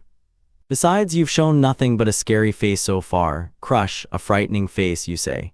I suppose there is also the matter of my eye, after all. Subaru, nah, even with one of your eyes turned like that, Crush-san, you're nothing but a beauty. Crush, Beatrice, Subaru, huh?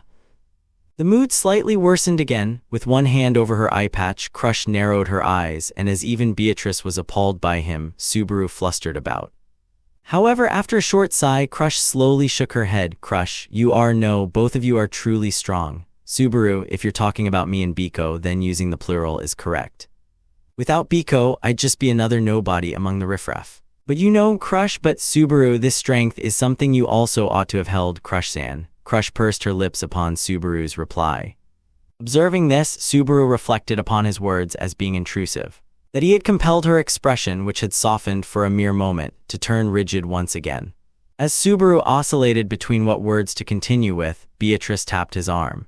Beatrice, here all done, I suppose. It should not be critical for now, I suppose. Subaru, I see, thanks it feels a bit tight but not bad. Beatrice, leave the handkerchief as is, in fact. It might feel itchy, but since the skin may become gooey, we'll leave it there to ensure you don't accidentally start scratching, I suppose. Subaru, that's way too damn scary, so I'll bear it in mind. And so, offering twofold gratitude to Beatrice for her well-timed intermission, Subaru once again turned towards Crush. The treatment of his arm had finished, and the pursuers had been thrown off for the moment. With all that, there were a copious number of matters he wished to discuss with her. What he imperatively wished to verify first was, Subaru, Crush-san, do you have any clues out of this situation? Crush, clues, I did prior to things turning to this. However, it was slain to abandon by my own hand. Subaru, based on the way you're phrasing it, could your clue maybe have been Crush? That is correct. It was Michlotov McMahon prior to his wicked conspiracy being uncovered. Subaru, oh my god, as she indifferently nodded in assent, Subaru looked up towards the heavens whilst feeling his vision turn black, his gaze bouncing back from the not particularly tall, soiled ceiling of the sewers. It was the same for Subaru, so he could not revile it much, but there were an exorbitant amount of impetuses by which one might consider relying on Michlotov for information pertaining to the kingdom. The fact that even Crush, having been placed into a difficult position as a royal candidate after the matter with the Church of the Divine Dragon, had arrived at the same reckoning, was a testament to Mikhlotov's eminence. However, Subaru, that's the Michlotov-san who had been harboring a plot to overthrow the nation. Crush, that is correct. Sir McMahon agreeably welcomed me upon my unscheduled visit. However, purporting to have a scheduled visitor he was expecting, he had kept me waiting in a separate room. Subaru, a separate room. What about that? Crush, whilst I was left in the guest room, I witnessed a suspicious wind pertaining both to myself and to the visitor he would subsequently be welcoming in. Therefore, I attempted to go inquire of his intent, when the men in the mansion obstructed my path. The rest is as the two of you already know. Subaru, what we saw, a slain Michlotov and the servants and guards who had collapsed just as they arrived at the mansion. Even with the chronology of how things had arrived at their executions elucidated to him once again, it was still an answer he could not easily assent to.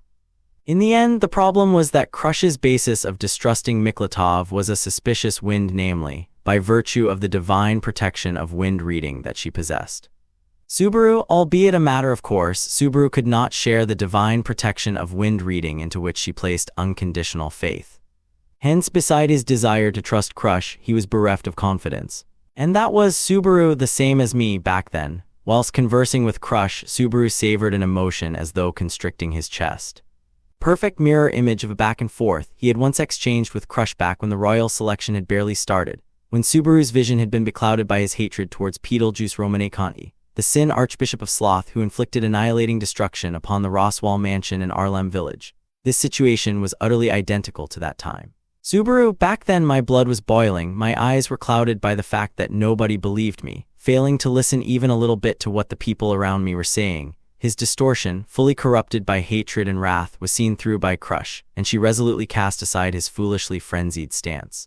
Now was a restaging of those positions inverted. Crush's present words and deeds were the same as Subaru's when he had erupted with ire for not being understood, brandishing information gained by a method incomprehensible to others, named return by death.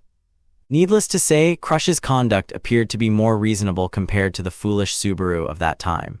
However, contrary to the powerless Subaru, Crush had power and position alike. Subaru, yeah, I can't. Beatrice, Subaru, now that I know she's the same as me, I no longer have the option to abandon Crush-san here.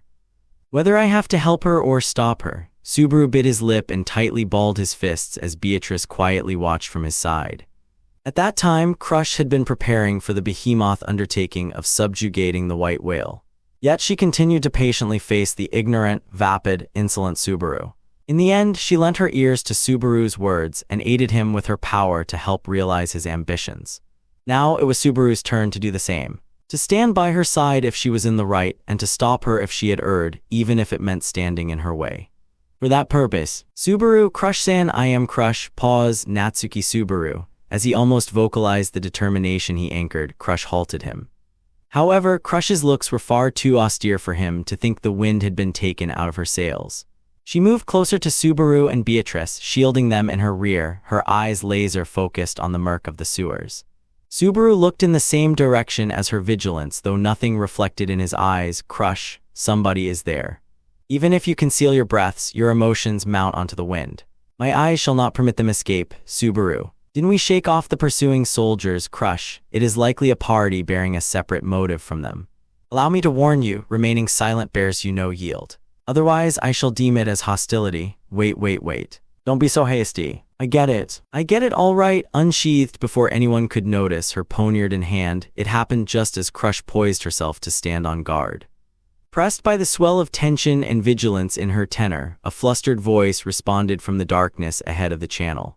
Subsequent to his surprise for the veracity of Crush's eyes, the voice itself caused Subaru to knit his eyebrows with a voice that he recalled. Subaru, that voice just now? Shit. I'll come over to you now. Got it. Don't attack, okay? I ain't trying to duke it out with you fucks at all, Crush. That depends on your next move.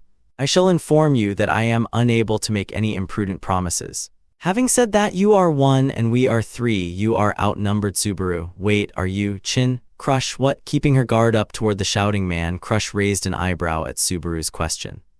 Nestling up beside Subaru, Beatrice also quietly murmured, Chin, Beatrice, thinking back, that was the man we saw in Pristella, in fact.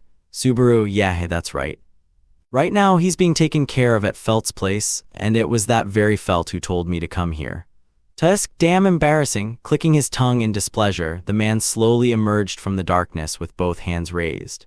And as soon as he did so, just as expected, it was the man with Shihaku eyes even nastier than Subaru's Sanpaku one's Ratchins, one of the 3 Tonchinkan back alley thugs who had, at some point, joined Felt's camp. Subaru, oh Chin, it's always a refreshing surprise whenever you show up. Ratchins, shut up. I told you before that my name ain't Chin. It's Ratchins, Beatrice, Chin, I suppose. Ratchins, I'm telling you I ain't Chin, you runt. Beatrice, a daring Chin, in fact. Leaving aside Subaru, who was deeply moved by the face he had not seen in quite some time, Ratchins and Beatrice engaged in a fruitless quarrel. In fact, this was the first time he had seen Ratchins since Pristella specifically, since they had been caught up together in Sirius's violent display that served as the outset for the witch cult's gathering of good-for-nothings. Of course, his safety had also been confirmed in the aftermath, but it was a great joy to see him so energetic like this. Subaru, nah, it sure is great to run into a familiar face. I have so many things I wanna ask, Crush. Stop right there, Chin, or whatever your name may be. Unlike Natsuki Subaru, I know not of you. Subaru, Crush-san. In contrast to Subaru's instinctive joy upon reuniting with an old acquaintance, Crush cast a sharp gaze towards Ratchins with her poniard in hand, her vigilance not softening in the slightest. Now that she had mentioned it, Ratchins had not stayed at the Water Plumage Pavilion, and since he had withdrawn from the warfront after the initial encounter with Sirius, there was never an opportunity for him and Crush to cross paths. Crush's caution was justified, and just as he thought so, Ratchins, ahin. For you to say you don't know me, you're pretty damn heartless, ain't you now, Duchess Karsten? Crush, what? Ratchins, well look, I ain't in any position to talk freely with people of haughty high-class status like you, Duchess, but you would have been one of them who learned the sword from my old man. If you're gonna say that you ain't got a clue about that, then I guess my dad must not have done a very good job. Crush, and as Ratchins spoke with his long tongue hanging out, Crush wore a perplexed expression. On the other hand, Subaru could not help but be dumbfounded by the stupidly bold nerve of Ratchins. Subaru, dude, no matter how reckless you are, just running your mouth like that is Ratchins. I ain't running my mouth. Though I may look like this, I was born to that sorta household. And so, though I can count the number of times on a single hand, I've met the Duchess and her family before. Subaru, seriously. If you're making this up, you've got a dangerously wild imagination. Man, nevertheless, when someone spoke with this much absolute confidence, it would inevitably start to sound like the truth, proving that the words and hearts of humans could never truly be relied upon. With that in mind, Subaru nervously stole a glance at Crush to glimpse her reaction. Crush. By some possibility, are you the honored son of Rickert Hoffman Dono, esteemed for his noble service as the royal instructor? Ratchins, ha. Hear that? Looks like I actually managed to stick in Duchess Karsten's memory. Subaru, for real? Beatrice, he seems to be for real, I suppose. Taking her ample time, Crush produced the name of a single person as if scraping it out from the depths of her mind. And as Ratchins affirmed her identification, Subaru and Beatrice reflexively exchanged glances. To think that Ratchins, of all people, was truly born of Lugunican nobility. Subaru, how did someone like that end up as a thug picking on the weak in back alleys? Ratchins, shut up. Everyone's got their own circumstances, so don't pry. Beatrice, when it comes to circumstances, Betty and Subaru also have a great deal at the moment, in fact. It would seem that the reason you have made your way here is not unrelated to those circumstances, I suppose. Ratchins, NGH, Subaru, yeah. It's as Biko says, Crush-san, you can put that down. You don't need to worry about Shin over there, probably. You have my assurance, Crush. Any suspicious behavior, or if the wind so much as stirs, I shall cut him down. Ratchins, behavior's one thing, but how the hell do you expect me to take responsibility for the wind? Before Ratchins, visibly trembling as he spoke, Crush slowly lowered her poniard and dissolved her vigilant posture. Though with that said, she stopped short of returning the blade to its sheath, and she kept a firm watch over Ratchins's conduct with her single eye. Anyhow, Subaru, once again, you did well to come here. How did you manage to track us down? Ratchins, it wasn't any sorta impressive method. I wasn't the only one searching for you fucks either. Gaston and Camberley are also off roaming around to look in other places. Beatrice, in that case you merely happened to stumble upon the right answer, in fact. It truly wasn't an impressive method, I suppose. Ratchins, shut up, damn runt. I found you in the end, so who cares? So then what? What you fucks do for shit to turn out like this? Subaru, as for that, it'd be a long story if I were to get into it, and I'm not confident you'd be satisfied upon hearing it. So first of all, I'd like to hear from you. How are Amelia and the others? Knowing full well that it was rude, Subaru brushed Ratchins's question aside and pressed him for answers. After all, since escaping from Miklatov's mansion, he had failed to get the chance to procure any actual information about what was happening in the outside world. With feelings of unease, worry, and irritability, Subaru's inner heart was a complete mess. Subaru, the fact that we're together here with Crush ought to have reached the ears of Amelia and everyone else by now. And if so, they must be worried and troubled to death, a double whammy of the mental burden of worry and the physical burden of being questioned by the kingdom. With that, the camp would have been in a great kerfuffle. However, those expectations of Subaru's were completely betrayed, utterly shattered in a form he never could have imagined. Ratchins, Subaru. After Ratchins slightly widened his Shahaku eyes at that inquiry, his face took on an uncharacteristic expression that seemed to be showing consideration for Subaru, and spoke. That was Ratchins, the half-elf from your place is being held captive at the castle. What's more, the other members of your camp have all fled and gone into hiding. Just like you, every last one of them is a wanted fugitive, you fuck. Amelia's detainment at the royal castle and the flight of Rem, Otto, and the others from the royal residence. It truly was bad news that felt as if heaven and earth had been overturned. Repeatedly attempting to process the information Ratchins had conveyed to him, his mind went in circles, round and round and round and round, in order to comprehend it all. By such means, he made every effort in order to somehow understand it. He made every effort, but Subaru, why would they be? Beatrice. Indeed, Betty hadn't predicted this either, in fact. Aghast with his face gone pale, Subaru muttered so only to then notice the chattering of his teeth. It appeared that events which were so far beyond one's comprehension could suck even the heat right out of a person. It was to the point his blood had run cold throughout his body, conjuring a hallucination that even the extremities of his hands and feet were turning necrotic from frostbite. Holding hands with Subaru as he found himself in such a state, Beatrice gently shared her warmth with him. Even so, his body did not stop shivering. The situation had become far worse than any superficial imagination of his. Subaru, it's my fault that Amelia, that everyone else Ratchins. I guess you'd want to say some worthless shit like that, but quit acting like it's on you, you fuck. Because no matter how you look at this situation, you've been set up. Subaru, with a shrill ringing in his ears, and while staggering due to vertigo, Subaru blinked in surprise. His arms crossed, Ratchins clicked his tongue in irritation at Subaru's reaction. Just then, Ratchins had said Subaru and everyone else had been set up, as if it was completely natural. Subaru, when you say we're being set up, what do you Ratchins? It's been one thing after another, without any breaks. On the whole, don't you find it strange? Aren't there way too many inconvenient things suddenly occurring all over the damn place? Looking like he wanted to sigh, Ratchins shrugged at the dumbfounded Subaru.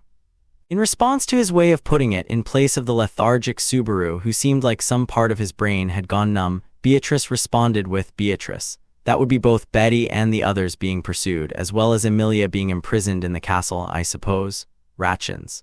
That ain't all though. The other fucks from your camp probably fled without even trying to talk it through because they realized that the enemy was going to have them killed. Subaru, killed, HK, Ratchins, it's a hypothetical. In practice, they can't just up and kill a royal candidate all of a sudden. That's also why that tomboy was even able to send us away. As Subaru's eyes shot wide open at the unsettling word that had been dropped, Ratchins kicked the filthy wall in response. And yet, thanks to Ratchins quite patiently discussing it with him, contrary to his blunt attitude, Subaru's ability to think had at last begun to recover bit by bit. To sum it up, Subaru, someone is operating behind the scenes to make Amelia drop out of the royal selection. And so my own actions were skillfully used to that end, causing Emilia to be apprehended and brought to the castle. Otto and the others realized the intentions of the one plotting all of this and escaped before they lost their own ability to move freely, something like that. Beatrice, there is just one thing Betty would like to add to that, in fact. There's also the possibility that Emilia is not the only one being targeted by that scoundrel, I suppose. Subaru, not just Emilia, Ratchins. When Subaru, prompted by that being pointed out, raised his eyebrows, Beatrice nodded and pointed with her chin. Following that movement, he looked over and saw Ratchins making a sullen look, poking the inside of his cheek with his tongue. It was clearly the face of someone who had been hit in a sore spot. Subaru, by any chance Chin was the reason you came here, not just because Emilia and Felt are friends now? Ratchins, shit, the damn runt noticed something unnecessary. Beatrice, Betty's role is to fill in the gaps where Subaru is lacking, in fact. Besides saying runt over and over again, do you want to be taught a lesson, I suppose, human? Ratchins, in that case teach your master to call people by their actual fucking names. Raising his voice at Beatrice, with whom he seemed to possess a poor affinity, Ratchins heaved a deep sigh.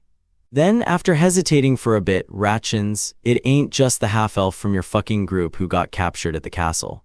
It was Felt too. They dug up some dirt on her, and now that bastard Reinhard has also been prevented from acting freely. Subaru, Reinhard has.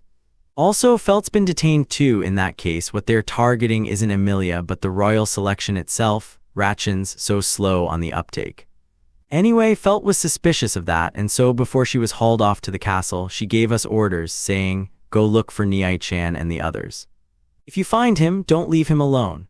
Owing to that, I ended up stuck running all over through this damn gutter stench. It was understandable that Ratchins had been reluctant to speak in the sense of it being a disadvantage for his camp, but having that information versus not having it entirely altered the underlying premise. Without a doubt, Subaru had concluded that his own actions had only been used as a way to defame Emilia, but it appeared that the aims of this opponent were on an entirely different order of magnitude. If Emilia and Felt, as well as Subaru and Reinhard, who were involved with them, and furthermore even each of their camps were all at risk of being drawn into this, it was absolutely no accident. It was a clandestine operation aimed at the royal section that would send violent tremors throughout the kingdom of Lugunica. And Subaru had happened to previously hear a tale of such scale that was far too great. Subaru, Crush-san, did you hear that? What you said before? Raising his head enthusiastically, Subaru invited Crush into the discussion that she had been keeping watch over. Until Ratchins had joined them, Subaru had been unable to place complete faith in the validity of Crush's statements, based on her divine protection of wind reading. However, the muddy torrent of information that he had just been showered with had been enough to confer a certain degree of credibility to those suspicions he had been unable to fully trust. Perhaps the designs of Miklatov that had led to Crush taking up her blade was also a part of this malice attempting to bring the royal selection to ruin. However, Subaru, hey Crush-san, finding her lack of response strange, Subaru looked at Crush and could not believe his own eyes. It was because Crush, standing along the wall, was drowsily nodding off. To start to fall asleep in the midst of a conversation while keeping vigilant, such a thing was an incongruent behavior provided the situation, and something uncharacteristic of Crush.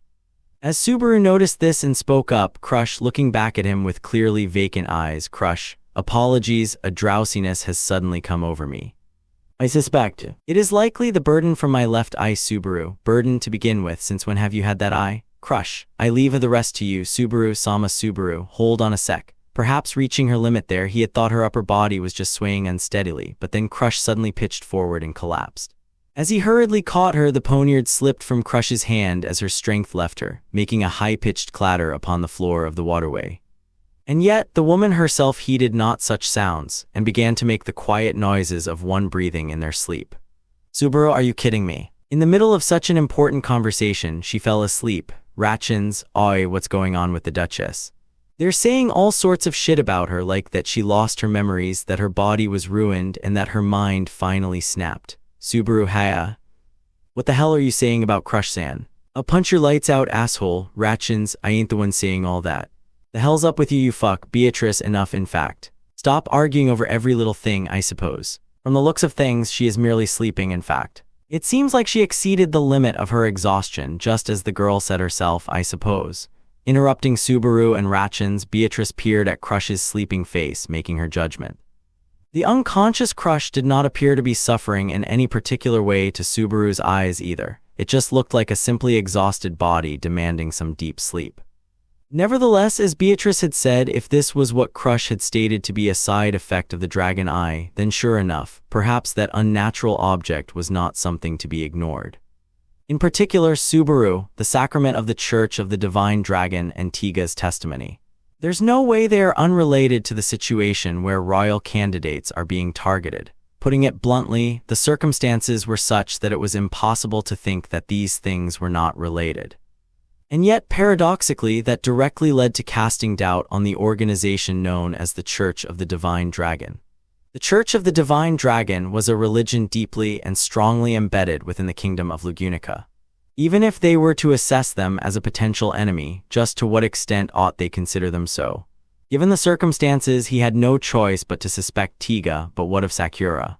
Philor. Subaru, if my worst fears proved to be true, I'd also feel down, but Emilia would really grieve even without that. Emilia was still detained at the castle, not aware of whether Subaru and Beatrice were safe, much less Otto and the others. In order to relieve even the slightest bit of the burden upon her heart, he must play it. The utmost advantageous move. Resolved to do so, Subaru carried the body of the slumbering Crush, holding her tightly. Meanwhile, he nodded to Beatrice, who had picked up the poniard and returned it to its sheath. Subaru, Ratchins, we're getting nowhere here. Since you went out of your way to come here, I imagine you've got somewhere in mind that'd be a little better for us to talk, yeah? Let's go, Ratchins. I ain't thrilled about you bossing me around, but I won't pick a fight over every little thing that said. I can't guarantee that we'll be able to deceive the eyes of those around us in the royal capital right now. Subaru, once again, I'm really starting to feel just how bad of a situation we're in. Their enemy was scheming to utilize truly great power to entrap Subaru and everyone else. Perhaps the fact that he had been able to join up with Ratchins here, as well as hear the current circumstances from him, was likely nothing short of a miraculous happening where the considerable force of coincidence had taken his side. Or perhaps calling it a miracle might have been an affront to Ratchins, who had tracked them down on Felt's orders. In either case, Subaru, I also want to let Crush-san rest somewhere we can be more relaxed. If we can feel a little more at ease in both body and mind, we should be able to talk things through more properly.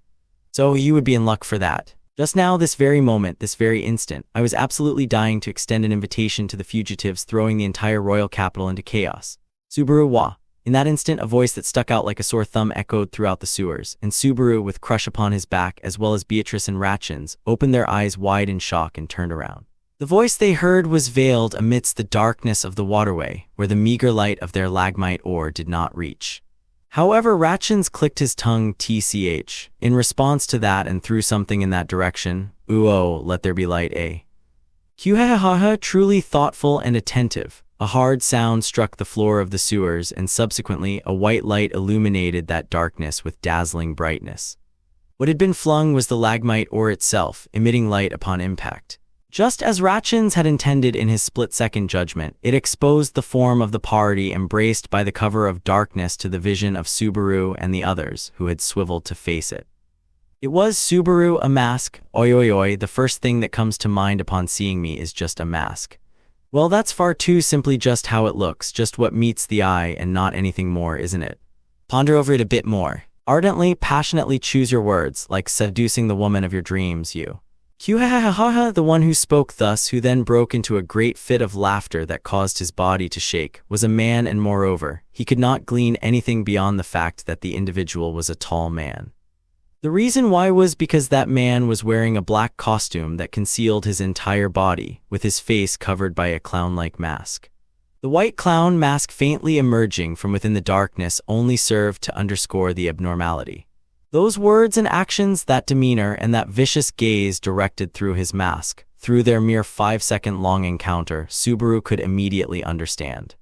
This clown mask guy was no decent fellow. As if to prove it, masked man, go ahead and die, all of you. The only one I have business with is that woman sleeping over there.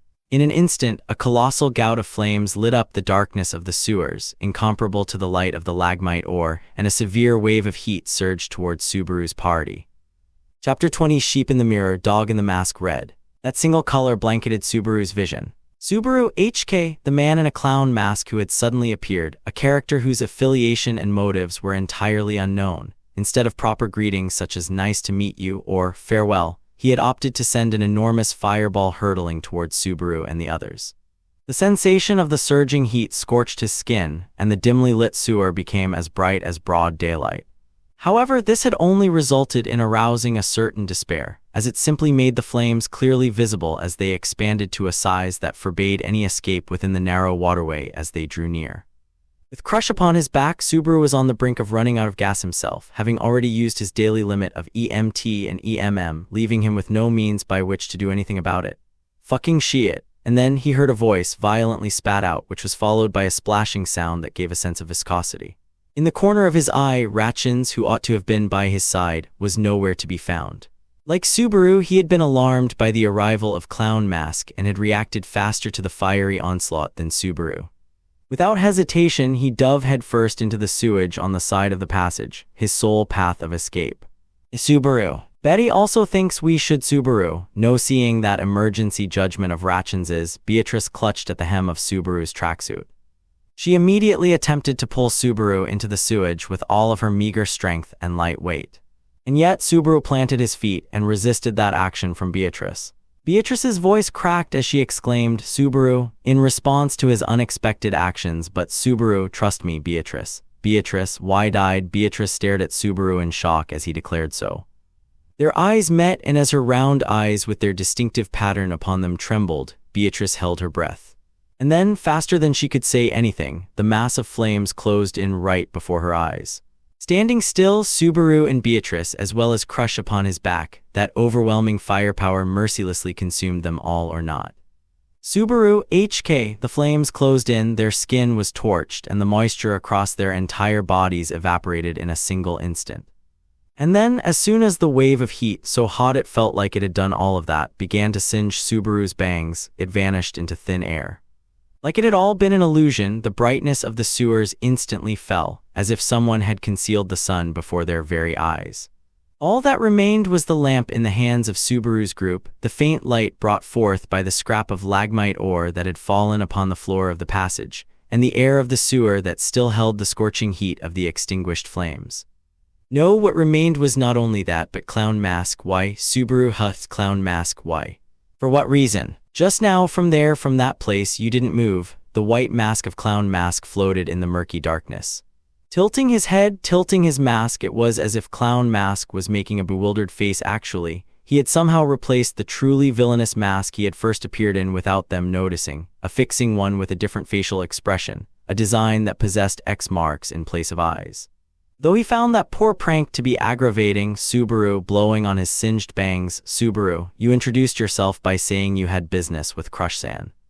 Thus it would be odd for you to go and burn Crush-san to death with the rest of us." Clown Mask. That's it. You're saying that with only that, with no more than that, you stood your ground. Even though you could have easily gotten that great spirit partner of yours caught up in it. Subaru, but I won the bet. Clown Mask. Why, at a confident bastard. As expected of a royal candidate's one and only night. Until now, up to here, by trusting in your own decisiveness and insight like that, you have carved your path forward. It's amazing and wonderful, and I am in awe. I am utterly jealous. Contrary to his words, lauding Subaru in a booming voice, Clown Mask said with his tone of voice that Subaru was entirely unworthy of such praise, as he gave a vigorous round of applause. As that loud applause that seemed to split the air echoed fruitlessly throughout the sewers, Subaru gritted his teeth, silently suffering the abuse wrapped up as praise from his opponent. All of it was done to avoid pointlessly provoking his opponent, and yet, Beatrice, that just now was Subaru's cleverness exceeding your expectations, in fact. What foolish behavior, pretending it didn't happen and launching cheap jabs at another's character, I suppose. In the place of Subaru, who had not given a retort, Beatrice snapped back at their opponent with a sharp look in her eyes. In response, Clown Mask said "Tahia," as he put his hand to his head, and Clown Mask, how commendable, how loving, spirit and contractor fitting together like lock and key. One cannot carry on without the other. That is precisely why. Bonds can be both a poison and a cure. Beatrice, you're someone who can't be reasoned with. In fact, it's the kind of loathsomeness that brings to mind the sin archbishops, I suppose. Clown Mask, wait, give me a break, take it easy on me. There's no need to call me a sin archbishop. I can't stand being lumped in with that bunch, and in the first place, the one suspected of being so is you over there, right? Subaru, suspected. Of what? Clown Mask, of being a Sin Archbishop, that is. That rumor is the talk of the town up above, Natsuki Subaru. He might be the Sin Archbishop of Sloth inside. What should we do? Whatever shall we do? They say in a great panic. Subaru, HK, flapping and waving his hands about, Clown Mask mockingly informed him, changing his mask back to one with the original expression. His attitude was one that irritated him in every way, but Subaru lacked the leeway to mention it. That was the extent to which being treated as Sin Archbishop was weighing heavily upon Subaru's heart. Subaru, me, a Sin Archbishop? Beatrice, there is a limit to how far you may go with your absurd malicious suspicions, in fact. If it were true, then how would you explain Subaru so thoroughly beating the witch cult until now, I suppose? Would you call that the internal violence of a power struggle, in fact? Clown Mask, I don't know, I don't fathom, and I don't care. Perhaps no one is interested in something like the truth. Maybe they simply wish to spread information convenient for them, staged in a way they like, so that they can take advantage of it. Those kinds of bastards really just piss you off, yeah? In the midst of speaking, Clown Mask swayed dramatically, lacking any composure. And yet, that final remark appended to the end alone came across as the true feelings of the eccentric before him. While feeling that, Subaru, after taking a deep breath in and out, Subaru, in the end, Clown Mask, Subaru, what's your objective? I get that you're trying to take Crush along with you, but for what reason and for whom? With that appearance, I don't believe you're with the kingdom's soldiers. Not only pursued by the kingdom's soldiers, but also being treated as a Sin Archbishop. That fact was enough for Subaru, who was allergic to Sin Archbishops, to break out in hives, but he would have to set that aside for now. Then, if he were to focus his issues solely on Clown Mask in front of him, what arose was the natural question. He was aiming to secure custody of Crush. However, he was not an ally of the kingdom's soldiers. If that was the case, the natural conclusion was that he was a collaborator of the group who had framed Subaru and the others. To be honest, even disregarding the matter of Crush against an opponent who wielded such mastery over magic, Subaru and Beatrice, low on gas, had no chance of succeeding in a frontal assault. He needed to somehow extract some information, buy some time, and discover an opening, and it was at that moment. Subaru, hey you, what is that? Clown Mask, What is it? What are you doing if you're just stalling for time, JJ? In response to Subaru, who pointed that out while frowning, Clown Mask looked down at his own body and groaned. What Subaru had pointed out was Clown Mask's black robes, completely concealing his build. A blinking light faintly shone through from within the breast of that outfit. The presence of that blinking light reminded Subaru of something. Subaru, by any chance, is that a conversation mirror? Clown Mask, That can't be true, that can't be possible, right? And let me tell you, just because my belly is flashing, that doesn't mean your fate will be altered, Beatrice. The light seems to be getting brighter, I suppose. It looks like you have quite important matters to attend to, in fact. Clown Mask, NNGGGHH. You too, right there, in that place. Wait just a moment. Pronouncing so with such vigor it sent spittle flying, Clown Mask turned his back on Subaru and Beatrice standing there. Subaru was unconsciously caught off guard by how incredibly brazenly he presented such an opening. With his back turned, Clown Mask rustled about in his breast pockets and produced something in his hand, a conversation mirror in all likelihood, and began to speak with someone through the mirror. Even with his back turned, full of openings, Subaru's group was of no threat. The fact that it seemed like they were being told so was supremely infuriating, but it's now or never. Oi, pull me up, as Subaru decided only that they would make a move. That hushed voice impatiently struck his ears.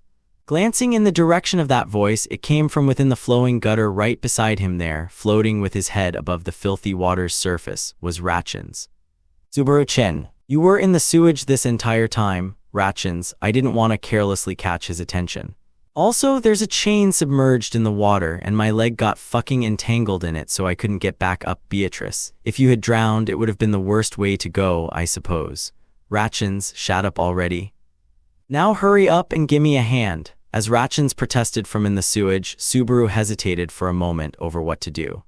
Obviously, he wanted to help by pulling him up, but both of Subaru's hands were full, carrying Crush on his back.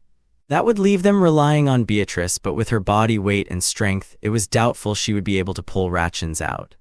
If anything, there was a risk that the victims of the sewage might just increase by an extra person.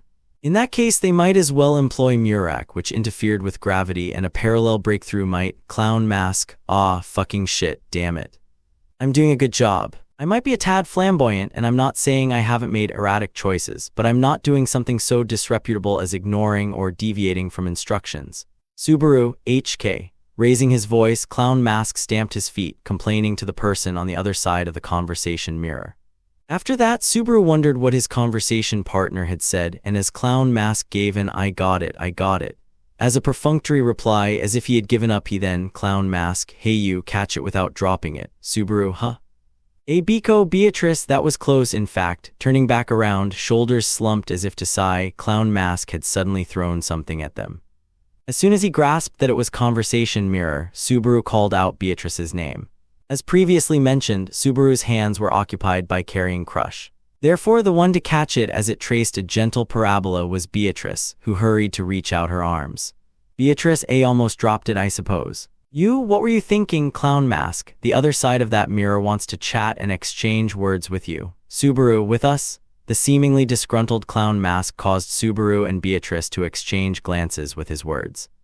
And then, on guard for any suspicious behavior from Clown Mask, the two of them cautiously peered at the conversation mirror in Beatrice's hand. Doing so, the form of Clown Mask's conversation partner rose to the surface of the mirror. Ah, it's coming through. Can you see my face? Subaru, that line spoken, seeing the form of the other individual projected upon the mirror's surface, Subaru was at a loss as to how to respond. After all, he had hardly expected that the figure that took shape upon the conversation mirror passed to him by Clown Mask would be a girl with childish features. He did not recognize the girl's face. Her age was likely a year or two younger than Subaru. She was a girl with her long, lovely indigo hair done up high on both sides, and large, round, golden eyes emanating a powerful will.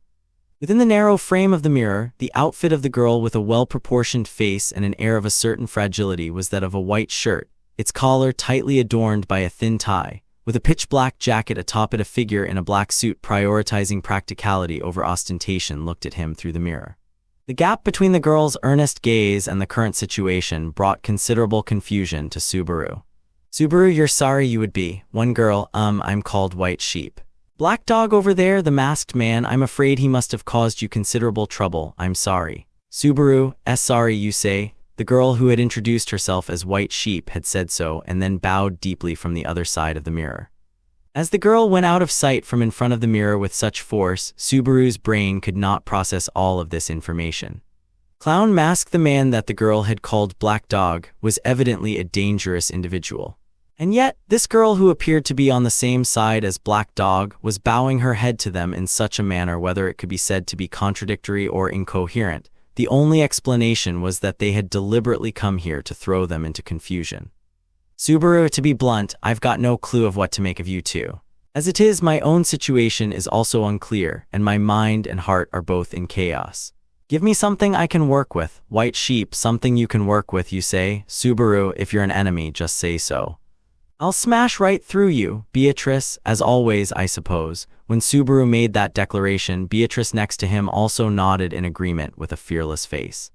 As previously stated, Subaru and Beatrice currently had a shortage of mana and were running severely low on stamina, and in such a state, the cards in their hand were scant. However, there was no need to go out of their way to declare that. Even if they held a losing hand without any valuable combinations, bluffing was the trick to survival in this other world. White Sheep, at those words of theirs, White Sheep stared in wonder from the other side of the mirror. It seemed like she was the type to have a bad poker face. Although it was apparent that she was trying her best to restrain the changes in her expression, her eye movements and facial muscles were clearly not suited to it. And having to face herself in the mirror every morning, it seemed like she was also aware of this fact. White Sheep, that is very blunt of you, don't you find that scary? Subaru, I do. But it's preferable to keep a predicament within your own hands. It's far better than letting a predicament snowball into something out of your control while you're confused. White Sheep. Once again, I'm sorry. Black Dog messed with you guys out of his own awkwardness and concern for me. Black Dog, somehow I get the feeling that something egocentric and self-conceited is being said. As White Sheep apologized for the indiscretion of her henchman, the masked Black Dog literally put on a nonchalant face. Ignoring Black Dog, to whom there was no value in responding, the gaze of the girl on the other side of the mirror shifted, an indication that her attention had turned to Subaru's back, visible to White Sheep. As if to substantiate this, while gazing at Crush sleeping on Subaru's back, White Sheep said, "White Sheep, we would like to safeguard Crush Karstensen's person. No, we wish to secure her. You require that lady's power, Subaru Crushsan's power. Don't tell me, are you talking about her left eye?" With a glance, Subaru turned his attention to her left eye, concealed by the eye patch of Crush carried upon his back. It was certainly plausible that she was being targeted over her dragon eye, the clear abnormality that had occurred within her body. White Sheep going out of her way to correct herself from safeguarding to securing was probably because she thought that an expression simply guaranteeing one's safety would not have been honest. However, betraying Subaru's expectations, White Sheep said, "Left eye," with a puzzled expression, and White Sheep, I haven't heard anything about her eyes.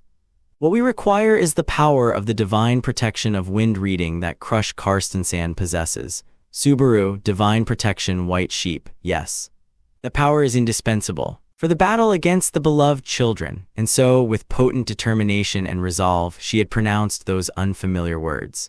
The battle against the beloved children. For the sake of that battle, White Sheep had said that Crush's divine protection was necessary. Being told that their goal was to secure Crush's person, unrelated to the dragon eye dwelling within her left eye, Subaru felt a disconnect in the focus of this conversation. To begin with, he had never expected the existence of a completely unknown enemy to be alluded to here. Subaru, the confusion is starting to set in again, but what the hell is the beloved children? White Sheep, they are our enemies. And more than likely, Natsuki Subaru-san, yours as well, that's what they are. Subaru, should I take that to mean they're connected to my current pressing situation? White Sheep, yes. They are the ones pulling the strings behind the chaos currently being sown in the royal capital. Receiving the unmistakable assertion that they were the enemy at the crux of this situation, Subaru's breath caught in his throat.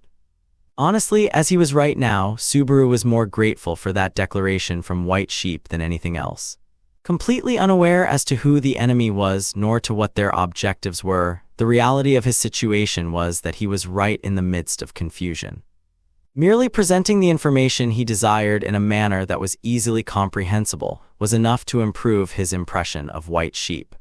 However, Subaru, if Crushsands needed to fight these so-called beloved children, and you made contact with us for that reason, then wasn't sending that masked bastard as a negotiator a huge blunder in terms of personnel choice? White Sheep, and no, well, right now, the royal capital is on pretty high alert. And if you aren't around as skilled as Black Dog, it would be dangerous to carelessly roam around, or rather, Black Dog, be easy-eyed. It was just an unexpected coincidence that the person I tailed happened to find you. It's not like I was chosen to be a negotiator. So don't think it's White Sheep's fault, okay? You guys, Beatrice, how can you act so high and mighty over that, in fact? No way was that intended to be an assist just now, I suppose. If so, it's not a lack of tact, but rather a lack of comprehension when it comes to people's hearts, in fact. Black Dog, damn brat with her dress stinking of sewage. Shall I shut that damn mouth of yours and plug it? Due to the giant flames intended as a threat and his conduct, Beatrice felt a strong animosity toward Black Dog. Given Black Dog's sneering rebuttals as well, he was an individual whom Subaru held practically no goodwill toward either. In addition, there was a part of Black Dog's statement just then that weighed on his mind. Subaru, just now, did you say you tailed someone? That would mean Black Dog, you are a keen-eyed and shrewd fellow, Sir Knight. Precisely, and indeed. Doing something like haphazardly searching for a target is a waste of one's time, stamina, and life, no. So I use a different trick. That is to say, I tailed a guy that seemed like he'd find you for me. Right now, he's in that putrid water. Subaru, in that putrid water. Oi. You fucks, how long are you going to keep chatting all buddy-buddy? Just help me already? As soon as Subaru looked toward the sewage, his gaze drawn there by Black Dog, who answered while shaking his hips back and forth, the one who had been abandoned there, Ratchins, shouted angrily. It was a lucky break that Ratchins, familiar with the underbelly of the royal capital, had been able to find Subaru's group on Felt's orders, but it appeared that this had been taken advantage of by Black Dog and his faction. That said, it did not diminish his gratitude toward Ratchins one bit. Subaru, I don't want to leave him treading water forever either. Can we pull him up? Black Dog, pull him up. The guy drenched in such filthy, rancid water. Though I believe it would be best for the discussion to continue in a sanitary manner by letting him sink just like that, just like this. White sheep, black dog, if you've caused trouble for anyone, black dog, all right. Maybe I'm also a little at fault for that guy diving in. I guess I might have thought just a teensy bit, just barely, that it would have been better to save us the trouble if only the Duchess fell off from his back and the rest of them were all burned to a crisp. You see, Beatrice, before you can degrade our impression of you any further with your worthless remarks, hurry up and do something. I suppose, after the comparatively sensible white sheep had managed to improve their impression of him, black dog went and spoiled it all with more unnecessary remarks. With the true intent behind those threatening flames laid bare, the degree to which he was a dangerous individual had risen even further. Taking this into account, Subaru and Beatrice took a step back, keeping vigilance over Black Dog as he reached out his hand to Ratchins, who had fallen into the sewage. With the extent of his skill in magic, they could not feel safe just because he had turned his gaze away from them. And then, with that vigilance of Subaru and Beatrice, Subaru, rather than anything to do with Black Dog as he crouched down and faced the waterway instead, it was of use in catching wind of an entirely different anomaly. A scrape. Somewhere there was a sound akin to that of nails digging into thin ceramic. Reflexively, Subaru turned his gaze toward the sound. In the recesses of the sewers, in the faint light of the lagmite ore thrown by Ratchins at the feet of Black Dog and promptly left there as it was, the silhouette of someone emerged. Subaru, a woman. A woman adorned in a mantle dyed with a color that could not be strictly defined as either black or gray, her billowing dark green hair tucked into the collar, with markedly dark circles under her eyes. For a moment, Subaru wondered if the woman might also be an ally of Black Dog and White Sheep. However, faster than he could inquire about it, the woman moved within Subaru's field of view. With one of her arms hanging languidly, her other arm in the fingers of her left hand, which she raised in front of her chest, she pinched something that looked like a white shard. That shard was shattered by the movement of her fingers. Immediately following that, fissures extended outward from beneath the woman's feet, writhing like snakes across the cobblestones of the sewers, and closed in on Subaru and the others. Ratchins Uoa, at that ghastly phenomenon, Ratchins, who had been about to grasp Black Dog's hand, raised his voice. The fissures that had begun to run rampant did not stop at just the floor. Across the walls, across the ceiling, they spanned the sullied stones of the sewers one by one, steadily causing the ancient, damp skeletons supporting the foundation of the royal capital to turn a cloudy white. It was almost as if everything within view was being progressively replaced with glass. White Sheep, Black Dog, amidst the anomaly, with it also being transmitted across the mirror, White Sheep cried out, her voice nearly a shriek.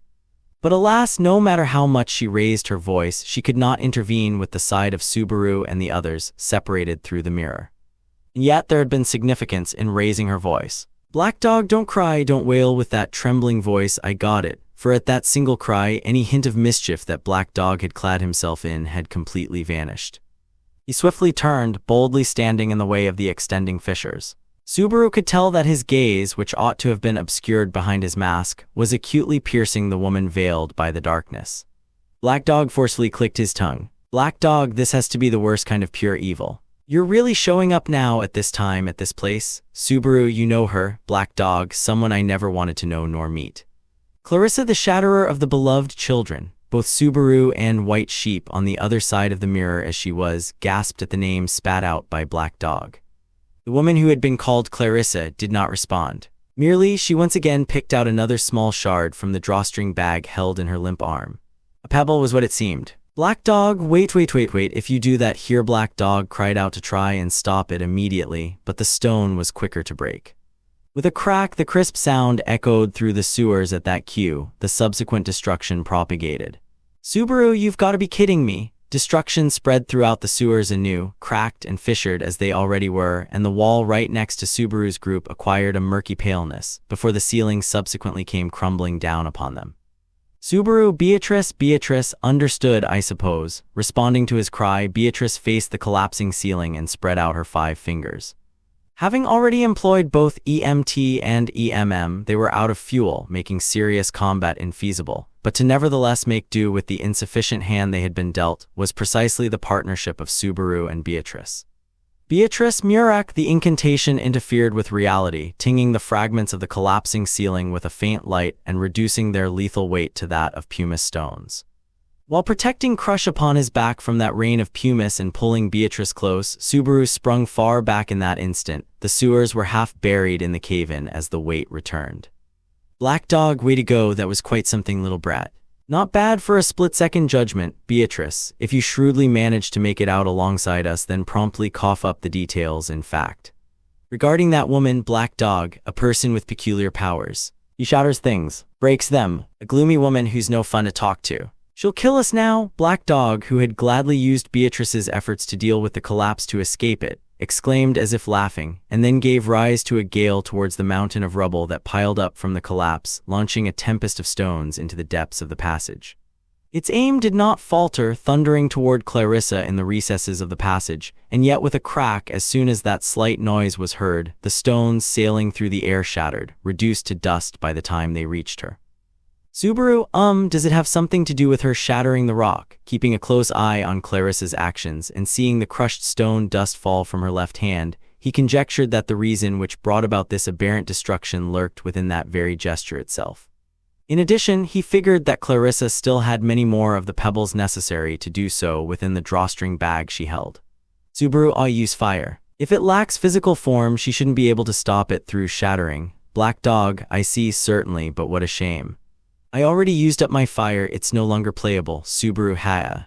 Wait, shit! As he was stunned by that incomprehensible rejection of Black Dog's within Subaru's field of view, Clarissa smoothly pinched and pulled out her next pebble as if performing a sacred rite.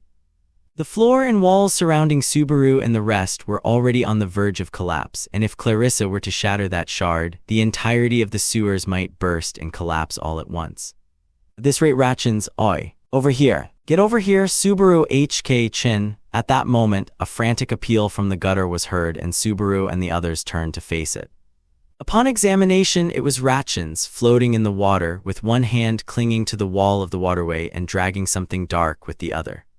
A rusted chain. Ratchins, who had pulled it up from the bottom, covered in black sludge, exclaimed in a loud voice. Ratchins, it's a sedimentation tank. There's a bunch of sludge clogged up along the side of the stream. Subaru, sediment, a sudden reference to the mechanisms of the sewage system being told about it. A jolt of electricity ran down Subaru's spine. The sedimentation tank, the festering sludge that had accumulated, it was the worst possibility. Subaru, are you serious, dude? Ratchins, heh. You're a pretty sharp guy, ain't you? Drenched in sewage and hair plastered to his forehead, Ratchins was in a terrible state. However, with his Shihaku eyes glistening with a fiery blaze, he laughed at Subaru, who had arrived at the same idea, and then pulled back his arm with all of his might. The rusted chains smeared in filth made a dull sound, and with a creak, a heavy noise came from the bottom of the water. Alongside that sound, bubbles rose to the surface of the water near the wall. The small ones frothing there gradually increased in number, making the surface of the black water suddenly begin to roil. Instantly, the air of the sewers, in which putrid stenches had wafted through from the start, was filled with an odor resembling that of rotten eggs, far worse than anything prior. He understood Ratchins' objective. There was no time to hesitate. Subaru, crushed and conscious of Crush slumbering on his back, Subaru suddenly found himself at a loss for what to do. Considering his actions from here on, it was far too dangerous for her, unconscious as she was. The second Subaru wavered, Black Dog took action. All of a sudden, he was sent flying. Subaru UHK, Black Dog, rather than throwing it, launching it, and having it be shattered, this is the way to do it. As he said this, Black Dog threw himself towards Subaru and Crush, as well as Beatrice, dragging them all into the sewage in one fell swoop. Just before they hit the water unexpectedly, his view was obstructed by something dark, and the anticipated embrace of the contaminated water did not come. Upon closer inspection, it was an enormous unfinished sphere that had been produced from earthen clods by Black Dog, snugly wrapping and enveloping them. White Sheep, please. Believe in him. In the midst of the fleeting situation, White Sheep, reflected on the surface of the mirror, made her earnest appeal. Spurred on by that within the hemisphere of Earth as it gradually sank, Subaru entrusted Crush to Beatrice right beside him and reached his hand outside the closing ball. And then, Subaru, come on, Ratchins, don't you fucking boss me around. Having fully pulled the chain out, Ratchins clumsily kicked off the wall and soared toward them. Grasping Ratchins' outstretched arm, Subaru pulled his slender body into the hemisphere in one motion. Entangled together, they collapsed onto their backs. Immediately following that, the hemisphere closed completely, and at nearly the same time, the faint sound of a pebble fragment being shattered could be heard. The tremors and thunderous rumble resounded through the closed, bulky walls composed of packed earth. However, something greater than that was Ratchins get blown to bits. Goa, Ratchins, still lying in a heap with Subaru, spat those words as he snapped his fingers. As soon as he did, a red light could be seen expanding through the earthen wall, followed later by a delayed sound and impact. Subaru HK, the world shook with the might of a gut punch, and Subaru let out a shout. Despite being underwater in an earthen sphere, it burned. It was radiant. As if intent on rupturing his eardrums, the roar of the explosion detonated. Subaru, a soundless scream ran rampant throughout Natsuki Subaru's body. Heaven and earth spun round and round, round and round with staggering force, and the earthen sphere submerged underwater was swept away with ferocious momentum, colliding, smashing into large masses over and over, threatening to knock him unconscious. Accumulated within the sedimentation tank had been combustible gases generated from the massive amount of filth. Ratchins had opened the lid of that sedimentation tank, ignited the tremendous quantity of what had overflowed, and blown up the sewers themselves, including Clarissa, who had been after them.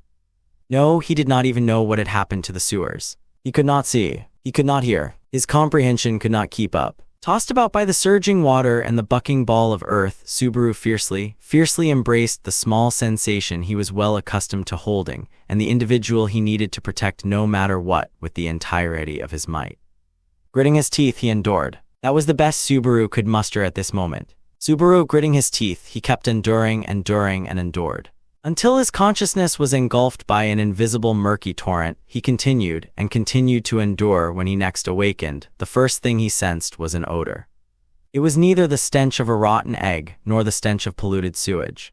The aroma was one reeking of alcohol, along with the scent of a dry cloth. The air, heated without the use of fire, passed through his nostrils, and as he deeply inhaled that which had an awfully hygienic sense to it, it suffocated him. Subaru Jake. Gok. Oaf. Wakia, I suppose. Then, as Subaru's body sprung up in a horrendous fit of coughing, the weight that had been resting upon his chest and abdomen also jumped up, giving rise to such an adorable scream. Widening his eyes, he adjusted the focal point of his blurred vision with a series of several blinks. Doing so, he was able to locate Beatrice, donning a sour expression right next to where Subaru had been sprawled out. Laying his eyes upon Beatrice, with a blanket draped over her shoulders, Subaru's lips trembled. Subaru Biko, are you all right? Beatrice, somehow in fact. Rather than a hair's breadth, it was a close call by the breadth of 100 hairs, I suppose. Subaru, a hair's breadth means a single strand of hair, so increasing the number actually just changes the meaning, or rather, that doesn't matter.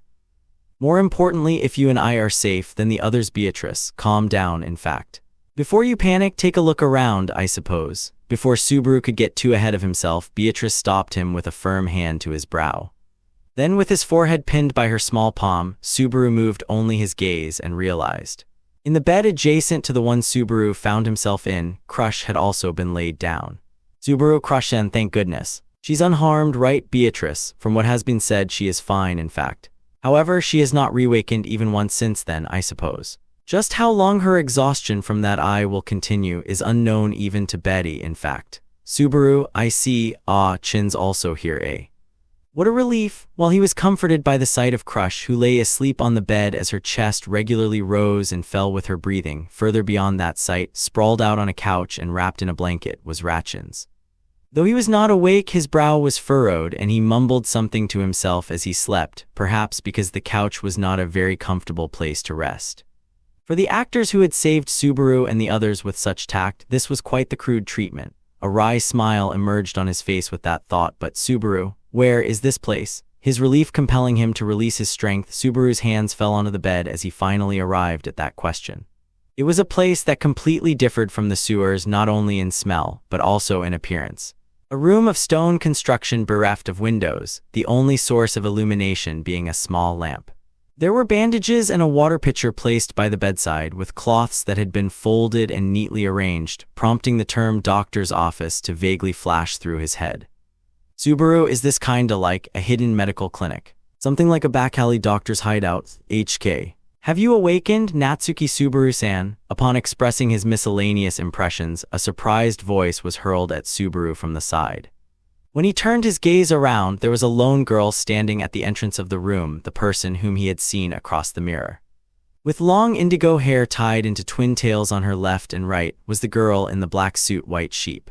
Not across the mirror, but now in person, White Sheep clasped her hands together before her chest, opened them, clasped them again, opened them, and after repeating that several times, White Sheep. Thank goodness. What if something had happened to all of you? I was just so worried thinking about that. Subaru, thank you for worrying about me. White Sheep, yes. No, which one fits best here? Unsure of the correct order to proceed with his apology, thanks, and complaint, Subaru and White Sheep both short-circuited, unable to make a judgment. You helped me out there was no doubt about that. However, before that, it was also true that he had been threatened by White Sheep's comrade, Black Dog, so he was endlessly confounded about how to correctly approach the situation. And just as he thought that, White Sheep, you mustn't trouble Natsuki Dono. You ought to be different from Black Dog. If not, the need arises to reconsider our course of action. White Sheep, the voice came from behind White Sheep, flustered as she was at the room's entrance. Hearkening that voice and laying eyes upon the visage of its owner, Subaru gulped down his breath and his eyes grew wide. Within the course of this single day, he had already received more than enough shocks, and yet they only continued to come. After all, the person who had appeared together with White Sheep was somebody whom Subaru was also familiar with. Subaru, you're Russell-san. In a faltering voice, what Subaru's lips wove was the name of an individual he had been involved with quite a long time ago, having been acquainted right at the outset of the royal selection. He was someone with whom Subaru had negotiated to provide support and supplies for the white whale subjugation that had immediately followed, and while he had not saddled up amongst them on the actual battlefield, he was a merchant who had nevertheless fought against that same enemy. Bearing the title of chairman of the Royal Capital's Commerce Guild, it was Russell Fellow who was present here. Subaru, with his mind at the apex of turmoil and confusion, Subaru could only look at Russell's composed demeanor in mute amazement. Receiving that gaze, the gentleman clad in a well-tailored suit smiled and gave a deep nod. For some reason, that smile sent a chill down Subaru's spine. For a person who was supposed to be a mere merchant, that smile felt far too laden with ulterior motives. And so Subaru's chills were right on the mark. Russell, it is truly fortuitous that we are able to meet like this, Natsuki Dono. Arriving at this unprecedented crisis for the kingdom, your strength and discernment, Natsuki Dono, are things we wish to borrow by all means.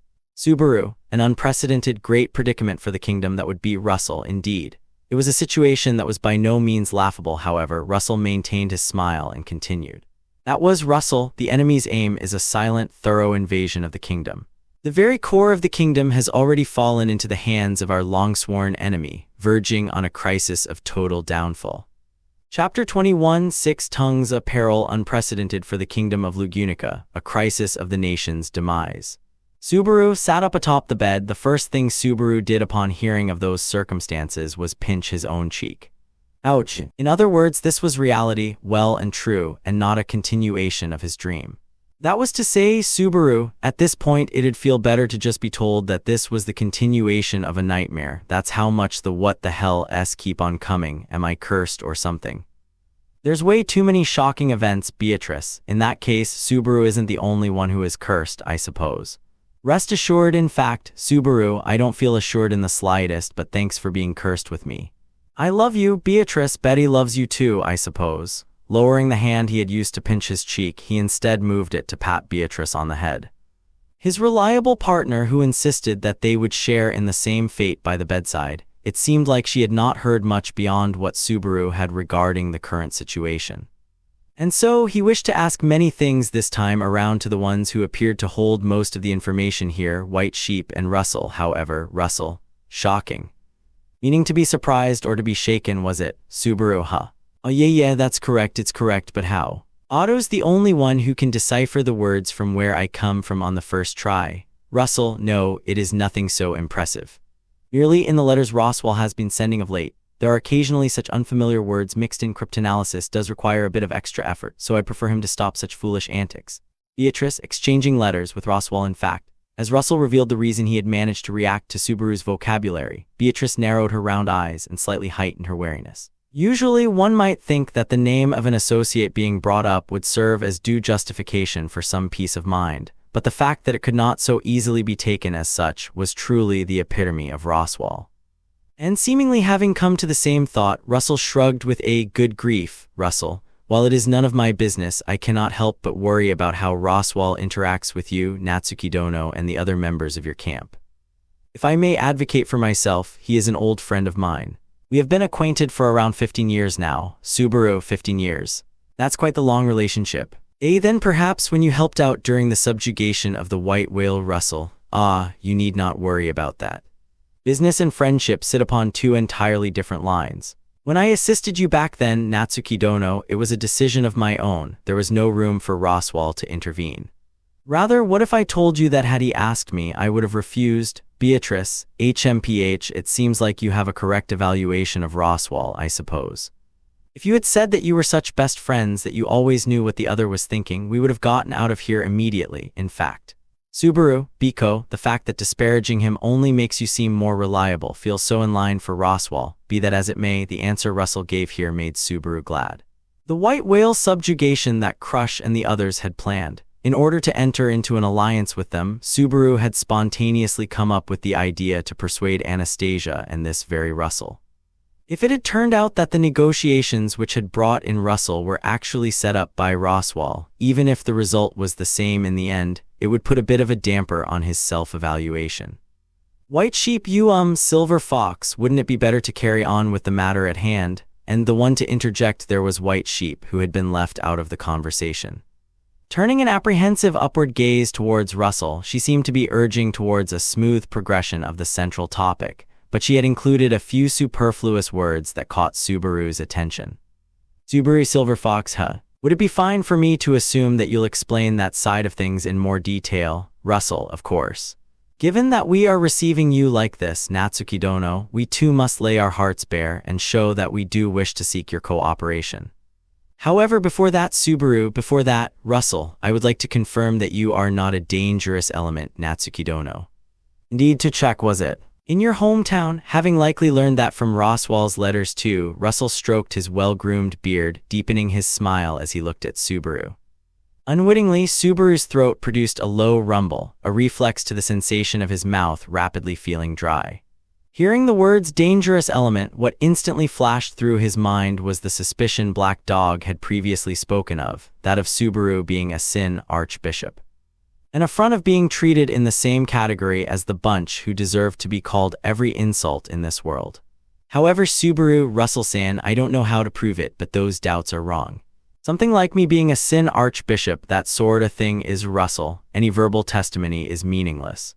That is what makes the witch cult so dreadful. You ought to know that already, Subaru, Russell, and so please take this. A cold, unshakable assertion, one that made Subaru cast down his eyes. Within his vision as he did so, an item was suddenly held out by Russell, who had walked up to him from the entrance of the room. Laying his eyes upon it, Subaru swallowed his breath. After all, in front of him was Subaru, my cell phone. Spilling a hoarse murmur, Subaru stared at the cell phone handed to him without blinking. Without a doubt, it was a cellular telephone. Moreover, it was the flip phone that had seen habitual use by none other than Subaru himself, one of the few items he had brought with him from his original world, and something with which he had long since parted. He had not forgotten the details of how he parted ways with it either. After all, it was the very item he had exchanged to Russell. The man now stood before his eyes as compensation for his cooperation in the white whale subjugation. In addition, he cunningly phrased his words in a manner such that his declaration of the cell phone functioning as a sensor to notify of the witch beast's arrival would not be a deceit. Subaru, no, Russell-san, I guess I really don't have any room to make excuses for this, but it's not that I had any malicious intent, it was just something compelled out of necessity. So if you're going to bring up who is or isn't in the wrong, then I'd definitely be at fault, but Beatrice. What's the matter, I suppose, Subaru, you're being excessively incoherent, in fact. Subaru. I just never imagined that a symbol of my sins from the past would come up again in a place like this, even so. Treating me as a sin archbishop for a crime like this is really going way too far, or rather, unlike those guys, I could make a proper apology. Russell, no, that is sufficient. I have secured confirmation. There is no discrepancy regarding you being Natsuki Dono. The Sin Archbishops could not apologize. No, there was also a Sin Archbishop who would voice the empty words of thank you and I'm sorry, but there ought to be none who were capable of sincerely feeling sorry and apologizing. And so, trying to deny being a Sin archbishop with that as his foundation, Subaru was conversely taken aback with a huh at Russell's unthinkable response. Subaru, you managed to confirm everything by just handing me a cell phone. Ah, is it because I knew the word cell phone? Is that the evidence that I'm innocent? Russell, no, you are mistaken. Natsuki Dono, before you handed this over to my hands, details such as where you might have shown it off or to how many people you might have spread its name are not things that we can know for certain. Hence, it is not due to any such external factors I have ascertained it with my very eyes. Subaru, eyes, you mean something like a merchant's sense? Russell, well, that is not entirely incorrect. It is a divine protection. The divine protection of evaluation, so it is called, allowing me to ascertain the value of the items I lay my eyes upon. Pointing at his own eyes, Russell revealed his divine protection of evaluation. And redirecting that finger in the direction of the cell phone in Subaru's hands, Russell continued, thus, Russell, only when that meteor is present in your hands, Natsuki Dono, does it shoot up in value. Subaru. H.K. Russell, I suspect it is an article that nobody other than yourself is capable of using effectively, Natsuki Dono. When I or other individuals take it in hand, the meteor emits no radiance whatsoever. However, that is not the case when it is in your hands. Then again, it has been quite a long time since it has fallen silent, Subaru, it's probably out of battery. But you're saying it still glows when in my hands, Russell, indeed, to a glaring extent. Subaru, I see. I guess because the only one who could recharge it would be me, with the exceedingly nostalgic weight and sensation in his hand. Subaru digested the words spoken to him, and comprehended the logic Russell had used to determine his authenticity. The cell phone could only be used by Subaru. Hence, if it shone when in Subaru's hands, it would be proof that Subaru was the very same existence as he was back then. Subaru. Huh. So does that mean, Russell-san, you knew from the very beginning that you yourself couldn't use the cell phone? Russell, I only became fully convinced after you had already handed it over as compensation. It did not hold any value in either my own hands or those of my subordinates. I had thought that if I ever got the chance to question you about it, you would certainly be quite surprised. Beatrice, it's the fault of the one who got deceived. Ha, Subaru wouldn't let that fly, I suppose. Subaru, I'm glad you understand. At the scene of the fair negotiations, Subaru had gotten Russell to believe in the value of the cell phone without telling any lies. Also present there, Crush had guaranteed that with her divine protection of wind reading, and yet, just as Beatrice said, Subaru still feeling guilty about it was a separate matter. Be that as it may, Subaru had never thought that a reunion with his cell phone would serve as a certification of his identity. That was what he wanted to say here, but the issue was still far from resolved. Subaru, this isn't something I want to say, but all this proves is that I am the same me that I was back at that discussion. Supposing that even before that I was in the witch cult, HK, white sheep, you're having an awfully hard time with that what if. Beatrice, that is simply how much his body and mind rejects the idea in fact. His feelings are understandable, I suppose, Subaru anyway. What if I was part of the witch cult even before that? And moreover, a Sin archbishop, it was a supposition that even he hated, but if he was going to clear the suspicions, he desired to prove himself completely innocent. Even if it was the worst possible assumption, there was meaning in Subaru voicing it himself. Perhaps even that act of his would be slightly beneficial if it was taken as grounds to give him credence. Russell, before that, you say so approximately around the declaration of the royal selection's commencement, correct? Subaru, yeah, that's right. Russell, when it comes to the royal selection's commencement, Natsuki Dono. That would be when you raised quite the bold and inflammatory words at the royal castle. Subaru, why yeah, that's right. Russell, it seems that you won the animosity of many of the individuals there present. However, I have heard that this fortunately did not lead to any violent outburst of the surroundings, with your reputation instead being damaged as a result. Subaru, that's right. Russell, in such a state would the witch cult really take your place, Natsuki Dono? Subaru, I see back then, even the witch cult would have left me in the dirt were he to cling to his human emotions. Subaru's heart would have been shattered by the ruthless yet sound argument. In truth, it would have been foolish for the witch cult to approach Subaru thinking they could use him after knowing what he had gotten up to in the royal castle, and supposing they had already approached him beforehand, Subaru would have been an idiot to do what he did at the castle. In other words, by the foolishness of his own actions, Subaru had proved his innocence. Subaru, outside of my own mental growth, to think I'd ever be glad that such an event happened. Furthermore, based on what he had just been told, it seemed like his mock battle against Julius in the wake of his actions, due to the influence of Julius's name having been eaten, had been made to have never happened, so the hatred that the royal knights bore towards Subaru had likely turned into something outrageous. Surely not, but was it possible that had played a part in the current circumstances of him being pursued? Anyhow, Subaru, so then, Russell-san, your standpoint is that I'm innocent? Russell, indeed. As I see it, Natsuki Dono, you are a capable individual with numerous contributions under your belt, one upon whom the current kingdom of Lugunica would most like to rely on. It would be no exaggeration for me to declare as such. Subaru, oh, I'm saved. Just now my heart was saved. Beatrice, why are you so overcome with emotion at this man's words? In fact, the one who believes in Subaru the most, Betty, is right here by your side, I suppose. Emilia and the others too, in fact. Subaru, well, of course that makes me so happy I could die, but when it comes to being believed in by your own people and being believed in by an outside person, there's simply a difference in emotional profoundness.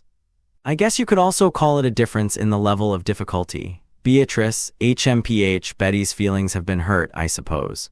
Next time you are suspected of something, there will be a 5-minute penalty until Betty takes Subaru's side, in fact. Subaru, 5 minutes until Biko takes my side.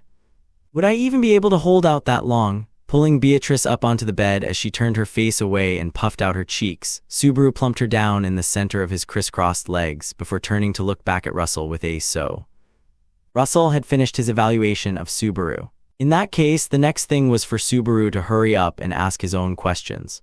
Subaru, it's about time you tell me. The kingdom being in trouble is also important, but before we have that important conversation, Russell-san, you gotta tell me the truth of what you guys really are. You aren't just a distinguished merchant of the royal capital, now are you? Of course, in everything until now, he had somehow managed to explain it all away as just being a merchant capable of doing good work. However, Russell had said it first. The very survival of the kingdom was in jeopardy, and that was something brought about by their sworn enemy of many long years. Subaru, being a long-time sworn enemy of an opponent that's capable of laying waste to the country, it's unthinkable that a mere merchant would ever say something like that. Same thing goes for you being called Silver Fox, Russell-san. White Sheep-chan over there and the rest of you. In truth, your job is something else entirely. That would be 6 tongues, Subaru. Subaru firmly pressed ahead, attempting to prompt Russell to speak up. However, he was instead shocked by a voice that came from an unexpected direction, and he turned to face it.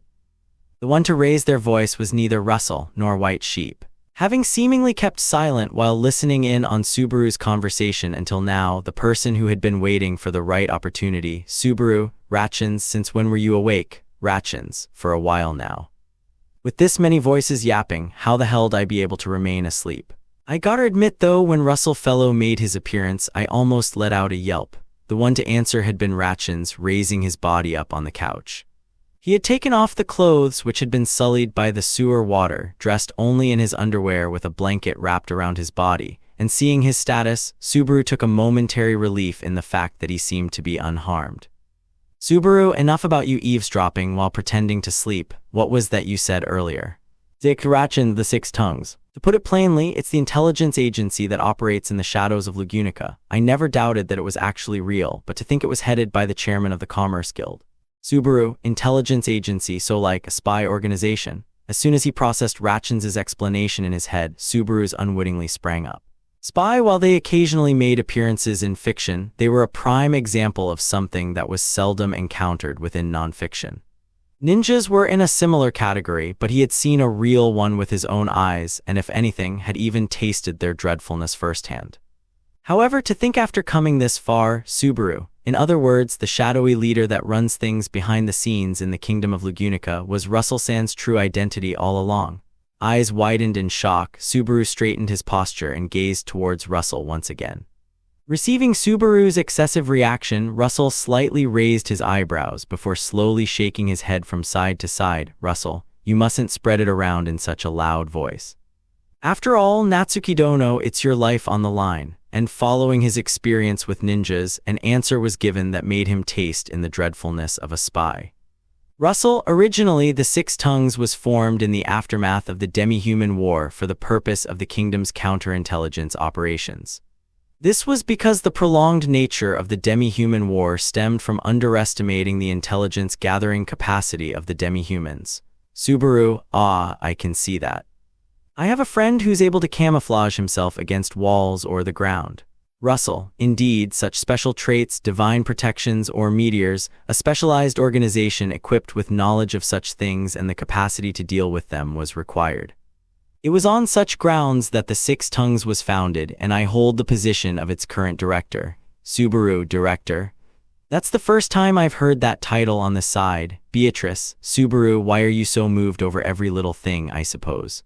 The shadiness of these people hasn't changed in the slightest, in fact. If anything, it has only grown, I suppose. Subaru, nah, you're exactly right. But in this case, a secret agency is the sort of thing where the shadier, or rather, the deeper the mysteries go, the more appealing it becomes. While pressing a finger against the sulking Beatrice's cheek, Subaru examined Russell with a glance. Russell dealt with them with an unchanging posture, an unchanging expression, but knowing his identity as the head of a secret intelligence agency, his very presence and the pressure he exuded became far more convincing. Indeed, the history of the formation of the Six Tongues made perfect sense. Subaru's friend who could camouflage himself was Hien from the Pleiades battalion, but there would have been many demi-humans who had participated in the demi-human war against the kingdom. And it was not just combat strength that was useful in war. Russell, incidentally, from whence did you become privy to the existence of the Six Tongues, Ratchins Dono? From your esteemed father, perhaps, Ratchins, You think my old man would prattle on about the kingdom's secrets just cause we're family? It's just that I thought it'd be natural for such a thing to exist, and then it was just a matter of piecing together the words from rumors I'd hear every now and then. I never thought a fuck like you would be their leader even for a second. Russell, is that so? Truly, Rickert Hoffman Dono is an exemplar of a loyal subject. Have you not been in contact with your esteemed father since? Ratchins, your bad habits as a spy are showing. Right now, it's your turn to fucking talk. It ain't the time for me go on and on about this or that.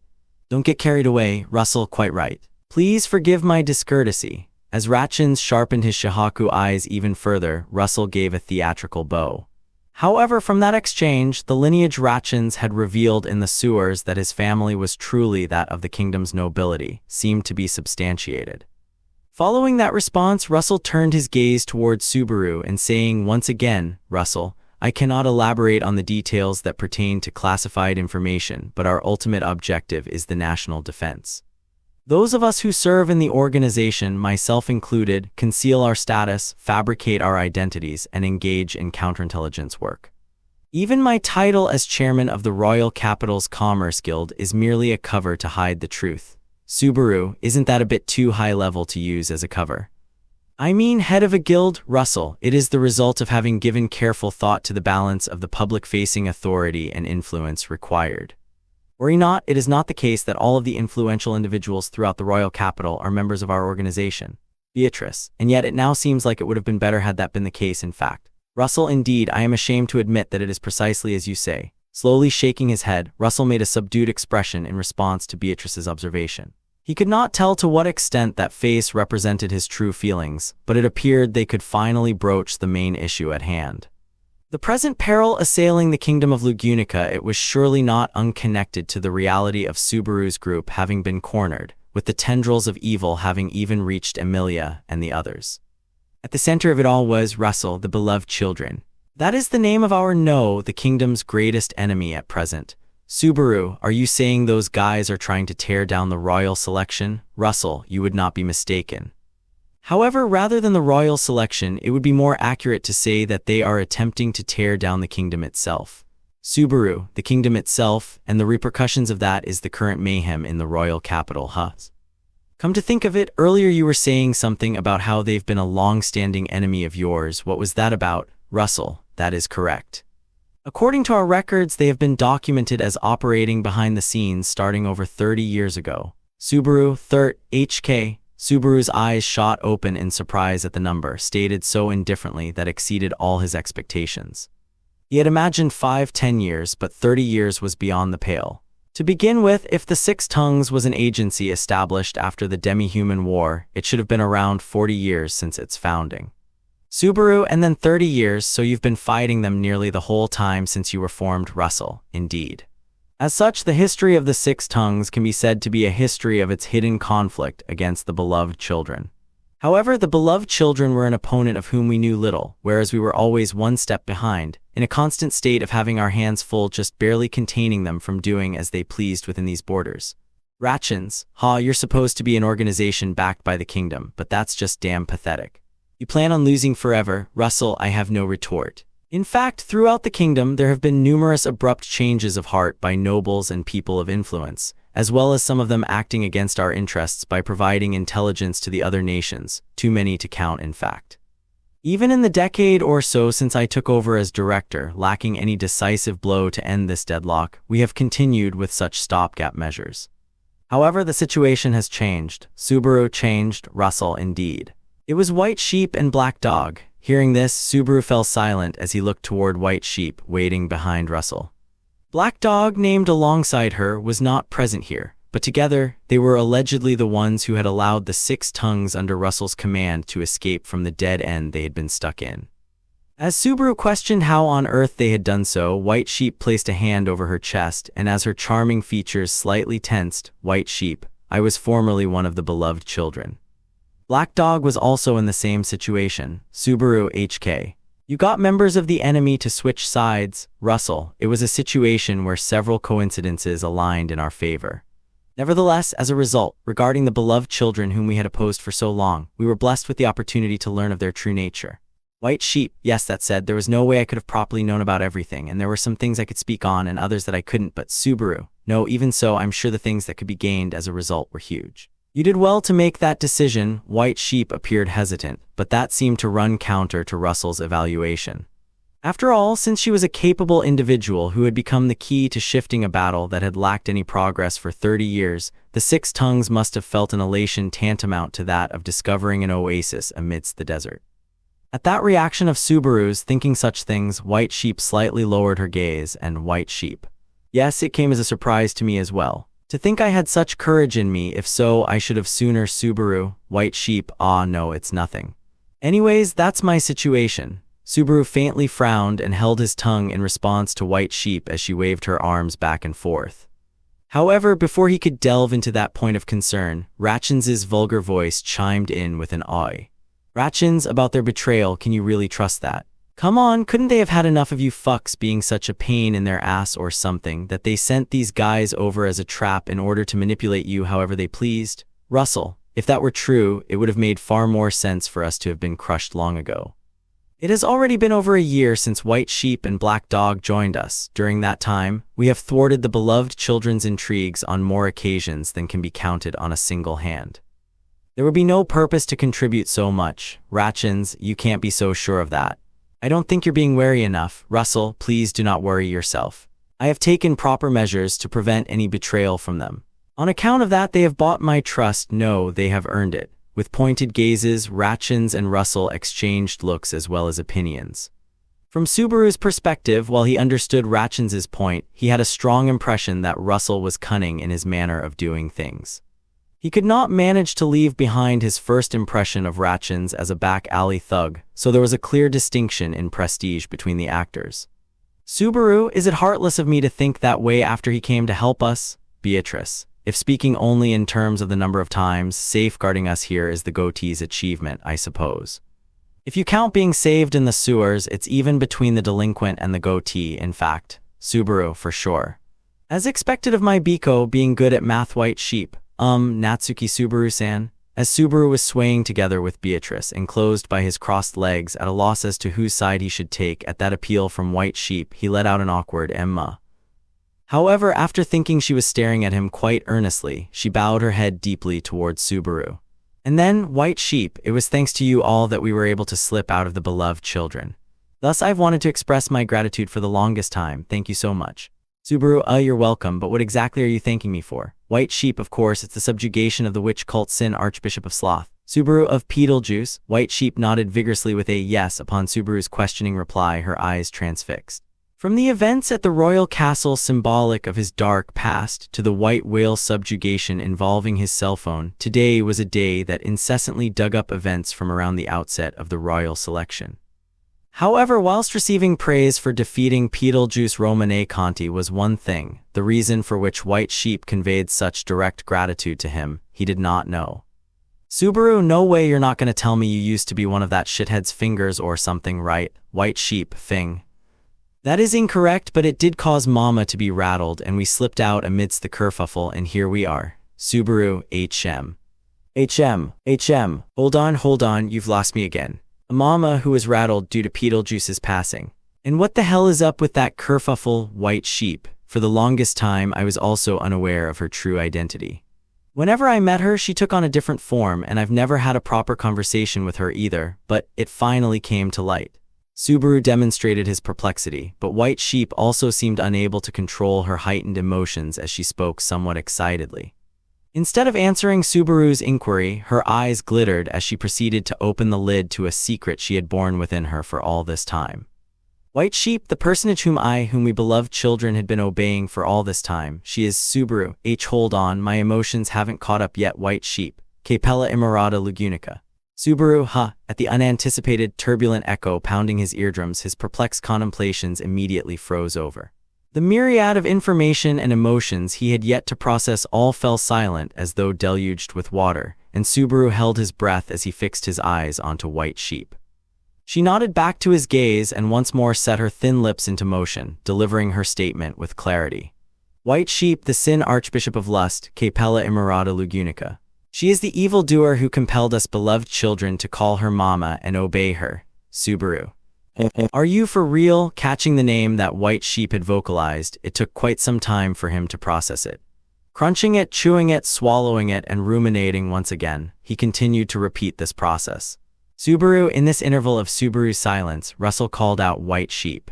He laced his voice with a slight nuance of reprimand. Russell, I had intended to divulge these things in a sequenced order. It was somewhat hasty of you to have revealed that name. White Sheep, and my apologies. I started feeling impatient, Russell. I did intend to inform him, but you ought to be prudent in how you handle information. Your hand of cards is tantamount to your very life. I ought to have taught you so time and again over this past year. White Sheep, why yes, her shoulders dropped disheartenedly. White Sheep shut her eyes upon Russell's words. However, though he felt apologetic to the slumped White Sheep, it was thanks to the time she spent being lectured that Subaru had been given the chance to recover from the shock that had caused his mind's functions to cease. The Sin Archbishop of Lust, Capella Imerata Lugunica. All of the Sin Archbishops of the witch cult could have been expressed in a singular phrase, the worst, but even compared to the other Sin Archbishops, Capella's wicked disposition was the target of Subaru's utmost revulsion. He had encountered her only once at the skirmish in the city hall at the Watergate city of Prestella, but in all honesty, she could have been rightly stated as the first in his list of people he wished to never meet again if he did not have to. Of all things, to think he would hear Capella's name at this juncture. Subaru, Mama, and the beloved children Beatrice. When you list them out together, they make for a revolting combination of words, I suppose. Subaru, on top of that, I can totally imagine her saying it. No wonder White Sheep Shan wanted to get out. Wrinkles forming by his eyebrows, Subaru bent his lips whilst Beatrice anxiously veered her eyes towards him. Fortunately, Beatrice had not witnessed Capella in the flesh, and Subaru felt that was how it should remain. The Sin Archbishops were all a baleful influence for Beatrice's developing sensibilities. Especially Capella, he would say. White Sheep, Mama Capella, she gathers all kinds of children from all kinds of places and treats every one of those children as her own little ones, bidding us to think of her as our mother. But Subaru, wicked, crazy, psychological harassment, I can imagine all of that, but you can't let go of the habit. White Sheep, it is quite difficult, I would say. It was seared into everyone's bodies to ensure we never forget after all. Manifesting a smile far too pitiful to be called bitter, White Sheep told of her past. Despite being estranged from the beloved children and having escaped Capella's reign of control, to still call the object of her terror something like Mama to this very day was testament to the magnitude of the crisis she had savored. And if Subaru and everyone else crushing Beetlejuice had assisted her in getting out of that hellscape, Subaru, I'm really glad that you were able to get out, White Sheep Shan. White Sheep, Natsuki Subaru-san. Subaru, but I think that black dog guy is lacking in gratitude. He seemed like he was intent on burning up both me and my adorable Biko to a crisp. He's trying to repay the favor with spite. Unless he apologizes, I won't forgive him. Beatrice won't forgive, in fact. Matching with Subaru as he firmly extended his finger, Beatrice pointed toward White Sheep with her own finger in an identical gesture. Watching the two fingers thrusted before her and Subaru and Beatrice's coinciding winks, White Sheep blinked her eyes and subsequently gave a slight smile. White Sheep, yes, I understand. I will most certainly make Black Dog apologize. Subaru, that would be great. Although the enemy is Capella, is beloved children something like the name of a contingent inside the witch cult. Like Beetlejuice's fingers or Regulus's brides, Beatrice, Sylphie will give you a good thrashing if she were to hear of this rendition, I suppose. Don't say anything too heedless, in fact. Sylphie doesn't think too favorably of you as is Subaru, I suppose. Subaru, even though I did contribute quite a bit for defeating Regulus, well, I welcome anybody who will support Emilia Tan with open arms, so I've got to talk to her about our #1 fave sometime so we can get hyped up together. Sylphie, one of the members on standby at Roswell Mansion, was a woman who was originally Regulus's bride, but now a firm backer of Emilia's. Now that he thought of it, in this predicament of their camp, wherein Subaru was being pursued and even Emilia had been seized, those who had stayed behind at the mansion, including Sylphie and Ryuzu, along with the other Ryuzu mayor replicants, were a cause for concern. On that front, he had no choice but to set his hopes onto the personnel who could mobilize outside of the royal capital Roswell. Subaru, bearing in mind the worries for that front, how was it from your perspective, White Sheep-chan? White Sheep, at the very least, I have never harbored that perception of myself. Neither have I ever met witch cultists. Subaru, is that so? Is the nuance something like a squad detached from the witch cultists or a private army that includes the Sin Archbishop? Either way, calling them something like her beloved children just rubs me the wrong way. Although it was not that he despised her to the point of hating everything that had to do with her, when considering it was Capella who was involved, Subaru's sentiment inclined toward the desire to find faults in every little thing. Subaru reflexively glanced at Crush, asleep atop an adjacent bed. Setting aside the matter of Subaru's own arm and leg, the dragon's blood poured into Crush's body was likewise a scar bequeathed by Capella. In Pristella, there were droves of people slumbering within ice, their forms having been changed by her hand. Same as gluttony, lust brought ruin to the lives of far too many people. Subaru, also it makes sense why Russell Sand's group was never able to get a lead on her for 30 years. She can freely alter her shape and form as she pleases. That's why Russell, until now, her identity was never grasped with certainty. The occasion upon which it became patent at long last was when the intel of the Sin Archbishop of Lust, wielding her authority as she exposed her form at Pristella, coincided with the details of the being whom White Sheep and the rest were familiar with. Subaru, so she can really just carry out conspiratorial plots and secret maneuvers as much as she wants. Russell, indeed. The changes of heart and treasonous acts of the lords and the powerful would be of no mystery whatsoever. Perhaps every single one of them has been replaced. Subaru, with what she's capable of, that sorta thing isn't out of the question. Truly, that would be the worst case. Assenting to Russell's conjecture, as he was about to spit at its vileness, Subaru took notice. Were this conjecture to be fleshed out, it would lead to affirming something unthinkably dreadful. And that was unmistakably a quiet and total invasion, a crisis of the kingdom's very survival. Ratchins, oi, don't tell me, Beatrice, the worst, in fact. Simultaneously arriving at the same thought as Subaru's surmise, Ratchins's voice quivered, his countenance tensed, unable to articulate the possibility that lay ahead. Likewise, Beatrice, shuddering, huddled her shoulder close to Subaru as he sat cross-legged. Subaru, Russell, indeed. All three of you imagine correctly. Thus, this is the kingdom's greatest peril. Subaru inquired, fearful of even listening to the answer he must nonetheless hearken, to which Russell gave a deep nod, having long since completed his battle against that shock and advanced onto the next stage. And the director of the Six Tongues, the man vested with the duty to protect the kingdom, divulged thus. Russell, it is highly feared that the kingdom's council of wise men, as well as the majority of its upper nobles, have been replaced by Capella Imerata Lugunica, matriarch of the beloved children, and that the Dragon History Stone now lies in the hands of the aforementioned Lust. Chapter 22, Groundwork and Rejection. At the same time that Natsuki Subaru learned of the dreadnought crisis tormenting the kingdom of Lugunica at a hideout of the Six Tongues, a scene played out in the commercial district of the royal capital of Lugunica. Through some unknown means, the enemies already gotten their hands on the Dragon History Stone, seizing full control over it. Thus the current state the royal castle's been plunged into. I've filled in some of the gaps in the information with my own conjectures, but it all ought to be correct for the most part. Indeed. It provides an adequate explanation as to why we are currently being pursued. At the very least, we ought to presume that the chain of command at the royal castle has been compromised. Garfield, are you all right? I'm fine. Nah, to be honest, it's just 'cause y'all are talking on a scale I never even imagined, so I dunno what I should even be saying. Shaking his head in reluctance, Garfield laid bare his exceedingly honest emotions. However, Otto considered those feelings of his sworn younger brother to be unavoidable.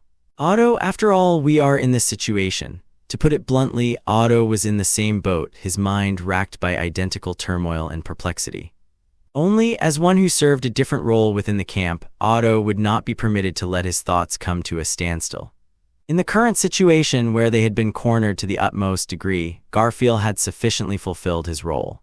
No, it was not only Garfield. It had been the result of everyone coming together and giving it their all. The singular person who had failed to do so was his own self, having had his only weapon pathetically taken away from him. Garfield, TCH. Back against the wall of the room, Garfield's throat groaned in pain as he clutched one of his knees.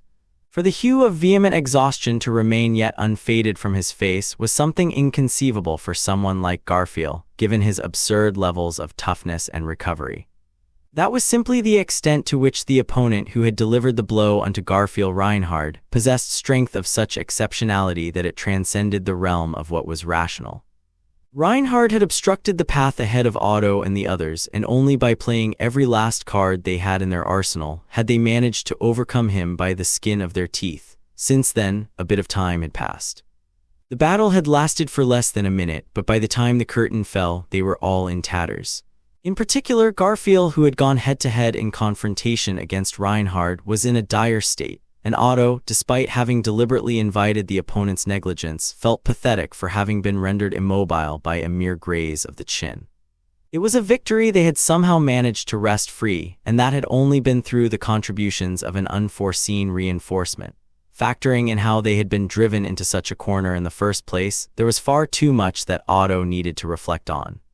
They were only able to hold this sort of post-mortem because the reinforcement who had converged with them had taken them here to secure a temporary safe haven, and even so, that show were even able to shake him off is quite the considerable feat.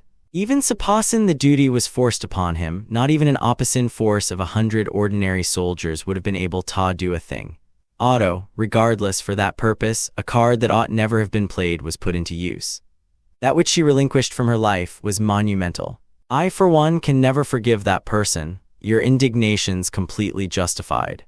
He'd also have resolved himself to be resented. Thaw's what it means to be the Sword Saint. My own rage toward the Sword Saint ain't faded either. Otto, that would be as the other party placed a large palm over his bald head, Otto quietly narrowed his eyes. Whatever he had been about to follow up with, a question, a conjecture, it did not matter. The reason he held his tongue regardless was because he had realized that he had already said something he ought not have. However, I presume the ire you refer to is not toward Reinhard but toward my wife. Yes. In Otto's stead, as he kept his mouth shut, the elderly swordsman who had opened the door to the room, Wilhelm, seized the conversation with a tone bearing conviction.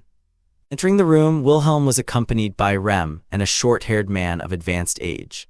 After ushering Rem inside first, he turned back to face the other man, Wilhelm. Kenwood, sorry for the trouble.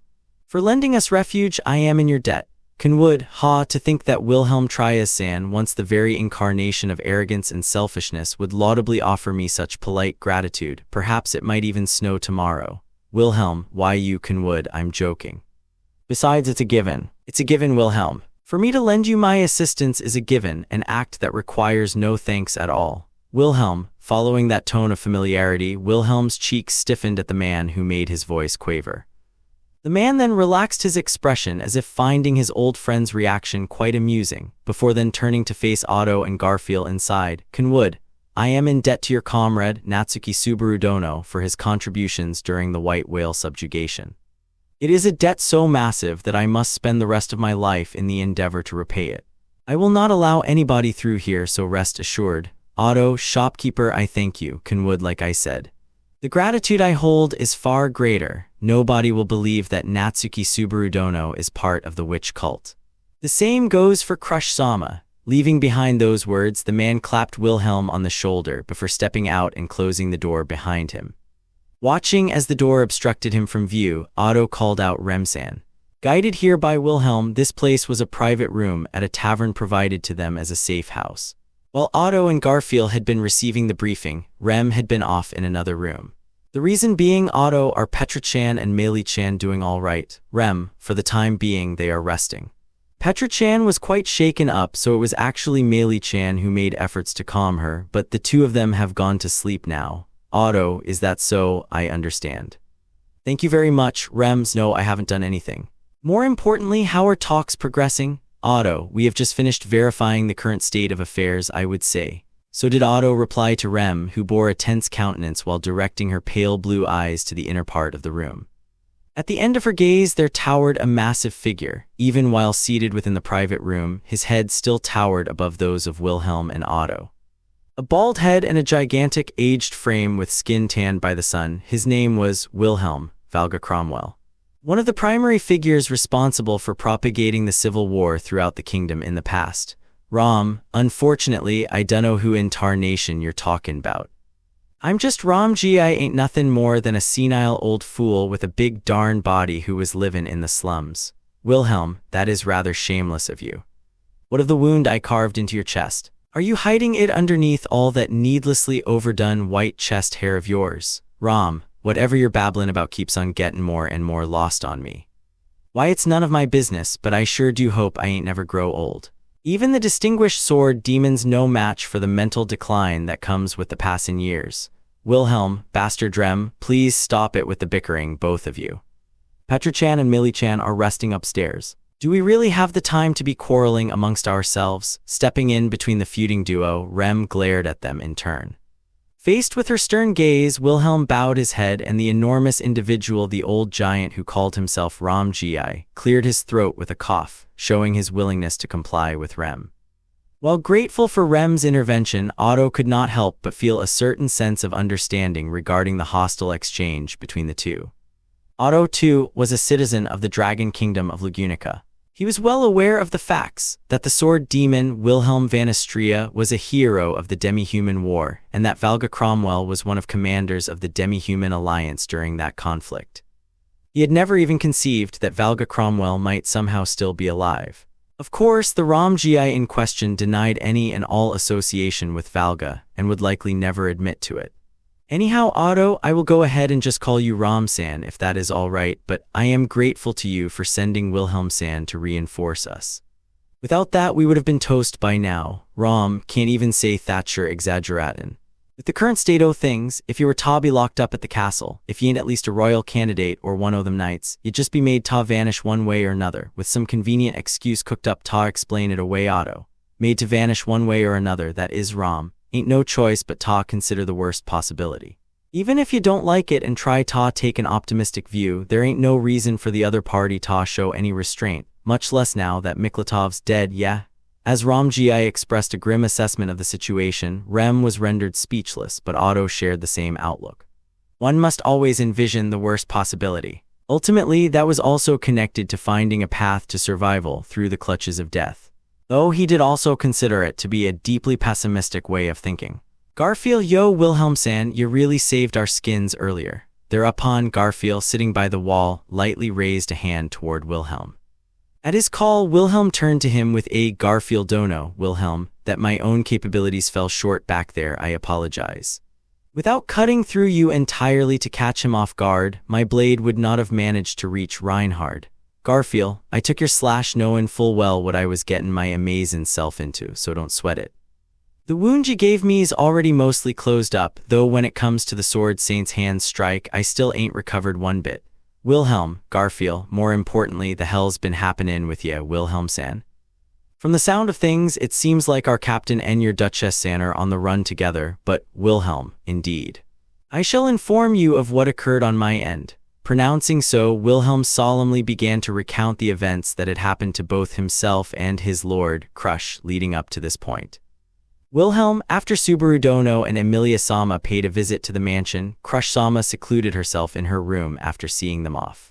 She would not let any occupants of the household come near, myself included, and neglected to eat sufficiently. Otto, that must have been quite worrying. Wilhelm, indeed. Everyone knew that things could not continue in such a manner. Thereupon, intending to seek the assistance of Crush Sama's father, the previous Duke Mechart Carson, I parted from the mansion to make the necessary arrangements. However, during that brief absenceado, Crush Sama left the mansion entirely on her own and made her way to the residence of Sir Miklatov McMahon, Wilhelm, precisely. By the time word reached my ears, the situation had already progressed past the point where aught could be done. With an expression that did not hide his chagrin, Wilhelm lamented his own inadequacy. But if Crush had deliberately elected to take action during the spell of Wilhelm's absence, then it would have only been a matter of sooner or later, with no real reason for him to be blamed. But then again, when the result of that was the current situation, the sword demon's self-condemnation was perhaps inevitable. Wilhelm, naturally it is utterly inconceivable that Crush Sama would resort to such drastic measures. I immediately ascended to the royal castle and raised an appeal to an old acquaintance of mine, Sir Bordo Zeljev. However, he did not lend me an ear whatsoever, and to make matters worse, I found myself pursued by soldiers on my path of return. And thereon, my voice called out to him. "Ta tell ye straight, it was a tough call for me ta make. Wilhelm, it was also not in my intentions to cut down the kingdom's soldiers and get past them by force.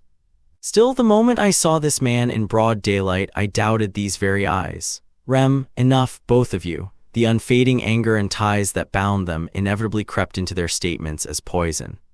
Leaving the men to endure Rem's sharp reprimand, Otto grasped the circumstances that had brought the two of them together, including the more specific details of what had led Wilhelm there. "Otto, in that case, what about you, Ramsan? It seems as though you were quite prepared, or rather, that you made a swift judgment." "Ram, I suppose it's only natural Thatcher Bane dubious of me, but it was only just a bit ago that I began to take action, and not too much earlier than the rest of y'all. I guess you could say it was my keen nose that tipped me off. I've always had a knack for smellin' danger 'fore it hits. Been a bit rusty for a while now, but with all the chaos as of late, that rust's begun to flake off." "Otto, I see, is that so?" "Understood." Rolling his large shoulders, Ramji gave a matter-of-fact response, to which Otto chose not to pry any deeper. At the end of the day, they just happened to be facing the same direction at the moment, and their true positions were that of rival camps. Keeping one's cards hidden was but a matter of course, so it would instead be petty to reproach him for doing so. At the very least, Ramji's actions had saved Otto and the others from their dire predicament. For now, rather than suspecting his true intentions, they ought to value his deeds with more esteem. "Rams, you're a darn frightening young'un, you know that. Your eyes ain't smilin' one bit. Otto, forgive me. For merchants, the general rule is to smile on the outside while gloating on the inside, but lately, I have been unable to carry myself as a proper merchant. Even I am starting to find it intolerable. But then again, if the soft-hearted merchant is a man who would allow his own people to die, then there is absolutely no need for any such person right now. Ram, Otto, forgive me, I said too much." After responding with a slight shrug, Otto rebuked himself for letting his tongue slip. Keeping a thought to oneself was one thing, but once voiced, words were tantamount weapons. If one were to suddenly draw a blade on someone during a tense standoff, they would have no right to complain if they then proceeded to be stabbed to ribbons in return. Indeed, the reality of his divine protection of the soul of language having been turned against him was haunting him far more than he cared to admit. As if placing a hex, he had always drummed it into his own head that tethering his entire identity to his divine protection was dangerous, yet as of late, he had been relying on it far too much. Now the bill had come due. "Otto, regardless, all of us here are in the same position. The royal castle conniving to unjustly undermine our lords. No, they are actually being rather proactive about it. Their objective is to eliminate the royal candidates, destroy the very premise of the royal selection, and seize absolute control of the kingdom. Rem, for that reason. They are vilifying both Emilia San and that person, as well as the individuals supported by Wilhelm San and Ram San respectively. Correct, Garfield, Emilia Sama, Felt Sama, as well as Duchess San then. The only ones left standing would be Anastasia Sama and that new candidate from the church, Philor Sama. Ah, Otto, I wonder about that. If the Council of Wise Men and other participants at the Crescent Round Table are using any means necessary, there are a plethora of methods that could be used to undermine Anastasia Sama. Given her Karajan roots, they could claim that the city-states are attempting to make arrangements to invade the kingdom, or perhaps that she conspired with Emilia Sama within the Valetian Empire and willfully plotted the murder of Priscilla Samaram. HK, please don't joke around. And when Otto speculated on the knavish plots that seemed conceivable, Rem's voice cracked like a whip. Tears welling in her pale blue eyes, her breath coming in ragged gasps, she white-knuckled her fists, exposing her raw fury at Otto's conjecture as it pertained to Priscilla's death at the statement of it being debased. Rem, I absolutely will not allow for Priscilla-san for that person's death to be tarnished and used for some scheme. If you are truly saying that in earnest, I will not excuse it. If word of this catches Abel-san's ears, it will mean war with Valencia. Otto, to be frank, it is nothing of a joke. To treat Emilia-sama so coldly after she returned with the fruits of a treaty of friendship secured with the Empire is tantamount to spitting right in the face of the Empire that recognized her. It would be a ridiculous reason to start a war, but plenty of wars throughout history have been fought over ridiculous reasons. Besides Rom, even supposing it comes down to a war, there's a Reinhard. Seizing control of the royal castle means they also got the power to mobilize the Sword Saint. How prevent that from happening until now? The authority to issue orders to the Sword Saint's always been strictly managed, but the enemy's gone and gotten them hands on it now. Otto, such a thing ultimately that was truly the worst case scenario, but Ramji did not dismiss Otto's logic and instead actually paved the way for an even greater nightmare by filling in the missing pieces. At that scale of such overwhelming dread, both Rem and Garfield, fresh off slipping past Reinhard in a life-threatening clash, were struck speechless. Merely a single person, Wilhelm, as I feared the divine protection of the Sword Saint, is it? Indeed, in a voice so hushed that almost nobody's ears could pick up on it, the sword demon merely muttered to himself. Otto, judging by the circumstances, it is clear that the enemy bears the will to attack the royal selection itself. And with that as the case, there is no doubt that the one recently risen to center stage, Philor-sama, as well as the Church of the Divine Dragon backing her, are to be considered hostile. Also, just to confirm, regarding the princess who went missing 15 years prior, Rom, felt's felt, and that's that. Ain't no other answer. Intent on keeping the conversation from grinding to a halt, Otto attempted to map out the situation and confirm a certain possibility, but in response, Ram Gi's words firmly and clearly cut him off. It was a denial that completely smothered the question, and perhaps feeling it would be unkind to leave it at just that, Ram Gi appended a calm, merely, under the numerous gazes shifted toward him. Ram, this talk about the Church of the Divine Dragons harboring the missing princess sounds like nothing but baloney. Regardless of them keeping a distance with the royal castle, for to keep those circumstances hidden for over a year since the royal selection started is utterly inconceivable when the survival of the kingdom's on the line. With his opinion resolute, yet his demeanor indefinite, Ram Gi was indisputably hiding something. Naturally, that only caused the eyes of the sword demon stabbing at the old giant to grow sharper. Wilhelm, it was said that 15 years prior, as the commander of the royal guard, Wilhelm had been the man in charge of the search for the missing princess. So this time around, his desire to uncover the truth behind the princess' suspicions surrounding both Felt and Philor must have been much stronger than anyone else. But then again, the mettle of a man suspected of being one of the three heads of the demi-human alliance was not so frail of heart as to buckle under the tenacity dwelling within the glint of those eyes. Anyhow, Rem, the direness of the situation has been grasped. Breathing a light sigh, Rem straightened her posture and forcibly shifted her emotions aside. Then, sweeping her eyes across Otto, Garfield, and the other people in the room, Rem, to be clear, I am also extremely worried about that person who isn't here with us right now, but currently, Emilia-san and Nisama in the castle are in danger, correct?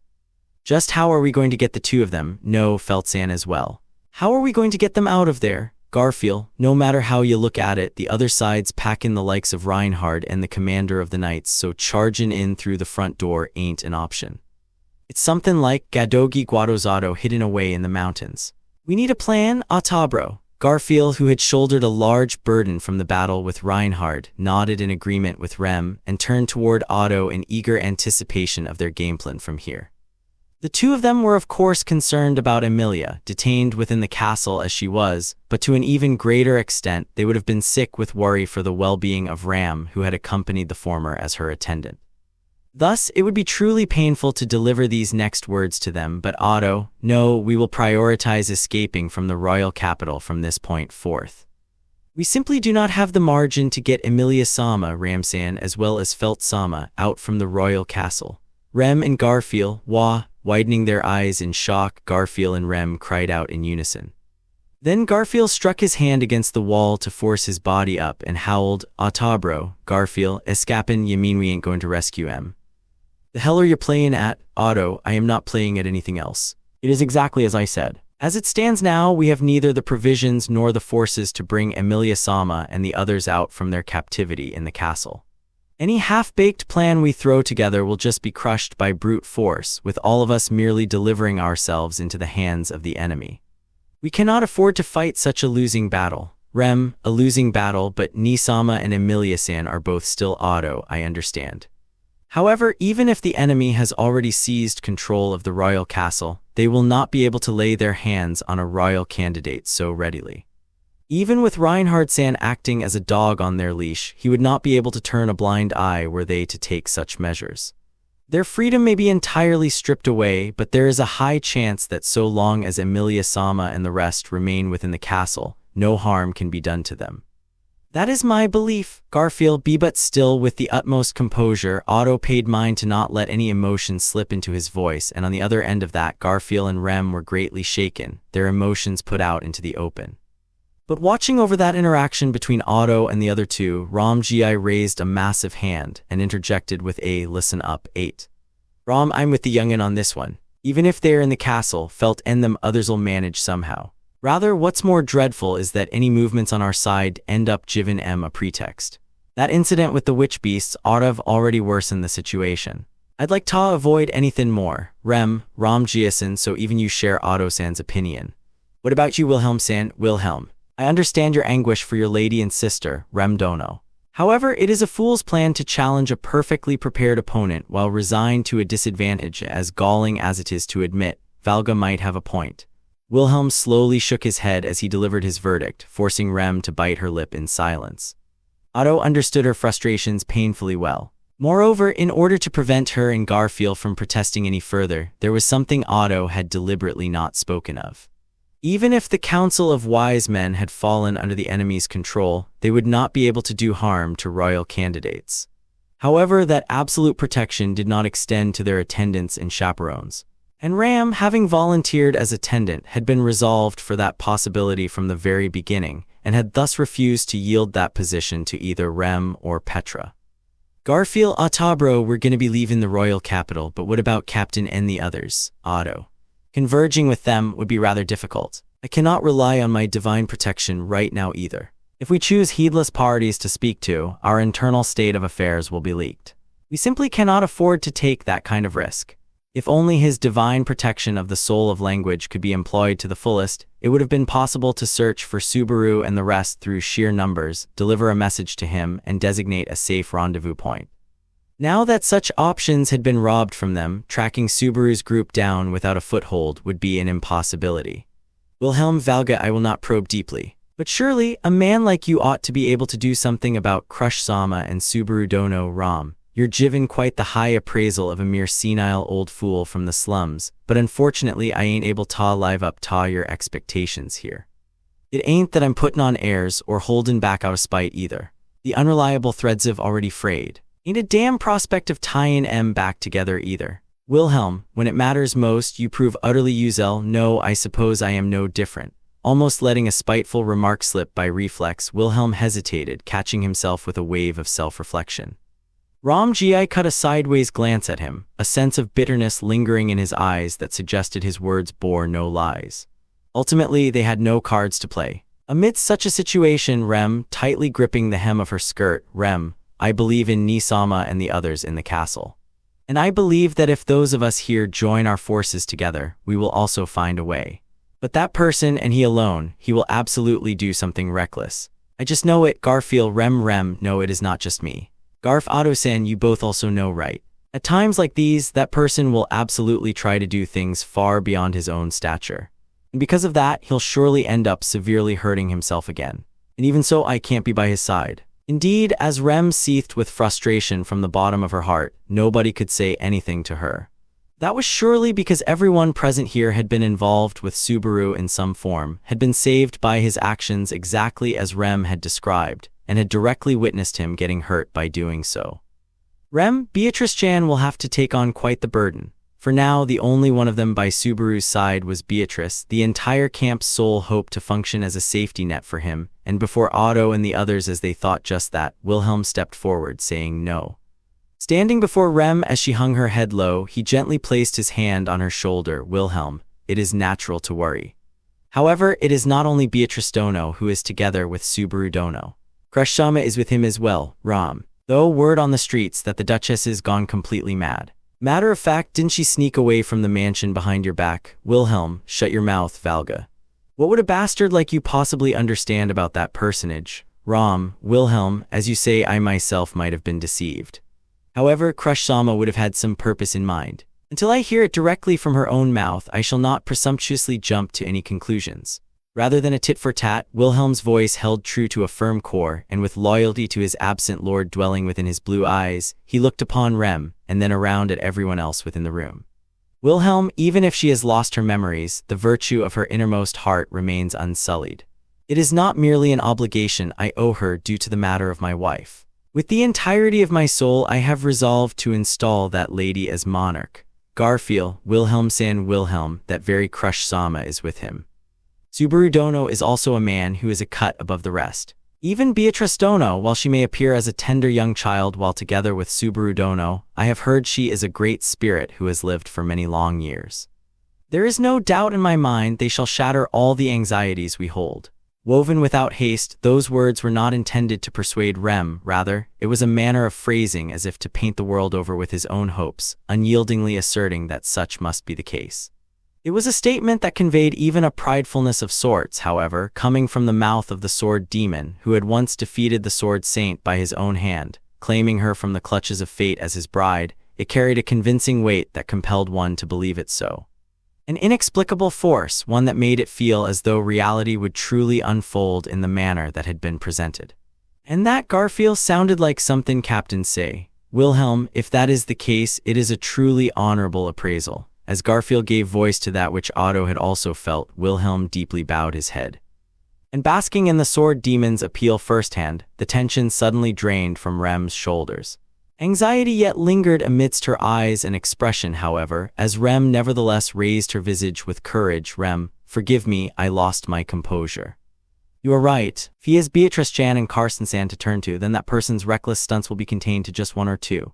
Will it truly end at just one or two, I wonder? Otto, just now it seemed like you came to some level of acceptance, so for you to falter there at the end is a bit discouraging. Garfield, even if it ends up as 3 or 4, Beatrice will manage to take care of it. Right now, believin' in that's the best our amazin' selves can do. With those words, even though he had yet to purge his own apprehensions either, Garfield hid his unease and gnashed his fangs, causing Rem to smile back at him, albeit faintly. The same held true for Otto. In this situation, nobody would be able to fully expunge their own worries before taking action. If an undesirable outcome were to emerge later on, they might end up regretting the decisions they made today. Even so, in order to overcome their faltering in this moment, they had no choice but to choose. Otto, then once again we shall depart the royal capital. Clearing his throat, Otto looked over all the people in the room and declared their course of action a second time. The royal castle had already fallen into the enemy's hands, and they had become wanted fugitives being hunted by the soldiers of the royal capital. A single misstep could mean having the sword saint deployed against them, and if they were caught, it would be the end of the road with even their lives placed into jeopardy. For them to flee the royal capital in such a state, one might naturally think that they had tucked their tails and run. However, let it be explicitly said, Otto, this is by no means a defeat. It is merely the groundwork for victory such that next time, no matter what, we shall return a devastating blow to the opponent and claim our rightful triumph. Garfield, heh. Those are some inflammatory words absolutely brimmin' with your exact brand of hit-headedness, Ottabro. Otto, though, I really cannot accept that evaluation in the slightest, amidst the nodding faces. Otto raised his voice at Garfield as the latter scratched his nose before he nodded back at Rem and shifted his attention beyond the walls toward the royal capital. He did not know where they were, and still he thought of Subaru and Beatrice, who, much like Otto and the rest, must have been struggling and flailing about at some dead end within this royal capital. There was no end to his anxiety. After all, just like Rem had said, Subaru would likely be doing something reckless. He did not want to allow that to happen. That was how Otto truly felt. Otto, even so, you would probably do something reckless either way, wouldn't you? The murmur that had no chance of reaching its target was absorbed into the wall, and Otto pulled his hat down over his eyes. If it was for the sake of living up to someone else's expectations or wishes, the fact that the man known as Natsuki Subaru would not hesitate to place his own life and heart on the scales was something Otto knew to a painful degree. That is why, truthfully, I do not wish to rely on him, nor should I. After all, I fear that if I were to count Natsuki Subaru as someone who will somehow fix everything in the end, just like everyone else, it would be tantamount to preying upon his kindness and his vulnerability. That is why, please, at the very least, please, I pray that Natsuki Subaru does not get consumed by his own recklessness, lest he be utterly crushed by it. Even if they were worlds apart, they would all do what must be done in order to fight back against this unreason and absurdity. So did Otto think to himself, bearing bitter feelings all the while. Subaru achoo, Beatrice, your body must be cold, I suppose. Are you all right, in fact? Subaru, nah, my nose just felt itchy all of a sudden, that's all, though I've definitely grown a bit pale. Sneezing upon the impulse that abruptly assailed into his nose, Subaru loosened his lips at the concerned Beatrice. However, unable to uphold even a wry smile, he let out a sigh. That was how shocking the impact of what he heard from Russell had been. Secret maneuvers by Capella of Lust, and the horridness of the circumstances that had befallen the kingdom of Lugunica. Subaru, it's cliché for a wielder of a shape-shifting ability to be troublesome, but for it to have gotten this bad. I get how she's been tormenting Russell Sand's group for 30 years. Russell, to be precise, what she has been tormenting was the kingdom, and we have been endeavoring to put an end to that, would be more accurate to say. Although I cannot talk up a big game considering our present predicament, Beatrice, it is clear that you have been holding her off at the shoreline, I suppose. But something doesn't add up, in fact. Why did a tug-of-war that's been going for 30 years suddenly tip towards one side, I suppose? White sheep, that's, I believe we might be the reason. The edges of her eyes softened and her head hung low in dejection. White sheep professed that of herself. Before the puzzled Subaru and Beatrice, while she conceived her irises with a sense of guilt and self-reproach. White sheep, after we got out of the beloved children and converged with Silver Fox and the others this way, we had a multitude of opportunities to trip up the enemy's plans. And so, I think Mama took notice due to that. That the Six Tongues had gotten a lead on her trail. Subaru, well, with traitors having emerged from her own group, it's only natural she'd think that, or is it different? That Capella's the type to forget and never think back on someone once they escape her clutches? White sheep, no, instead, she is a person with the disposition to remember those things forever. Subaru, I bet. I had the exact same interpretation. Truly, she's so detestable, that bastard. Subaru spat those words, his cognizance of Capella's distorted nature reinforced anew. As though to add on to Subaru's back and forth with White Sheep, Russell held one finger up as well. Russell, just as she says, the enemy is likely aware of the new cards we have been dealt. The time of the witch cult's simultaneous besiegement of Pristella, the reason why Lust boldly revealed herself despite never having surfaced until then, was plausibly aimed at making us recognize her existence. Subaru, recognize her existence, what good would that sort of stunt do? Russell, the Six Tongues has already eliminated 7 Capella Emirata Lugunicas. Subaru, Russell, it is the truth. On the occasions of reported sightings of individuals with outward features matched with those of the Lust who was confirmed in Pristella, we have no choice but take measures in order to ascertain it. Of course, during those intervals, other plots utilizing the beloved children were being carried out. This time is the result of a blunder on my end, having overextended far too much in dealing with those instances. Beatrice, it goes without even needing to ask, but were those 7 people counterfeits in fact? Russell, indeed. I need not even relay it. With his delivery matter-of-fact to no end, Russell emotionlessly explained how he was outmaneuvered by the opponent. But if Subaru were to be in his position, he could not imagine himself as not being indignant, screaming out to not mess with him. For Capella were even her atrocities at Pristella, deeds that had birthed a myriad of tragedies, not more than the groundwork for a stratagem purposed to trifle with the Six Tongues and seize the kingdom in the future. All while destroying, deforming the lives of so many people and leaving them behind in her wake. Subaru HK Beatrice, Subaru, what you're feeling is understandable, but calm down, I suppose. You're just going to hurt yourself, in fact. Subaru sorry. I got carried away. His teeth grit, his head hung low. Subaru's chest was struck by Beatrice's back as she remained seated within his crossed legs. What she gently laid her hands upon was Subaru's right arm, into which he had been subconsciously digging his nails. Upon closer inspection, the handkerchief that had been wrapped around the burns he had sustained at the McMahon residence had been removed and were now replaced with clean bandages. The nails on his left hand had been attempting to claw into the surface of those bandages.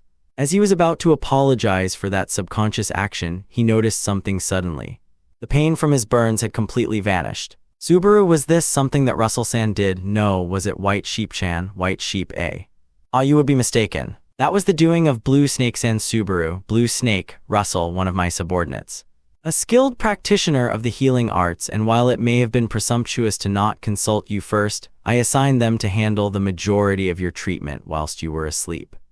I hope it causes you no malaise. Subaru, nah, not at all. I actually feel less discomfort than I probably should. Lightly rolling his wrist, he tried waving his arm around, and it certainly felt like it all was in peak condition. Regardless of their insufficiency of mana, Beatrice had done everything in her power to perform first aid treatment, and yet for those burns to now be healed to this extent, Russell's subordinate seemed to be of considerable excellence. When it came to wounds, the ones sustained by Crush and Ratchins ought to have been healed as well. But then again, Ratchin's dade plunged deep into thought, his hand over his mouth. That was the least of what was weighing on Ratchins at present. With the royal castle ensnared in Capella's evil clutches, if it was true that the upper nobles, starting with the Council of Wise Men, had been replaced, it was likely that Ratchins' own father would have been included among them. From the way he spoke, Ratchins gave the impression of harboring a rebellious sentiment towards his father. However, within the surprising intellect he would display from time to time beneath his bravado, it certainly seemed like there was a strong conviction rooted in his upbringing. Neither did that conviction seem to be unrelated to the very father in question. Subaru, Ratchins, you all right? Ratchins, it's just that I got stripped half naked. It ain't no big deal, Subaru. I see. Got it. Despite probably grasping the motivation behind that question, Ratchins nonetheless responded in such a manner, and Subaru respected his decision. It was only natural for him to be worried. And right now, Subaru neither possessed the means to resolve the problem, nor was Ratchins feeling at all eager to open up about his feelings.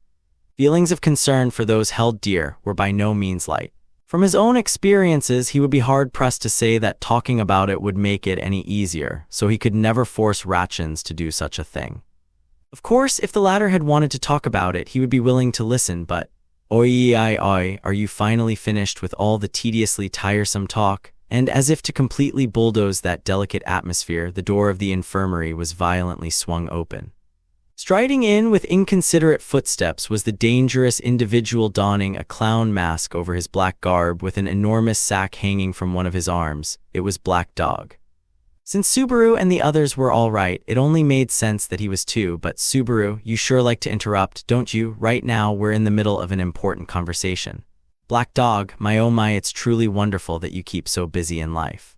Though you seem like the type of guy who'd say you're always struggling to survive anyway, so there's not a single moment or instant of your life that's not spent having an important conversation. White Sheep, Black Dog, please stop. Natsuki Subaru-san is our benefactor. Black Dog, oh, acting like a goody two-shoes now, aren't we? For a harpy who's so good at getting others to wag their tails for her, to say you aren't wagging your own tail enough isn't an act of taking your hat off, it's one of taking your pants off. Q-ha-ha-ha. White Sheep, ~HK. After White Sheep scolded Black Dog's insolent attitude, his counterattack caused her face to flush red. Considering that these two had dropped out from the beloved children together, it did not seem like their relationship was one of complete reciprocated trust like that of Subaru and Beatrice. Of course, Subaru thought to side with White Sheep, but Russell, you speak far too many unnecessary things, Black Dog. Keep it short. Black Dog, TCH, will be prepared to get a move on shortly, so the rest of you also need to get ready, that's all. Beatrice, Wackian, I suppose. Subaru, whoa, what the hell? Speaking in a coarse manner, Black Dog suddenly hurled the sack he had been carrying over to Subaru and Beatrice. As the two of them evaded it reflexively, the sack plopped down on top of the bed. With excitement, White Sheep opened up the mouth of the sack and present within, Russell, they are robes with the effect of cognitive disruption. I acquired them through Roswell. We have provisioned them for Natsuki Dono, Beatrice Dono, and Crush Sama. Ah, there is a spare for Ratchins Dono as well. Ratchins, why thank you for throwing me in like an extra. As Ratchins resentfully spat those words at his poor treatment, Subaru raised an eyebrow at the sound of cognitive disruption, something he had not heard for a while now, before taking out the robes and laying them out on Beatrice's lap. They were fashioned of white fabric. It was uncertain to Subaru by mere touch, but Beatrice nodded with Beatrice. Certainly there is no doubt that Roswell had a hand in this, in fact. With this, there is more credence to the notion that goatee over there is a friend of Roswell's, I suppose. Subaru, you say it as if it's a disappointing revelation for wanted persons like us. These robes are quite appreciated, but did you just say we'll be moving? Is this not the base of the six tongues? Russell, no, this is nothing more than one of our several smaller outposts. It is insufficient in combating the present might of the beloved children we shall vacate before long. Subaru, but no, I guess you guys would know how fearsome the opponent is far better than I do, Russell-san. Sorry, I know I'm just along for the ride here. I'll comply with your directions. Just when he thought things were finally calming down, being told that they would be back on the move so soon, Subaru instinctively tried to push back but quickly retracted his opinion. It had already been explained to him more than enough just how fearsome and meticulous this enemy was. If he had not been able to unite with Russell and the others, there was no doubt he would still be under pursuit by this invisible enemy, even now. For this reason, Subaru settled on following Russell's intentions here. However, Subaru, and so, are we moving right away? Or rather, I wonder if our next destination is far from here, Russell. Indeed. It might take some time. After all, we will be departing the royal capital. Subaru, unable to swallow the explanation that struck his eardrums, Subaru widened his eyes. Thinking he had perhaps misheard, he waited for Russell to weave a different combination of words, but those hopes of Subaru's were in vain, for Russell's expression wavered not. Naturally, as the seconds continued to tick by, Subaru would have no choice but to gulp down the words that had just been spoken to him. Beatrice, we cannot assent to that so easily, in fact. From your current manner of speech, we would be abandoning Emilia within the castle, I suppose. Russell, indeed. Please do not misunderstand when I tell you this, but we cannot spare any measures to converge with the fugitive members of your camp within the royal capital. We are already in the palm of the enemy's hand. If we fail to act before that hand closes, sealing off all our remaining opportunities, it will be irreparable. Subaru, that would be, but Russell, allow me to reiterate. We shall abandon this outpost and flee the royal capital. At present, this city is a nest of evil under the control of the beloved children. Defeat is not an option. Exhibiting a strong sense of resolve and dignity, Russell rejected the prospect of defeat, rendering Subaru speechless. Subaru's understanding was naive. Shallow, insufficient. The situation was far worse than Subaru had imagined, and they were already on the precipice of defeat whilst unawares. They had been marched to the execution scaffold, the hour for their heads to roll fast approaching. That was the position they were in. But Beatrice, Subaru, look at Betty, in fact. Betty is right here with you, I suppose. As Subaru nervously trembled with such thoughts, Beatrice turned herself around and embraced him outright. At the sensation of her small palm caressing his back, Subaru remembered how to breathe, realizing he had forgotten how to do so. Subaru, I get what you're saying, Russell-san, I get it, I really do. It's just Emilia parting with the royal capital which had fallen into the hands of the enemy. They would renounce defeat and craft the opportunity to rise anew. He understood the intent in that. He even understood the rationale. As it was now, the royal capital was nothing but perilous, and their inability to take drastic measures fell perfectly in line with the enemy's wishes. Could he really abandon Emilia in such a place? Could he really give up on converging with his absent comrades and run away? Standing before such a juncture, Natsuki Subaru would, Russell, white sheep, HK understood. Before Subaru, as he shared an embrace with Beatrice, his thoughts leading him nowhere, Russell abruptly called out to White Sheep. Heeding his call, White Sheep faintly stammered on her words and nodded. Then she walked over to the bedside and softly clasped Subaru's hand with both of her own. Subaru, White Sheep-chan, White Sheep, I understand how you must feel, painfully so. The decision to willfully distance yourself from someone precious to you is as agonizing as your own body being torn apart.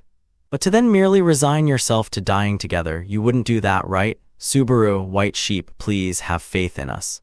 With the strength of Duchess Karsten, and now with you here, Natsuki Subaru-san, we will surely not lose.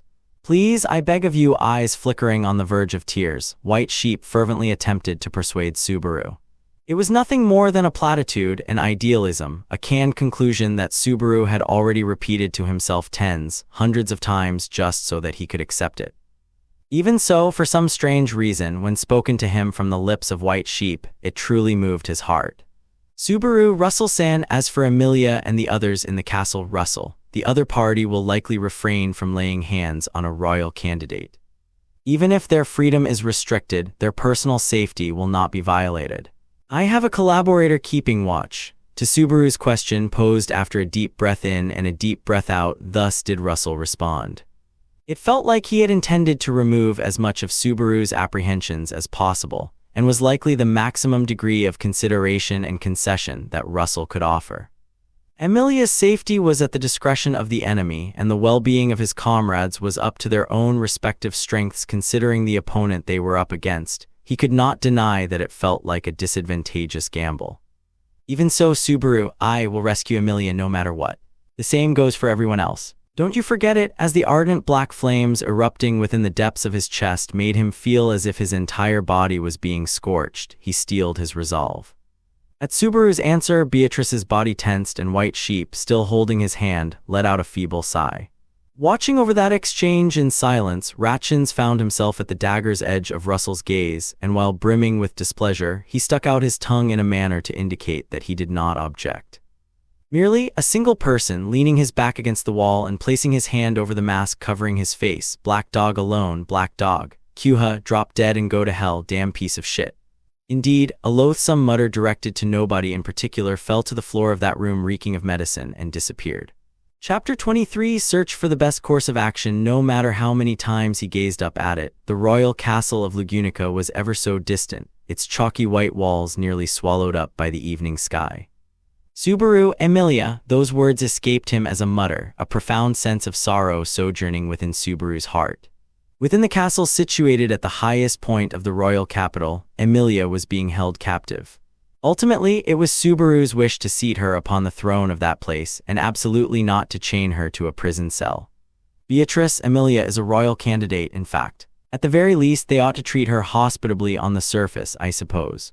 There is no way they would confine her in a cell, in fact. Subaru, I know that I really do. But that's not what Beatrice, Subaru, sorry, I see that you were just trying to cheer me up. Beatrice, it's fine, I suppose. Being able to encourage a hard-pressed Subaru is the special privilege of being his partner, in fact. Petra and Rem would be crying in frustration, I suppose. Subaru, setting Petra aside, I do wonder about Rem. Would she really be frustrated? Flashing a wry smile, Subaru was astonished that he had even been able to put on such a smile. Until this very moment, as he reflected both on his own powerlessness and on Emilia, whom he had been left with no choice but to leave behind, his heart had been on the verge of bursting apart. Despite all of that, Beatrice simply being here with him was tremendously impactful. Glancing at her, the spirit in question shot him an adorable smug look and let out another small sigh. Subaru and Beatrice, along with the agents who had been present at the Six Tongues outpost, were making preparations to depart on schedule in accordance with Russell's instructions. Rather boldly, this outpost was located among some of the largest warehouses within the commercial district. Standing near the bulwarks sectioning off the adjacent noble district, it gave but a glimpse into the approach the Six Tongues took to concealing themselves, blending into the scenery of the royal capital and existing as a natural part of it. At present, Subaru and Beatrice had circled around to the back of the outpost, gazing up at the royal castle of Lugunica where Emilia remained until the very last preparation for escape ready. Subaru, unlike Subaru, Beatrice, and Crush, the latter having continued to slumber with her consciousness having yet to return, Ratchins did not oppose the idea of escaping the royal capital. Along with him, the primary members included White Sheep, Black Dog, and the man leading them all, Russell. However, outside of them, it seemed like there were also multiple personnel engaged in undercover operation and the disruption of information. Just as one would expect from an intelligence agency in direct service to the kingdom, everything they did was on an enormous scale. Beatrice, regardless, even with that much power, we have been completely outplayed, in fact. Subaru, but we're not going to keep getting outplayed forever. That's why we're escaping now. It's a running start for our comeback later. Beatrice, a running start, I suppose. It was a bit surprising, in fact. As Subaru vocalized his unyielding resolve, Beatrice, holding his hand, suddenly muttered those words. Hearing that, Subaru inclined his head and uttered, surprising, causing Beatrice to slightly frown. Beatrice, Subaru, your decision to leave the royal capital was made far too quickly, I suppose. Both to leave Emilia behind and to not converge with Otto and the others ought to have been difficult decisions, in fact. Subaru, that isn't wrong, and the same's true even now. Before we left to go over to Miklatov-san, I was talking with Emilia Tan about what we'd do for lunch. Today, she was looking forward to making packed lunches together with Rem and Petra, but now this happened. Beatrice, Subaru, it pains me and it weighs on me heavily. Even so, Biko, the fact you weren't against it either means that you also understand that this is the best course of action, right? You get it too? The tone of Subaru's voice fell into a pitiful manner, and a bit afterward, Beatrice deeply nodded her head. Though she had not said it back there, Beatrice had also known that staying in the royal capital would have meant engaging in a dragged-out losing battle. Regardless, the fact that she did not try to rush Subaru's decision was both due to her consideration and for the sake of Subaru's own conviction.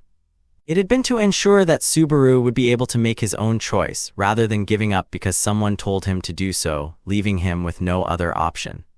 Subaru, adorable and strict as ever, that's my Biko. Beatrice, moreover, this adorableness and strictness is guaranteed for life, I suppose. Subaru, what a bargain. It's a good thing I'm contracted to Biko Insurance. Ruffling her hair, Subaru's heart was purified by his partner's reliability. Even though she would have usually been trying to escape while saying, "Stop it," in fact, Tilda, by now this was likely another one of the considerations Beatrice was taking for Subaru's heart. And thereupon, the final preparations to depart will be ready shortly. Are the two of you good to go? The voice that called out to them had belonged to White Sheep. A woman dressed in a white robe over a black suit like Subaru and Beatrice, she too was clad in that article of cognitive disruption, and with her hair now let down, she exuded a bit of a different atmosphere. By combining cognitive disruption with a light disguise, the resultant style was that of concealing identity. Subaru, White Sheep, what is it? Do I look strange somewhere? Subaru, sorry, it's not that. It's just that you're giving off quite the different impression compared to when you were just wearing the suit. Between the two, this current outfit feels much more in line with your personality, White Sheep-chan. White Sheep, that might be the case. Before Silver Fox took me in when I was still with Mama, I would wear these kinds of clothes most of the time. Subaru, sorry. I brought back those memories. Having caused her to recall unpleasant recollections, Subaru tried to apologize, but White Sheep replied no with a faint smile. Stroking her long, indigo hair, White Sheep, I should be the one apologizing. I'm sorry, Subaru. What are you apologizing for, White Sheep? Even though it was our own circumstances, I ended up rushing you, that's the reason. I'm sure you would have wanted more time to make your decision, Natsuki Subaru-san. With her eyes downcast, as White Sheep seemed to have a harder time speaking about it, a wry smile subconsciously emerged on Subaru's face. Having escaped the beloved children under Capella's dominion, White Sheep was now a member of a Six Tongues headed by Russell, but her inherent good nature was certainly not suited to being the subordinate of a villain or being a spy.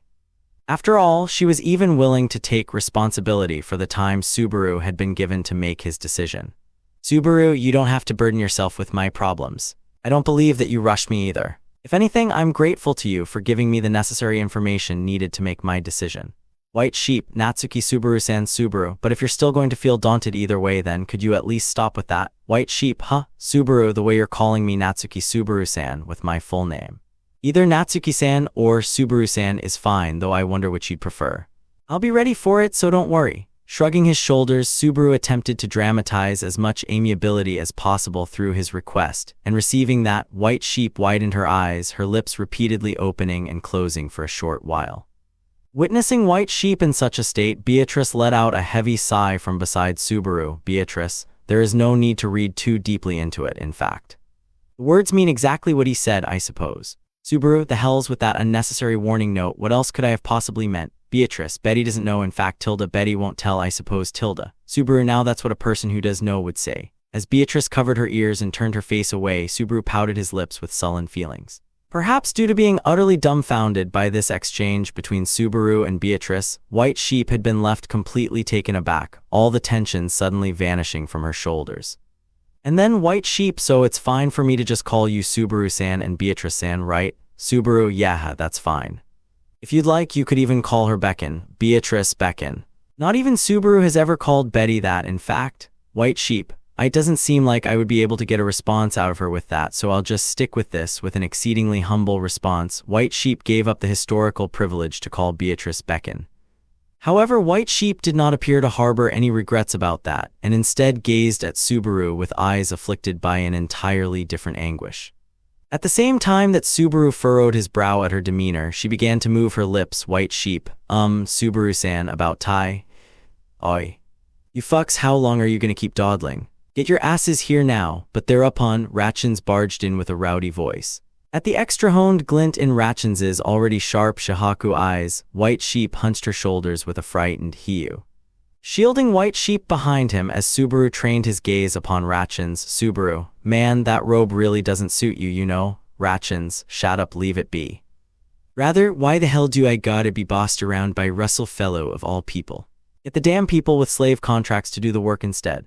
"White Sheep, it's not something like a slave contract. Subaru, White Sheep-chan, when you get that worked up, it makes it seem like it's really the case." After rebuking White Sheep for taking Ratchins' nasty comments so seriously, Subaru once again looked in the direction of the distant castle and heaved a long sigh. All he prayed for was her safety. Beatrice Emilia is also praying the same thing for Subaru, I suppose. Subaru, for the both of us, rather. That would make me happier than if it were just me, and it also seems more like Emilia to do so. Responding to Beatrice, who guessed his innermost feelings at a single glance, Subaru turned away from the castle as if to try to shake away from his lingering regrets and took the first step forth.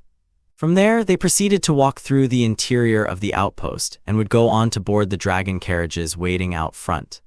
Then, within the outpost that was nearly entirely cleared out in such a swift fashion, he caught sight of a robed figure attempting to carry out a large box in their arms. Though the contents of the box were unbeknownst to him, he saw that they were having quite a bit of difficulty with the weight. "Subaru, this should be brought out to the dragon carriages outside, right?" Quickly extending a helping hand, Subaru nimbly heaved up the box in their stead. No, it would be a lie to say he did it nimbly. It really was quite heavy, so it had required a heave-ho's worth of power. Fortunately, he was able to keep up appearances by successfully lifting it up by himself, and as Subaru internally felt relief from that, the person who had been struggling with the crate, the individual wearing their hood deep over their eyes, gave a bewildered reaction. "Subaru, are you okay?" Seeing the perplexed demeanor of the individual, Subaru inclined his head. Though he could not see their face under the hood, they were a slender person. Be that as it may, Black Dog was far more suspicious when it came to having his true face obscured, so that would not serve as an especially strong reason to be suspicious of this person here. So rather than being suspicious, that which Subaru found dubious was the person's awkward reaction. However, he did not have the time to question that right now, and so the individual lowered their head and ran off in a hurry. Beatrice, to say not even a single word of gratitude, what a rude person, in fact. "Subaru, nah, you run into shy people every now and again, you know. Not everyone can be as sociable and charming as Garfield." "Beatrice, why bring up Garfield there?" "Well, it is not completely incomprehensible, I suppose. Charm was not something that stemmed solely from outward appearance but also manifested in one's demeanor and conduct." As Subaru and Beatrice nodded in agreement of their mutual view of the camp, White Sheep noticed Subaru carrying the cargo and called out with a "Forgive me, White Sheep," making Subaru-san carry it instead. "I will have a word with Blue Snake-san later." Subaru, no, this is no big deal, but the person just now was Blue Snake. If memory serves me right, that was the person who had healed my burns, right? White Sheep, that's right. They are an extremely skilled user of healing magic. When Subaru reacted to hearing the codename Blue Snake, White Sheep affirmed his thoughts. After getting a sheep, a dog, and a fox, the healer being a snake was quite the nice stylistic choice.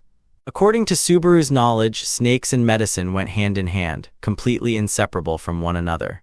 One example could be found in the rod of Asclepius, a serpentine staff wielded by a physician in Greek mythology. Of course, the name Blue Snake would have been but a coincidental relation. "Subaru, in that case, I gotta be the one doing the thanking. Just carrying cargo around isn't nearly enough to repay them." White Sheep, though that might be difficult. "Blue Snake-san doesn't seem to like talking to other people. Silver Fox has also told us to respect their wishes." Subaru, A doctor who dislikes people. They're seeming more and more like an excellent physician. Capable yet stubborn, those seem to be the prerequisites for the great doctors that one would often see in anime and manga. Regardless, accepting what White Sheep had pointed out, Subaru decided against making further contact with Blue Snake. Instead, he decided that if he ever saw them struggling to carry cargo again, he would help them as a way of steadily repaying the favor. In any case, Subaru, onward it is, so that we may return anew. Indeed, as if to inform none other than his own self, Natsuki Subaru declared those words, and with Beatrice in tow, nestled close, they set foot outside of the outpost. Russell, the principle of cognitive disruption is to slightly alter the impression and presence that one naturally exudes and suppress the resultant unease to a minimum. In other words, Russell, in the midst of a rigorous surveillance net, it is nothing more than temporary peace of mind. Do not rely on it too much. Receiving those words while sitting opposite to Russell in the dragon carriage, Subaru gave a small nod and pulled the hoods of both himself and of Beatrice beside him down a little lower.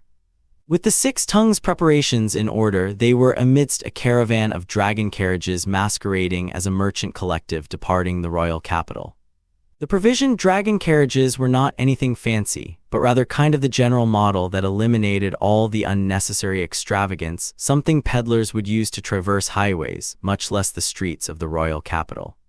In order to disguise themselves as a band of merchants, the caravan was comprised of not 1, not 2, but 10 carriages, so while he felt apprehensive that this might actually lead to them drawing more attention, Russell, please rest assured.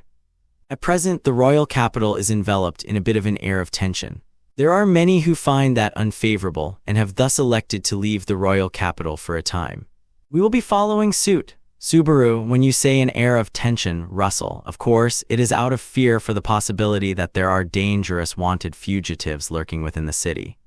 The kingdom soldiers are being mobilized to no small degree, and there are overbearing investigations being carried out. The death of Sir McMahon is still being hidden from the public, but the atmosphere of emergency cannot be concealed. Subaru, that would make sense. I'm sure everyone must be filled with anxiety. With the affirmation of how he had envisioned the atmosphere of the royal capital, Subaru took pity on the people of the royal capital who were getting wrapped up in lust's conspiracies. Upon doing so, Russell slightly narrowed his eyes. Russell, Natsuki Dono, could it be that you are not only worried for Emilia-sama and the members of your camp, but even for the citizens of the royal capital? Subaru, huh? Nah, well, I wouldn't say I'm worrying for them, but I guess I do wonder if they'll be okay. Even if it's Capella, surely she wouldn't go as far as using her authority to replace even the citizens for no reason. I guess the fact that I really can't say that for sure is the root of how I'm feeling. Given that they were the individuals possessing the right of decision-making within the royal castle, it could be said that replacing the Council of Wise Men and the upper nobles was unmistakably the optimal method for hijacking the country. In comparison to them, using her authority on mere citizens would not escape the classification of mere harassment, but Capella was also quite capable of performing such atrocities with glee. Of course, her actions in Prestella had propagated knowledge of her existence and of the effects of her authority of lust, a deliberate act aiming to keep the 6 tongues occupied, but Russell, Subaru, or Russell-san, suddenly when his thoughts reached that point, Subaru noticed that Russell had been keeping silent. Receiving Subaru's call, Russell stroked his goatee, and with a single eye closed, he briefly followed up with, "No, Russell, your fears are completely justified, Natsuki Dono. I know not if it shall serve as any consolation, but it is not the case that the 6 tongues is withdrawing from the royal capital altogether. In order to both maintain a grasp on the situation and to manufacture disruptions, a non-negligible number of us will remain behind. I hope that you can place your faith in their labor." Subaru, yeah, sorry, but I've got no choice but to leave that to you all, Russell-san. If I had 10 or 20 more arms and 5 or 6 more bodies, I might be more useful, but Beatrice, that is a preposterous hypothetical, in fact. Subaru is perfectamundo as he is now, I suppose. Subaru, well, I appreciate your evaluation anyhow. The only ones we can rely on for that side of things are Russell-san and his people. Go ahead and show me the hidden strength of the 6 tongues intelligence agency. Flashing his firmly tightened fist, Russell drew back his chin as if to acknowledge it. While finding that response heartening, Subaru directed his attention to the back of the dragon carriage toward another dragon carriage behind them. As previously mentioned, the 6 tongues had disguised 10 dragon carriages as a merchant convoy, but the one that Subaru and Beatrice were riding in was right at the forefront, with the personnel dispersed throughout. The one weighing on Subaru's mind above all else was Crush, who had not reawakened even a single time at the outpost. Ever since she had fallen into a slumber in the sewers, her consciousness had not returned. Just before she fell asleep, Crush had stated that it was the influence of her dragon eye, but that had merely been a self-diagnosis, and in reality, he still had no idea whatsoever as to what that dragon's eye really was. Although Beatrice had also said that the only cause had been fatigue, Russell, are you concerned regarding Crush-sama? Subaru, that's, yeah.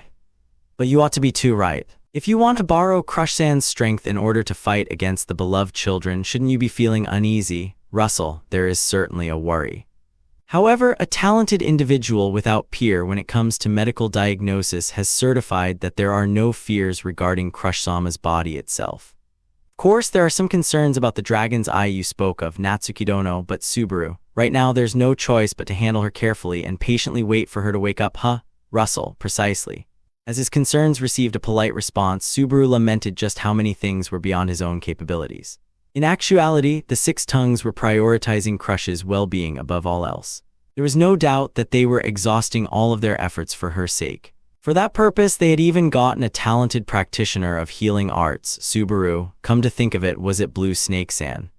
I briefly encountered them earlier, but is that person keeping Crush-san company? Russell. Did you meet Blue Snake? Subaru, huh? Oh yeah, just on the level of passing by right before we left. Couldn't get a peep out of them though. White Sheep also told me, but I guess they are a bit of a shy person. Russell, indeed. By and large, that is not mistaken. Crush-sama is also being handled by Blue Snake. Rest assured, perhaps because he had been quite taken aback by the fact that Subaru had encountered Blue Snake, who was either shy around strangers or just disliked other people. The fact that this was the first time Russell had needed to take a moment before answering was somewhat refreshing. Merely while on the one hand he was relieved to hear that Blue Snake would be attending Crush, Subaru, Ferris must also be pretty worried. Dismissed from his position as Crush's one and only knight, Ferris had turned a cold shoulder to Subaru's proposal to mediate things between the two of them. Subaru did not know what he had done after they parted at the cemetery in the royal capital, but there was certainly no doubt he was still within the capital. Of course, news of the current turmoil ought to have reached his ears by now. At the very least, it would be best if he had managed to join up with Wilhelm and refrained from taking any hasty actions, but just when he hit upon that thought. Subaru, we stopped, suddenly, assailed by the sensation of the dragon carriage coming to a standstill. Subaru reflexively stiffened his body. He promptly put his arms around Beatrice's shoulders and attempted to prepare for any unexpected circumstances. But at Subaru's reaction, Russell faced him with a smile, saying, "Rest assured, Russell. It seems we have arrived at the inspection queue before the main gates of the royal capital. There's usually a bit of congestion, but it looks like we will have to wait quite a while." Subaru, wait for quite a while. Even though it's about to be nightfall, are there really so many people leaving the royal capital? Russell, those with quick ears, those with snap decision-making, and those with a sharp eye for discerning profit and loss. While it is limited to that specific sect of individuals, whether it is night or day matters not to them. If this atmosphere were to amplify even a bit more on the morrow, an even greater number of people would begin to move. Beatrice, it is a total reenactment of the Empire, in fact. Back then, people were fleeing from the imperial capital in great droves, I suppose. Subaru, I remembered the same thing. Naturally, I don't want things to turn out like the imperial capital. Nodding to Beatrice's statement, Subaru recalled the events of Valasia's imperial capital of Lupugana. The events of the imperial capital being transformed into the undead capital at the hands of Sphinx, spearheading the great disaster and the mass evacuation of imperial citizens that took place under Abel's command, was still fresh in his memory. But that was only something that succeeded without a hitch, since Valasia was structured by might from the top down, so it would likely be difficult to seek the same feat within Lugunica. All the more when, unlike the undead, there was no method to visually discern Capella's beloved children. Russell, that is the purpose of Crush-sama's divine protection and the purpose of us supporting her. Natsuki-dono, I believe it already goes without saying for you, but by all means always search for the best course of action. As Russell slightly lowered the tone of his voice, Subaru stared right back at him. The countenance Russell now wore was not that of a merchant, but of an intelligence agency's leader. With the face of the director of the Six Tongues, he delivered those words. Words that were likely also meant to warn to his own self that such conduct was more important than anything else. Subaru, search for the best course of action. Russell, indeed, that is correct. For the sake of the kingdom, the sake of the future, and the sake of your precious allies, in order to arrive at the final destination, please always pursue the best course of action, no matter what. If it is for the purposes of accomplishing that goal, then even if it is a choice that may be accompanied by pain, I hope that you select it. Subaru, it was a dispassionate manner of speech, one conveying no warmth whatsoever. However, that did not mean that it did not strike a chord in Subaru's heart. Certainly, it was true that words laden with ardor, appealing to emotion, could be moving. But the reason why Russell's conveyed no such zeal was because he had already tempered them so thoroughly, forging them into a shape that could no longer be changed. To strike while the iron was hot would allow one to forge it into their ideal shape. However, to deliberately heat the iron anew after it had cooled, to strike it and distort its fixed shape, would be meaningless. Russell, it would appear we have arrived at inspection. I will handle this, so please wait, stopping, moving, and stopping again. Alerted by the coachman through the small window of the dragon carriage that had been repeating that cycle, Russell stood up and exited the vehicle. Seeing him off, Subaru heaved a great sigh. Then next to him, Beatrice, good grief, in fact. That man, it is no wonder that he is Roswell's friend, I suppose. Subaru, as expected of you, Biko. I thought the same thing. It's just that he's facing in a bit of a different direction, but the way they push their vectors is completely the same. Search for the best course of action, huh, Beatrice? Subaru is always doing that, in fact.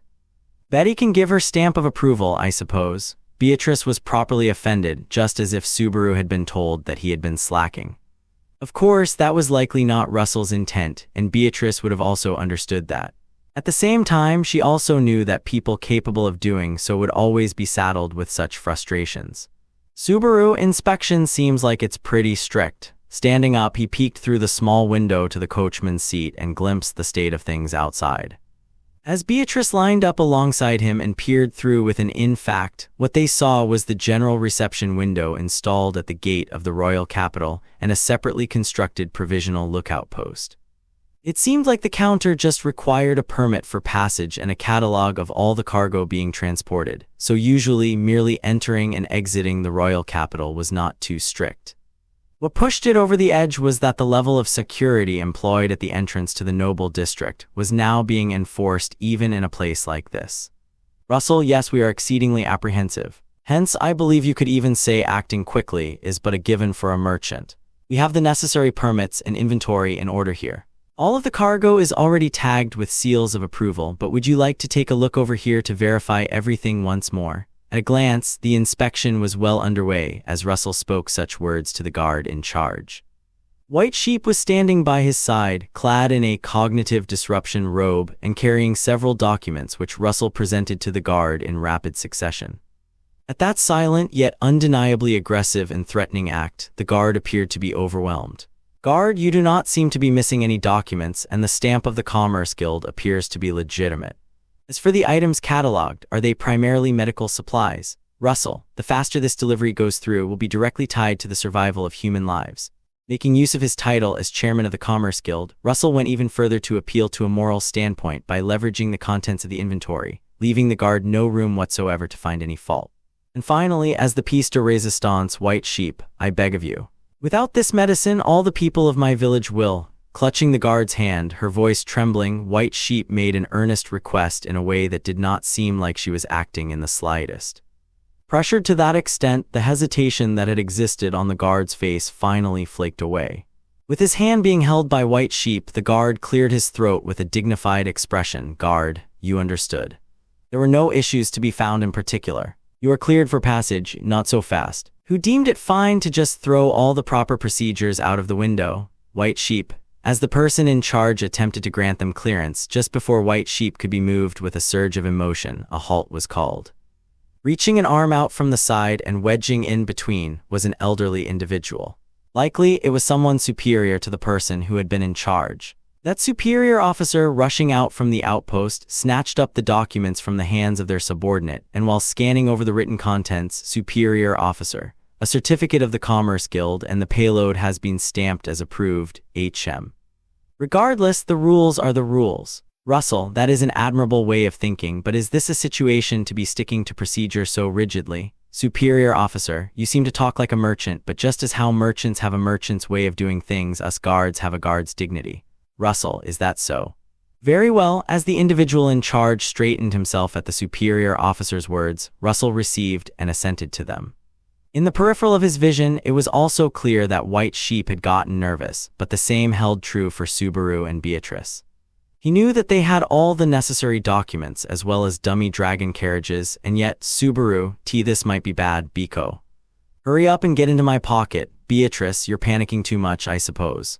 No matter how minimum pretty Betty is, she won't fit in fact. More importantly, act more dignified. Panicked by the possibility of this dragon carriage being examined, Subaru and Beatrice got into a big kerfuffle. Perhaps having perceived such undulations of Subaru and Beatrice, Russell suddenly turned around and gave a small wave of his hand as if to reassure the entire caravan. At that gesture, Subaru felt a wave of relief, believing that he must have a countermeasure ready. It happened immediately as he thought that. Great tremors, echoes of destruction, and a multitude of screams rang out from behind the line of traffic. At first, Subaru had nearly mistaken that shaking for the dragon carriage setting off, those sounds for the frame of the carriage creaking, and the audible voices for some sort of cheering. That was just how sudden, just how out of left field these events had been. Subaru, what happened? His expression distorting in shock, Subaru leaped onto the seat of the dragon carriage with Beatrice in his arms, and through the large window at the back, he went to confirm what had happened behind the caravan toward the direction where the commotion was coming from. Upon doing so, the sight before his eyes was that of a line of carriages in disarray, erupting with pillars of smoke, as well as several people bolting out from amidst the fumes in a confused panic, which also shrouded a building that appeared to be half destroyed. Subaru, was that an accident? Beatrice, it appears to be so, I suppose. From the looks of things, something happened to one of the dragon carriages, like perhaps the axle snapping, causing an accident with a pileup of collisions, in fact. Subaru, and then crashed into the building by the roadside, huh? This is bad. Seems like there'd be tons of people injured. Just as Russell had said, the cause likely stemmed from the fact that it was more congested than usual due to the chaos in the royal capital. With a single accident that occurred amidst the largely delayed traffic line, it gave rise to a great chain reaction of crashes. He did not know just how many people had sustained injuries, but he had to go help people get out of the crash site immediately. Russell, Natsuki Dono, we have acquired clearance. The dragon carriage will be leaving. Please take your seat. With Subaru and Beatrice in a panic, Russell bluntly declared that announcement to them upon returning inside the carriage. Hearing those words, Subaru started to call out to him, saying, Russell-san, Subaru, eh? What did you say just now? The dragon carriage is leaving. Russell, yes. The individuals in charge headed off to deal with the accident back there. Given that we are not missing any documents, they have deemed it acceptable for us to pass. There is also a need to clear out the congested array of carriages. Subaru, no, but Beatrice, people have been injured, I suppose. There is talk of us possessing medical supplies amidst our cargo, in fact. Russell, a pretense, I assure you. We are not merely carrying items in accordance with the catalogued inventory.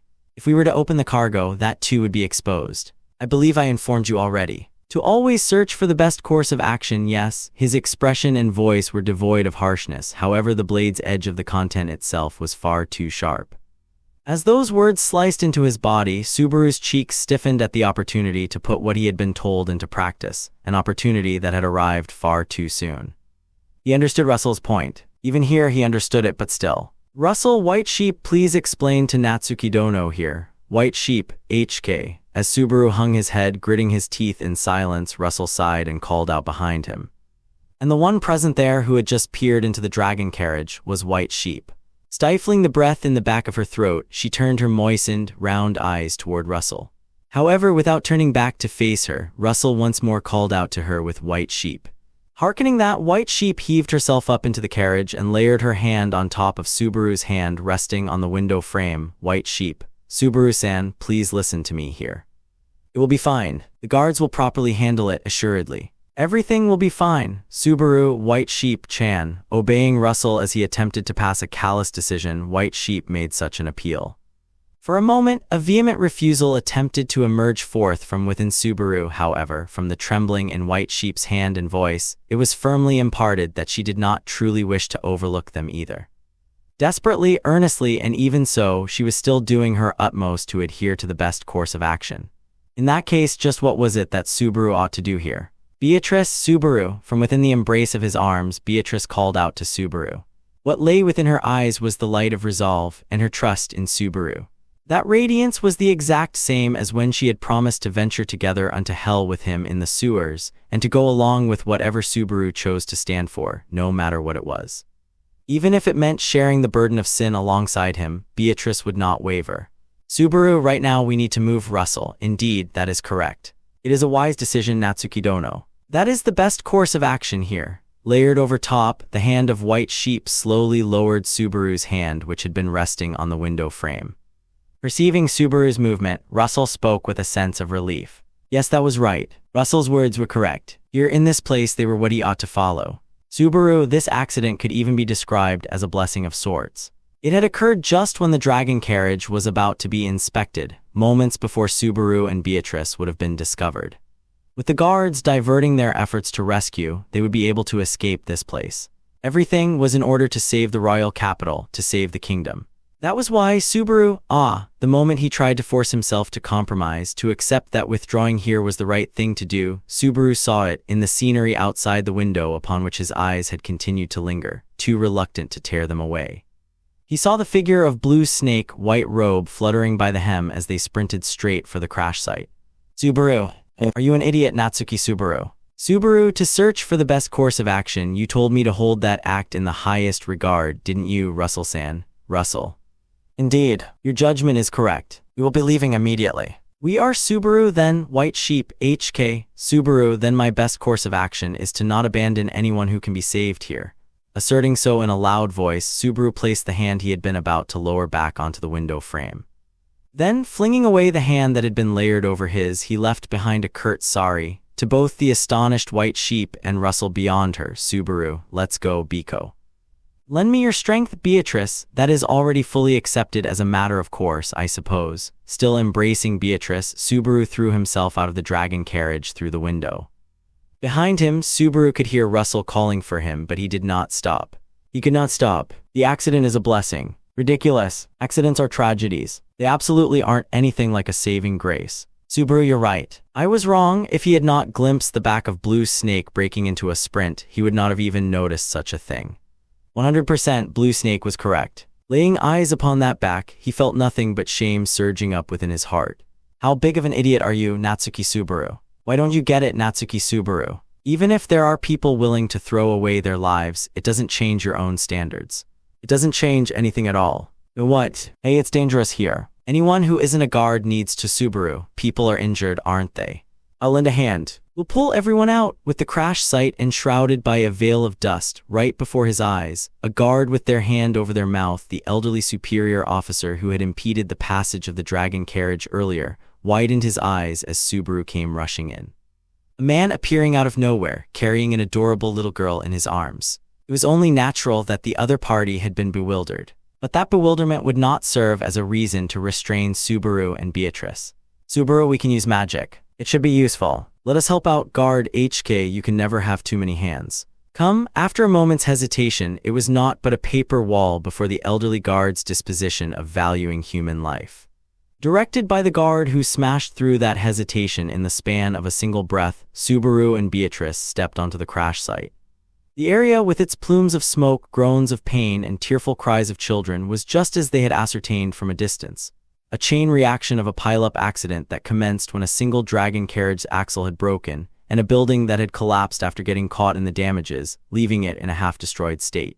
There were people shedding blood and people laying limp and motionless. With ground dragons stomping their feet in agitation and voices calling for help and angry shouts flying left and right, it had become quite the terrible uproar.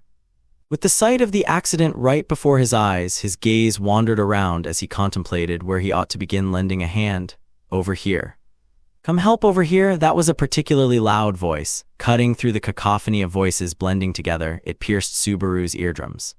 Taking a look, it was someone crouched down on the floor amidst the drifting dust, clad in a white robe as they held their hand out towards an injured person trapped beneath the rubble. It was Blue Snake. Rushing over to Blue Snake, Subaru beheld the state of the injured. Part of the fractured beam had pierced their torso, sustaining a serious wound that was spilling copious amounts of blood. And then Blue Snake used Beatrice Chan's magic to make the beam lighter and get it out. You can do that, right, Subaru? Yeah, we can. We can, but how did you, Blue Snake? Enough already. You're so obtuse, speaking in a rough, frustrated manner. The next instant, Blue Snake, while still applying healing arts to the wound of the injured party, violently removed their own hood.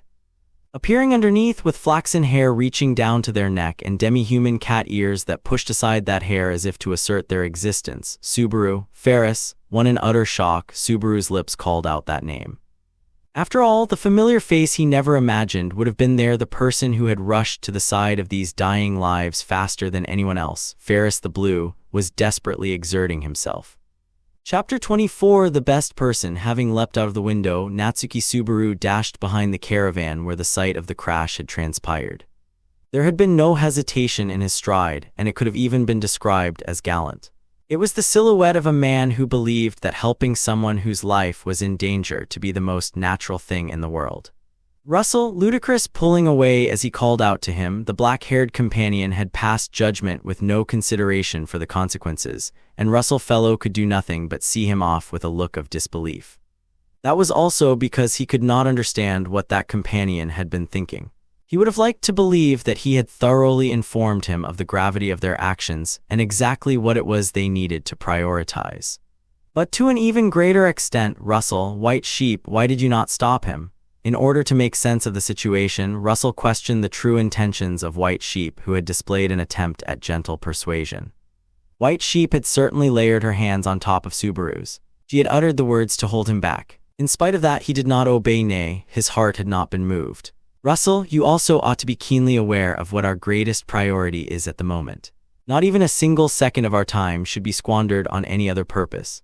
You White Sheep, did Russell what? Knitting his brow at the blurred voice which he had failed to hearken in certainty, Russell gazed at White Sheep. And facing the window out of which their companion had leapt out, and pulling the hand that had been shaken off by the other party close to her chest, White Sheep glanced back. All the while, large drops of tears had been filling her round, golden eyes. White Sheep, I did. To Subaru-san, I did do it, but the fact that Subaru-san still rushed out means he's just that kind of person. Russell, that kind of White Sheep, I'm sure I told you as well, Silver Fox. All I am capable of is leveraging feelings that are already present. I cannot make him do something he never would have done. Russell, White Sheep, let us chase after Subaru-san and Beatrice right away. We can also help them with the injured, as White Sheep pleaded out with misty eyes and a tearful voice. Russell brought his hand to his lips. Deep within his narrowed eyes, his divine protection, which ascertained the value of all things in this world, reconstructed the various plans he had assembled, fabricating them anew. He could not see the right answer in itself. Merely, he would locate the option closest to the right answer. Oh, what's this? This situation's pretty cherry and even chipper, ain't it? If you're gonna lodge a complaint either way, then speak with actions instead of words. Instead of quibbling with words, you can have a fight to the death if you so please. You ha White Sheep, Black Dog HK, Black Dog O. What's this? What's wrong, that damn face of yours? Don't tell me you've become capable of persuading people with just your tears, not even needing to touch their skin, have you? That'll only work on men, you know. Though, I'm an exception. Spitting those words, the person who boldly entered the dragon carriage was Black Dog. Having taken off his mask and black robes, the man's bare face was now complemented by a black suit as he contorted his strong, fierce facial features. Black Dog shrugged his shoulders at Russell and White Sheep as they faced him, and messily sat himself down on a nearby seat. Black Dog. So, here I was wondering what we were still doing, dawdling and dilly-dallying, but to think you got your hand bitten by that brat. And this is after I went through such troubles to ensure we'd be able to leave. Don't you go and make others' efforts meaningless. White Sheep, ensuring we would be able to leave. Don't tell me, Black Dog. Oi, quit it, stop that, what's with those eyes? All I did was break a single axle. The big uproar that happened was the doing of the frightened ground dragon. That and this and all of it and everything I did for your sake. Q-ha-ha-ha, I lied. White Sheep, HK, Silver Fox. White Sheep diverted her gaze away from Black Dog, who was flashing a crude smile while crossing his legs in his seat, and directed her eyes burning with righteous indignation toward Russell. On the receiving end of her sincere ire, Russell lowered the hand he had placed to his mouth. Russell, let us depart. White Sheep, are you serious? As White Sheep widened her eyes in disbelief, Russell affirmed her thoughts. Russell, from the outset, our greatest priority was securing Crush Sama. I had wanted to secure others as well if possible, but with our outstretched hand rejected, it is all for naught. Though it is a shame that by relinquishing Blue Snake, I will no longer be able to test something I had wished to verify. Black Dog, like I said, didn't I tell you, didn't I let you know? There wouldn't have been any future troubles if I had just scorched them to crisps in the sewers. Russell, I have no intention of returning to a discussion for which there is no room for argument. Time is of the essence. Deciding on their course of action, Russell turned his back to White Sheep. In that back of his, he had visibly pruned away any excess focus toward their companion who had run off to the crash site. And to that back, White Sheep reached out with a resolved expression. Black Dog, wait, hold off. With those words, a long leg stretched out to block White Sheep's path. As White Sheep bit her lip and glared at that obstruction, Black Dog, sitting boorishly in his seat, waved his hand. Black Dog, didn't you say so yourself? You can't make that guy do what he wouldn't do. White Sheep, but this sort of Black Dog, so don't you cry about it, it's a pain in the ass. It's not like I'm being careful to keep that piece of shit in a good mood or anything. It's just that maybe you might not even really need to do anything. White Sheep, shrugging his shoulders at White Sheep, whose eyes flickered with a lack of comprehension, Black Dog raised up a hand with his legs still thrown out and gestured behind the dragon carriage nay in the direction of the crash site.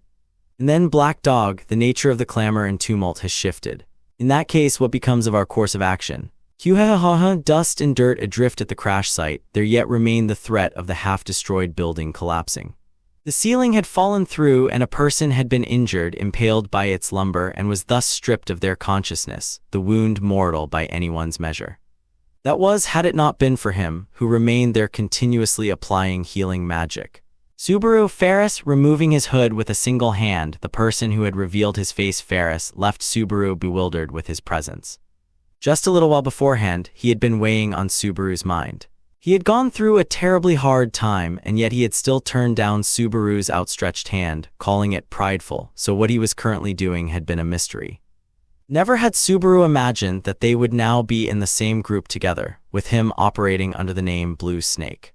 Ferris, what are you doing? Are you even listening? Subaru HK, Ferris, don't just stand there while lives are on the line.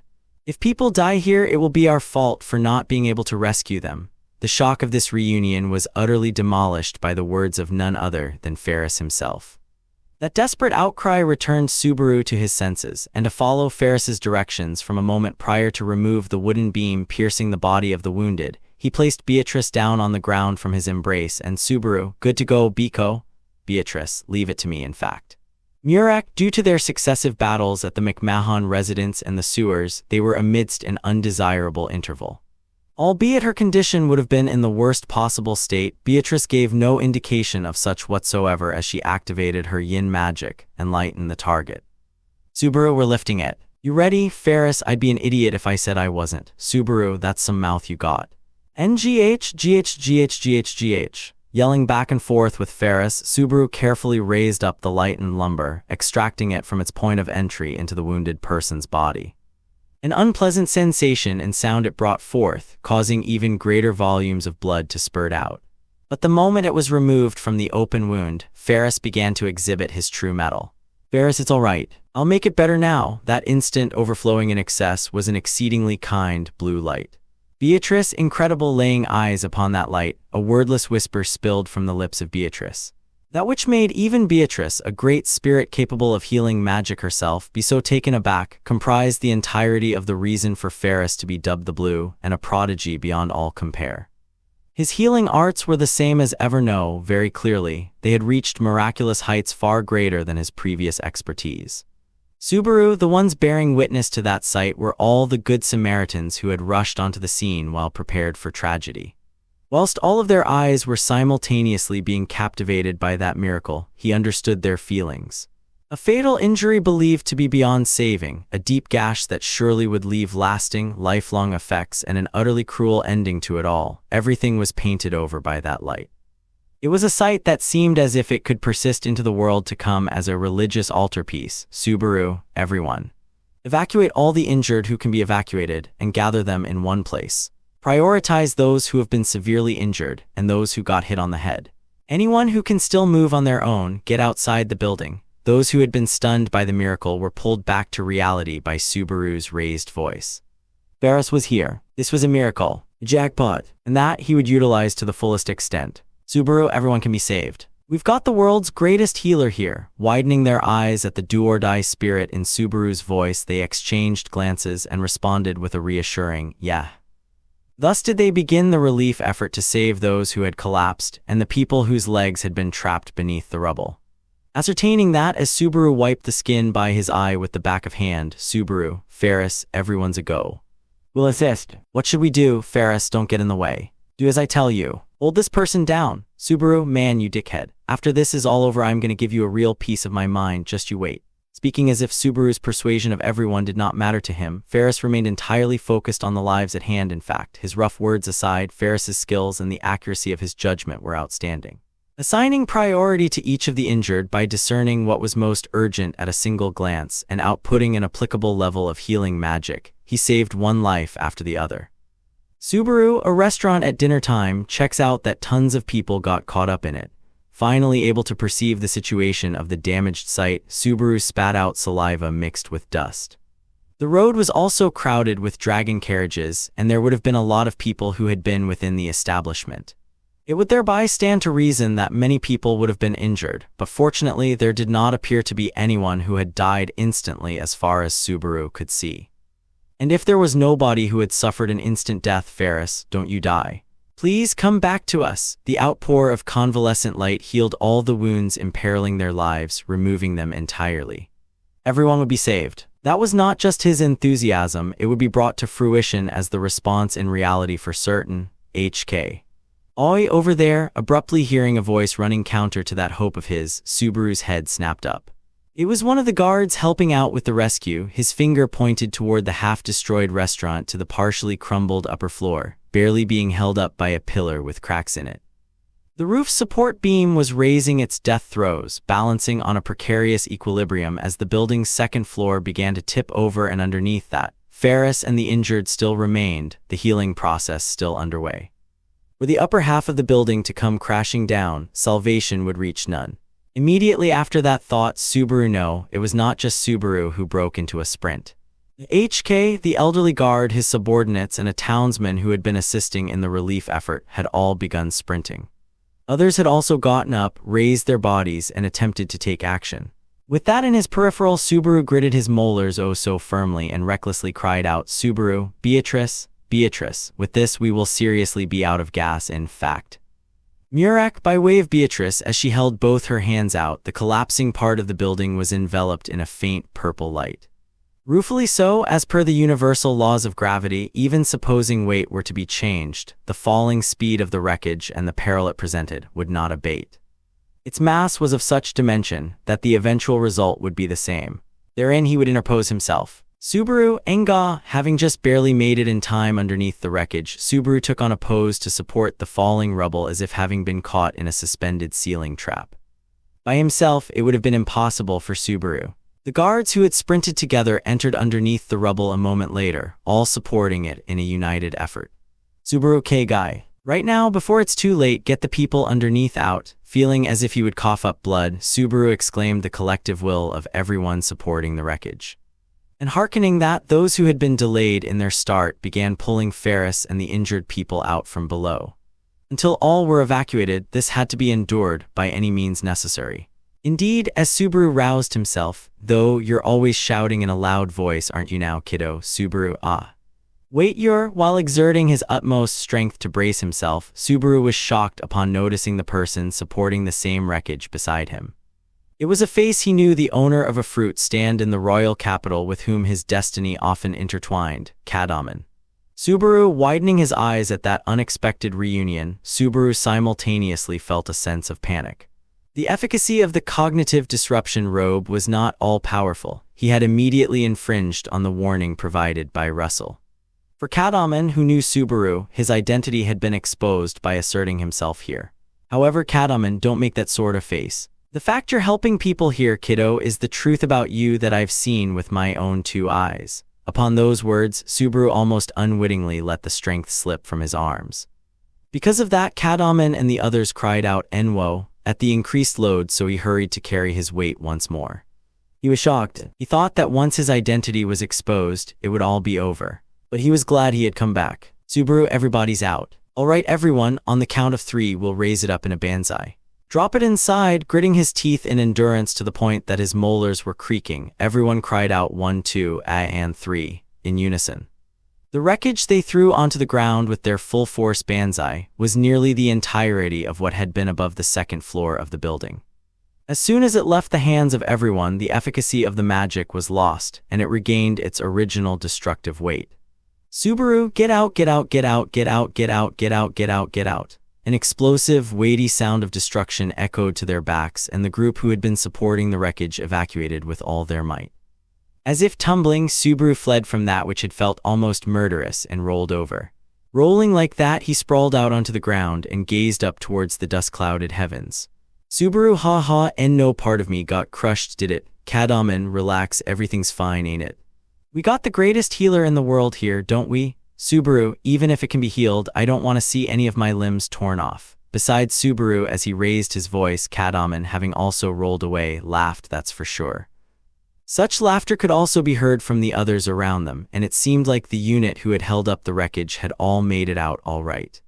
For now, they had somewhat managed to complete a single difficult task, but they must not get ahead of themselves. Subaru, Ferris is still exerting his efforts all by himself. I've got to go help you, Beatrice. That might be a bit difficult, I suppose. Forcing his slackened body up, Subaru turned to face that voice with an awe. The owner of the voice had been Beatrice, and Subaru immediately understood why it had contained a feeling of tension. On the street outside the restaurant where the accident had occurred, all injured individuals had been carried out. In the center of them all, Ferris was still endeavoring to heal their wounds, and yet, first night to the treacherous Crush Karsten, the blue Felix Argyle. There is an active subpoena for you to present yourself to the royal castle. At once you shall abide by these orders. After all, a company of knights had encircled Ferris, holding him at the ends of their swords in an act of intimidation. Ferris, the company of roughly 30 knights, all were clad in white uniforms demonstrating their affiliation with the royal guard. Bearing witness to that sight, one that went against all reason, a white void was birthed in Subaru's mind. Just before the sight of an accident, would a patrol of knights really turn their swords against a healer engaged in relief efforts? Impossible. Kadaman, idiot, what the hell are you saying? Orders. Look at the situation. Elderly guard, that's right. That person is treating the wounded. If he wasn't here, knight, your protests shall not be acknowledged. This too is a matter of utmost importance for the royal capital. The guards here remain responsible for dealing with the accident. Us knights shall fulfill our duty. In Subaru's stead, Kadaman and the elderly guard raised their voices in protest to that abnormality. But they were drowned out by the deafening bellow of the long-haired commanding officer of the night squadron.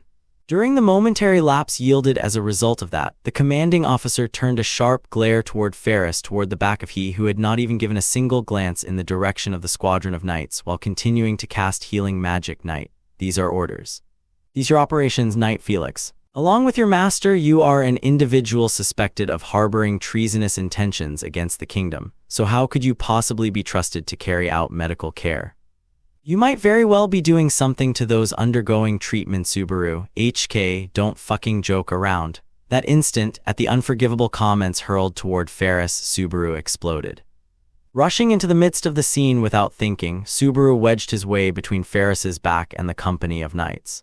Then, glaring at the knights brandishing their swords, nay, at those who could hardly be called knights, Subaru, just what feelings do you all fucking think motivated Ferris to refine his skills in healing magic? Do you think it was just talent? It's obviously because he wanted to save people. Knight, Subaru, you're saying you don't know what Ferris will do to the people who got injured.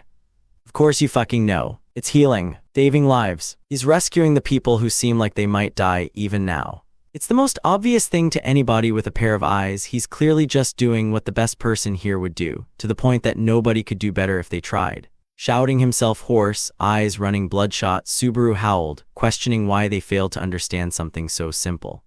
To the extent it was unbelievable that he had used up all of his bodily strength just a moment prior, he gestured with his whole body, exploding with completely reasonable emotions, and fixing his gaze on each and every one of the knights' faces as he poured out his very soul. Kadaman, kiddo, watching over Subaru's indignant outburst, Kadaman softly muttered so. For him, the gate guards and everyone else present at the crash site, it was something that had gone without saying. Thus, among the squadron of knights too, hesitation began to emerge in some of their eyes and faces, and the tips of some of their swords here and there could be seen wavering. But those honestly wavering emotions, knight, look at who we have here, if it isn't the traitor's accomplice, Natsuki Subaru, were completely suppressed by a single line from the commanding officer of the knight squadron, his eyes clouded in hatred. As soon as the commanding officer vocalized the name Natsuki Subaru, the knights blinked their eyes several times over and correctly perceived the presence of Subaru standing before them. The cognitive disruption had been overcome. Thus, once they understood that the person who had spoken such plausible things was a wanted fugitive, the hesitation of the knights was brushed aside by their sense of duty, and just like before, to an even greater degree, an air of tension was born. Beatrice, Subaru, his identity exposed, Beatrice nestled close to Subaru and clenched his hand as the swords were pointed to him. But with them having used up all their mana during the collapse of the building, they now lacked any means by which to tide this encounter over. Subaru, at best I guess I could pummel the leader's face with invisible providence. My bad, Ferris. Looks like I just added fuel to the fire, Ferris. Shut up. I wasn't expecting anything anyway. Subaru, tahaha, Ferris, but you're a skilled talker, aren't you? Keep saying ridiculous things and stretch this out to the utmost limit. Even if it's just a single person more, I'll save as many people as possible. Without looking back at each other, they exchanged such words with their backs turned, and as a wry smile came over Subaru's face at Ferris's bitter proclamation of his innermost heart, he steeled his resolve. The opponent desired information on Crush. Thus they would not be killed here. In that case, eloquently and skillfully, while having lost the ability to wield magic, Natsuki Subaru's battle would, knight, we are sufficiently aware of just how dangerous you can be, of how dangerous you are. In order to save the kingdom from needless disorder, Natsuki Subaru, here you shall be. Subaru, hey, hold on. You're way overestimating me. To begin with, something like treason, knight, silence. All is for the sake of the kingdom. That talkative mouth of yours I shall... A wind of deceit is blowing around you. That instant, a dignified gust of wind swept through. Ferris. Yes, treat all of the wounded. Ensure that all shall be able to return to their previous lives without any grave incident. Ferris, even if you didn't tell me, that was what I had intended. I see. Then it is fine. I shall provision the time for you to do so. They did not exchange many words. However, that was enough for the two of them. For those two who both knew the capabilities of the other better than they did, that was enough. Subaru, the golden hue of the dragon eye, painted a streak of light through the air with its radiance, making fools of the squad of knights through nimble movements. Knights spread out in order to avoid striking each other, displaying a high level of coordination, but I perceive it. The storm of swords closed in on her and ought to have left no openings, but by thrusting the tip of her slender sword into an opening the size of a needle's eye, a path was forced open by the Valkyrie by Crush, whose blades shimmer capered, dispossessing the knights of their own swords. Crying out in pain, the knights clutched their arms as they fell back, all having received shallow cuts to the base of their wrists or fingers, causing them to withdraw by stripping them of their ability to continue fighting. That was the non-lethal sword that would not pilfer life in vain, and just as he thought so, Crush, are the lot of you real?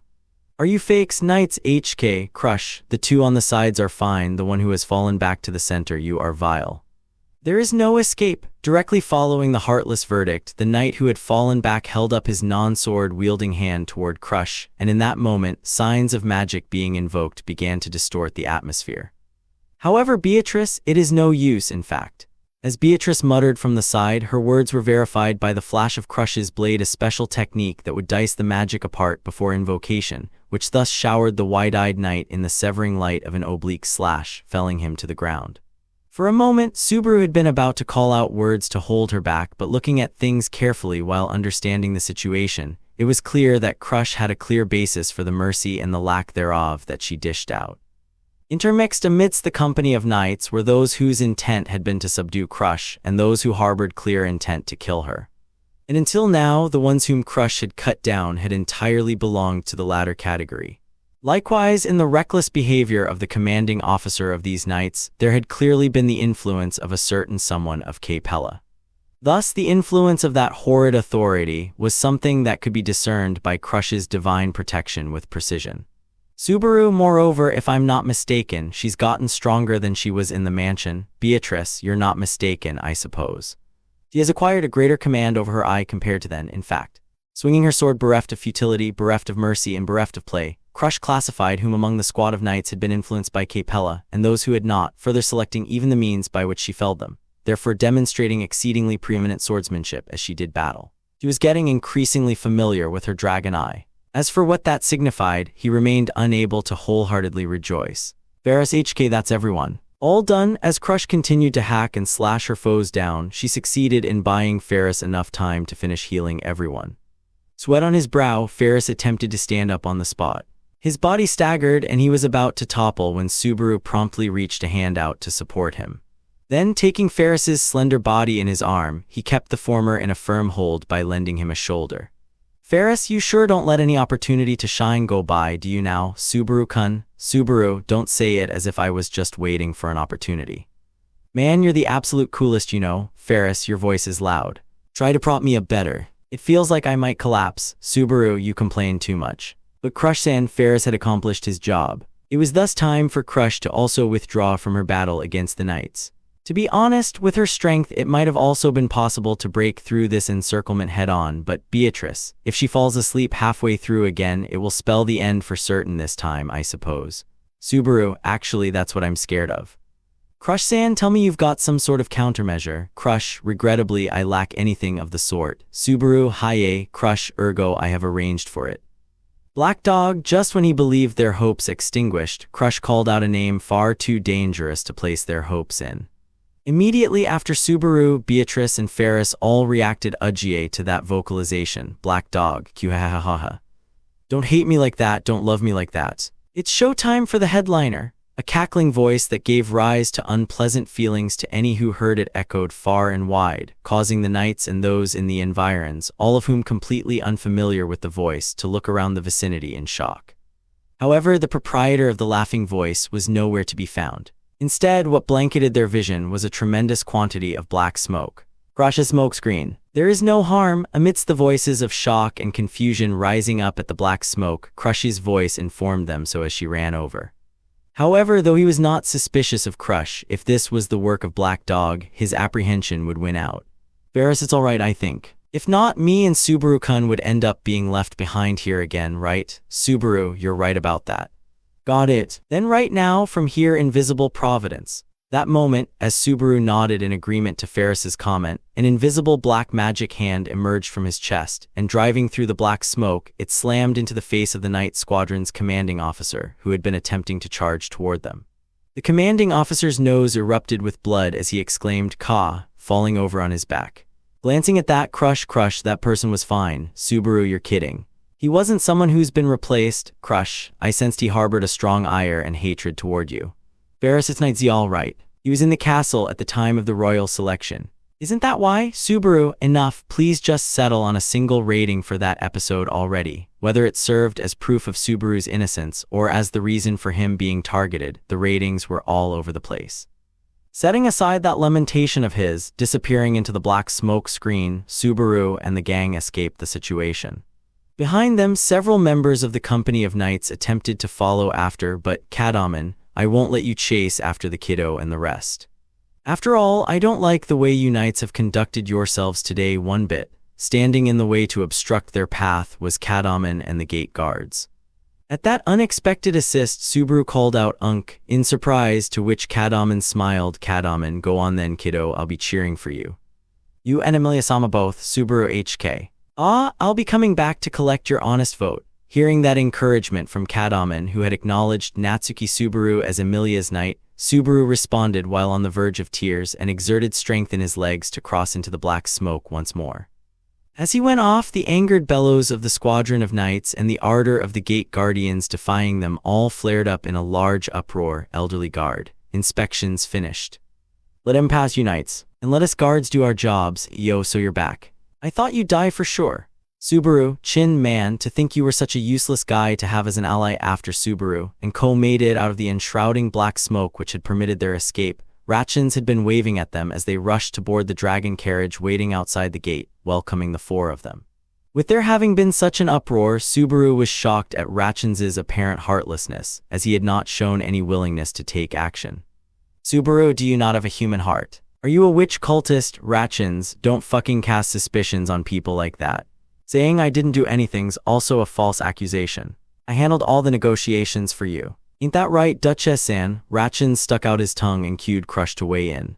At that addressment, Crush, her eye patch reaffixed over her left eye, nodded. That is correct, Crush. Ratchan's Hoffman does have a way with words. In fact, it was he who enabled negotiations to take place. Subaru, negotiations. That'd be, of course, that would be with us, Natsuki Dono. At the voice that felt somewhat like a surprise attack, Subaru and Beatrice's shoulders jumped with a pio. The proprietor of the voice was none other than Russell, who had entered the dragon carriage a bit later than Subaru and the rest. Accompanied by White Sheep and Black Dog, he shut the door to the dragon carriage and signaled to the coachman to depart. Instantly, the dragon carriage began to move, transforming it into an inescapable post-mortem meeting room. Russell, first of all, the fact that everyone returned safely is the most optimal outcome for our course of action. Of course, it was merely the result of having been blessed with good fortune, and I harbor many reservations, but Blue Snake. Ferris, Russell, you were the one to append the condition of keeping your presence among us hidden. If you take such actions regardless of that, it becomes impossible to keep it a secret. You shall not proclaim it a fault on our part, correct? Ferris, I understand. I won't call it a breach of our conditions. This isn't the place for me to speak on my personal interests either. Being the first one to whom Russell had spoken out, Ferris glanced toward Crush from the corner of his eye.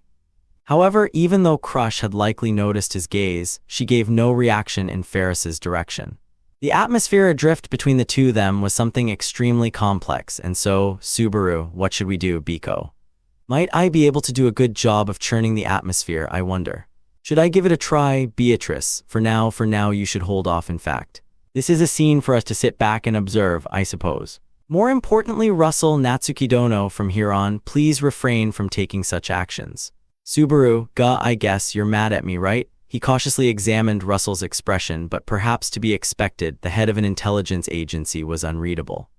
Russell's expression was a calm sea of emotion, but there was no way that he was not angry with Subaru, who had directly disobeyed his orders and rushed onto the scene. This face was something he ought to count as indignation. Russell, I am not mad, just disappointed. After all, I believe I had thoroughly instilled exactly what ought to be prioritized. If not for Crush-sama's comments, I would not have risked remaining in that place. Subaru, Crush-san's words.